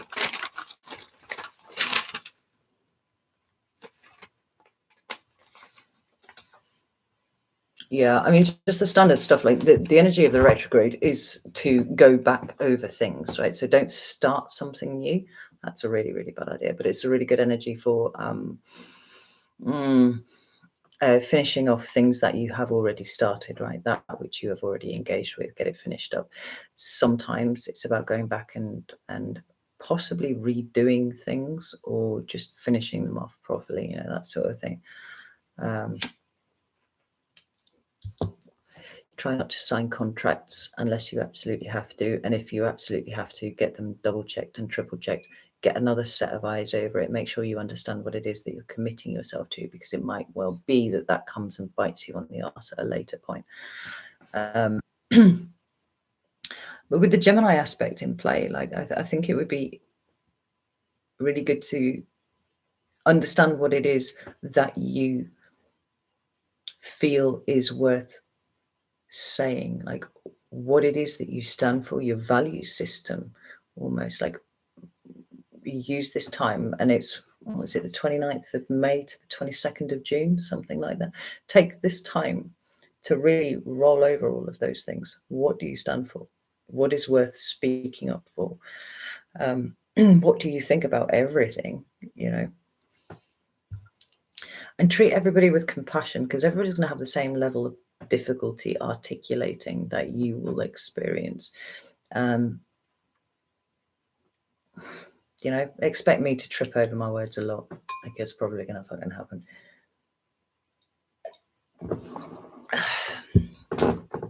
That sort of thing. It's not a punishment. That's the thing. It's not a punishing energy.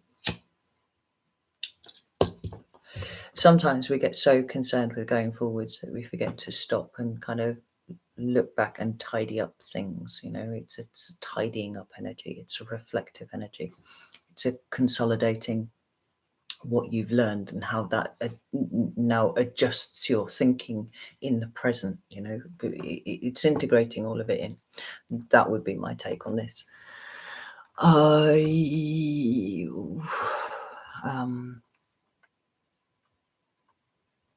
I miss so much stuff. I'm so sorry if you've said something and I haven't responded to it, but like I said, what we got here, I've got 3 inches of text box that keeps randomly updating. So something about being an aspiring recluse. Katrina Kramer, wow, I'm an aspiring recluse, so I've never met another 33. Awesome. I'm also an aspiring recluse, albeit while still maintaining my connection to you on YouTube or Odyssey, again, just in case. RW3 Mum, you don't understand the Pluto thing. What is it that you don't understand about it?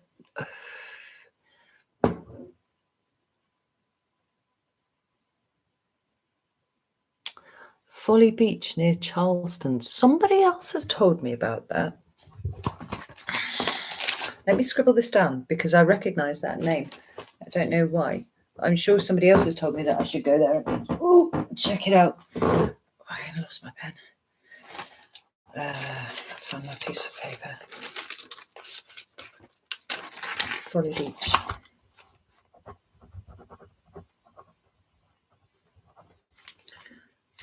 Charleston, South Carolina. There you go. I've made a note of it. You, Laurie, as well. What does the Pluto thing mean? Right. Let me scroll down to the bottom here.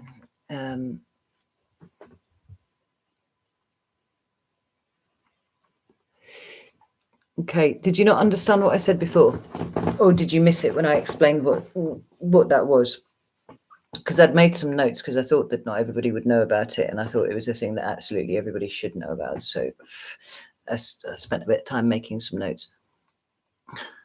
Discombobulated is my middle name. I don't know who said that, but I just saw it before it disappeared. Discombobulated is right. It's a fucking good word as well. I love it. Kerry, do you know what it means, how it affects someone personally during retrograde when most of their planets were in retrograde in their birth chart?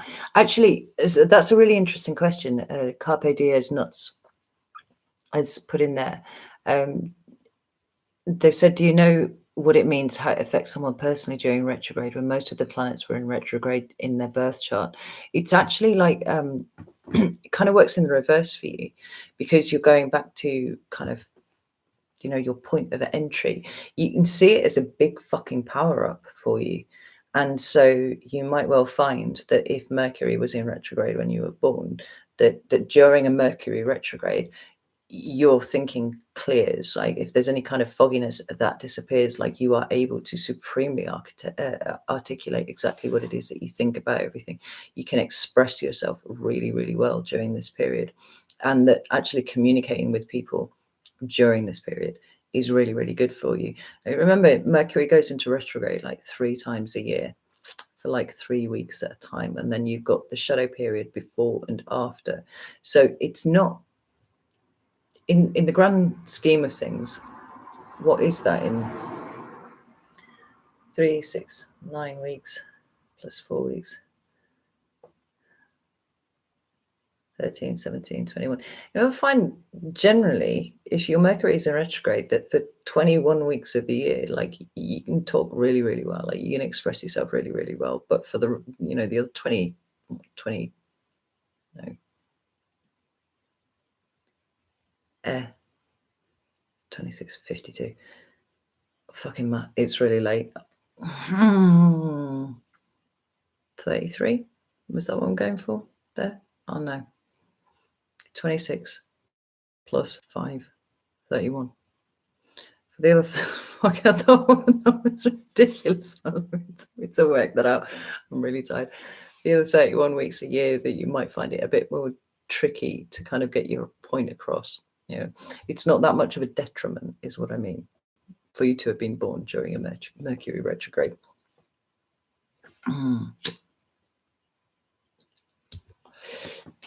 Yeah. Elvabina, the thing that I was talking about with dark vortex is actually me. That's what I was talking about there. Specifically, that wasn't to do with Pluto retrograde. I just felt like I was walking around with a dark vortex above my head. Have you ever seen the film Night Watch, which is a Russian film from about 2003, 2004, something like that, I think. That character is kind of how I felt like I was living the first 38 and a half years of my life. I'm happy to go over the Pluto stuff as well. I think it's important enough that I'm quite happy to sit here again and go through the notes that I made and read them back out to you. Oh, you're at work and came in late, right? Okay. So I will read you the notes that I wrote here. Like I said, I think it's important enough that everybody should be fucking aware of it. Now, if you want to go back and watch the live stream, I would, because I went off on a whole fucking spiel about what it would be a good idea to be doing as a result of all of this. But I'm sure you'll be able to, fill in the gaps for yourself with this. So the first thing to know is, right, we all have planetary returns, right? Everybody kind of focuses on the Saturn one, which I think it's like every 27 years because it's difficult. But not only do people have planetary returns, but countries do too. So it's 246 years for Pluto to do an entire revolution and end up back where it was when a country was first created. And obviously for the States, that is 1776, 246 years on that brings you to February the 22nd, 2022. 22022022, right? That's when Pluto is coming back to 27 degrees of Capricorn, which is where it was when the United States was created. Now, because it was created while Pluto was in Capricorn, we're going to think about what Capricorn means. We've got top-down government, we've got rules, we've got, very rigid thinking about stuff, an over-reliance on order, potentially. And because Capricorn is specifically related to government and stuff like that, right? It also talks about patriarchy and all that sort of thing. Now, it's coming back around. And I think that we've been experiencing the pre-shocks of this for quite a long time already. But let me read you what I scribbled down here. So, let me get my pages. Yeah. So Pluto symbolizes all that lies outside of consciousness and that which is in the shadow. Amazing opportunity for rebirth, but first comes the death of all that is old, toxic, and patriarchal. It's the death of the old paradigm. Pluto is excavating and activating everything that is unresolved and hidden in the American psyche. So basically, we've got strong, potentially violent emotions bubbling to the surface. This Pluto return falls in Capricorn, strongly pointing to explosive scandals or falls from grace involving prominent individuals, which could include politicians, celebrities, religious authorities, or business leaders. It's very much centered around the notion of hidden corruption coming to light, sex crimes, treasonous activities, all of that sort of thing being exposed, right? Because Pluto blows things up. It's what it does, right? But in the energy of renewal, ultimately, So because it's occurring in an earth sign, you could see impacts that are environmental in nature. Archetypally speaking, Pluto covers things like toxins, refuse, and hazardous materials. So there could be issues with oil spills, nuclear fuel source issues being a possibility. Actually, even things like earthquakes and, kind of natural disasters, that sort of thing, possibly. But I think that the focus is going to be on government and structure. That's my personal opinion anyway. We're over here. Problems, but definitely go back and watch this portion of the stream if somebody would be an angel enough to timestamp where this happens, because this is really, really important and I really want you to all take this on board. Problems with farming and food supply. That is already happening, right? I'm not going to go back over what I said before, but it is already happening. The growing threat of autocracy, more likely because of the Saturn-Pluto conjunction in Capricorn. So more of the unpleasant aspects of Capricorn sort of really coming into building, shall we say. So just let this card go past. When will we see the dynamics of this start manifesting? Well, it goes, it hits its alignment on, like I said, the 2nd of February 2022. But A long-term cycle like Pluto return requires exceptionally wide orb of influence either side. So long-range effects of this cycle necessarily extend for many years before and after this window of exactitude. Not excessive to speak of the entire 2020s as representing the peak period of America's Pluto return. I think this shit's pretty serious. I don't think that there's any way of over egging this pudding. Like, this is big, and I think it's, like I said before, I think it's something that's going to ripple out and affect the rest of the planet. So it's not just about the Americans; it is about everybody all over the planet. Right? America's already started eating itself. Like, I've got a lot of Americans in the chat here, but certainly from an outside perspective looking in, the snake is eating its tail now, and it can't carry on for much longer. We are already feeling the effects of that across the pond over here. And what the US does, the UK is not far behind. We're not having our Pluto return. I think our most recent one was like 1810, something like that. However, the repercussions, like I said, will ripple out right across the world. So I hope that answered your question. If you're interested, I seriously would go and look it up, and do go back to the earlier part of the stream if you can find it, because there were some very important things that came out there, not just from me, but also from the chat. Oh.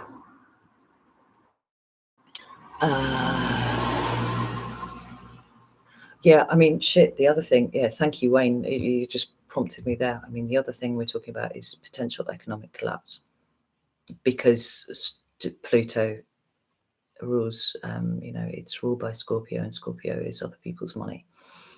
Right, this is big, like, and I want everybody, if they possibly can, to be as prepared as possible. You're very welcome. Like I said, it's too important not to redo, and I'm happy to bring people's attention to it. So, it is an incredible opportunity. And this is why doing your work is so important now, because what will come after this is rebuilding, and we get an opportunity to rebuild properly. Think of it as tower energy, right?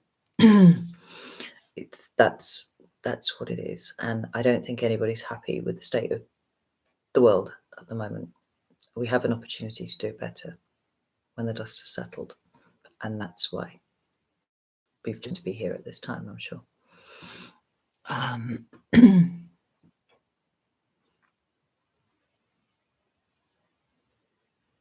Melissa, you had an involuntary nap this afternoon. That sounds divine. I love a good involuntary nap. Everlong Mystic, like, Capricorns are funny beasts. They really are. I'm a Capricorn ascendant, so I feel like I can say that. I often think that they represent the best and worst of people in the same body sometimes, which is interesting. Listen, people, I just realized it's like 6 minutes past midnight. I am going to have to go to my bed because I am knackered. I'm starting to get a bit of a headache here. But this has been awesome, as it always is. Like I said, I'm so lucky. There's never any dicks on my stream, and I really, really like that. Like, you're all brilliant people, and I think actually my subscriber base is comprised pretty much of amazing people too. So, but it's always amazing to be able to experience it in real time with you, and actually, interact with your words and stuff. Matt, Australia would be far away from a Pluto return, thank God, but we're eating our food. We see my ex-in-laws live in Australia. Well, my father-in-law's Australian, so I spoke to him over Zoom last week, and last year he was kind of laughing at me a little bit and giving it the full tinfoil hat thing. He's completely changed his attitude. Very, very different now. We are with you, even though, you're an island. down there, very far away, know that our thoughts are with you at this point. Well, we just got to hold everyone at this point, I think. Link arms, we'll get through this. Oh, bless you all. I always feel replenished after these. Like I find them quite tiring, the live streams. But I think it's because I'm talking nonstop for hours and hours and hours. But they always feel important. They always feel like something important has occurred, and even if it's just touching base, I love the way you all talk to each other in the chat. It's wonderful. Sometimes I go back and I mute the sound because I'm not interested in hearing what I have to say about anything, but I go back and I read the live chat. So hopefully if I get some time over the next few days, I'll be able to go through and do you know what? RV3 mum, I quite like my tinfoil hat too, as it happened. Oh, I'm sorry, Melody. Yeah, I am just about to go now. I've been here for 4 hours and nearly 40 minutes, so I need to go to my bed. I'm an old woman, you know. I don't have the stamina that I used to. I'm back in the gym though. I'm working on it, but it's taking some time. Like I've got a whole 1.5 stone to shift. Do you know how many years it's been since I've been carrying around any excess weight? It's not melting off nearly as fast as I would like. But I will get there. I'll be fine. Oh, right. This is still live, but this is me signing off because I'm knackered and I need another wee again. It's been a couple of hours since I've been. So my beautiful, beautiful people, thank you so much for making this what it is. Like I love you all so much. And like I said, I'm just really humbled that you all come and take time out of your fucking day to come and sit here with me.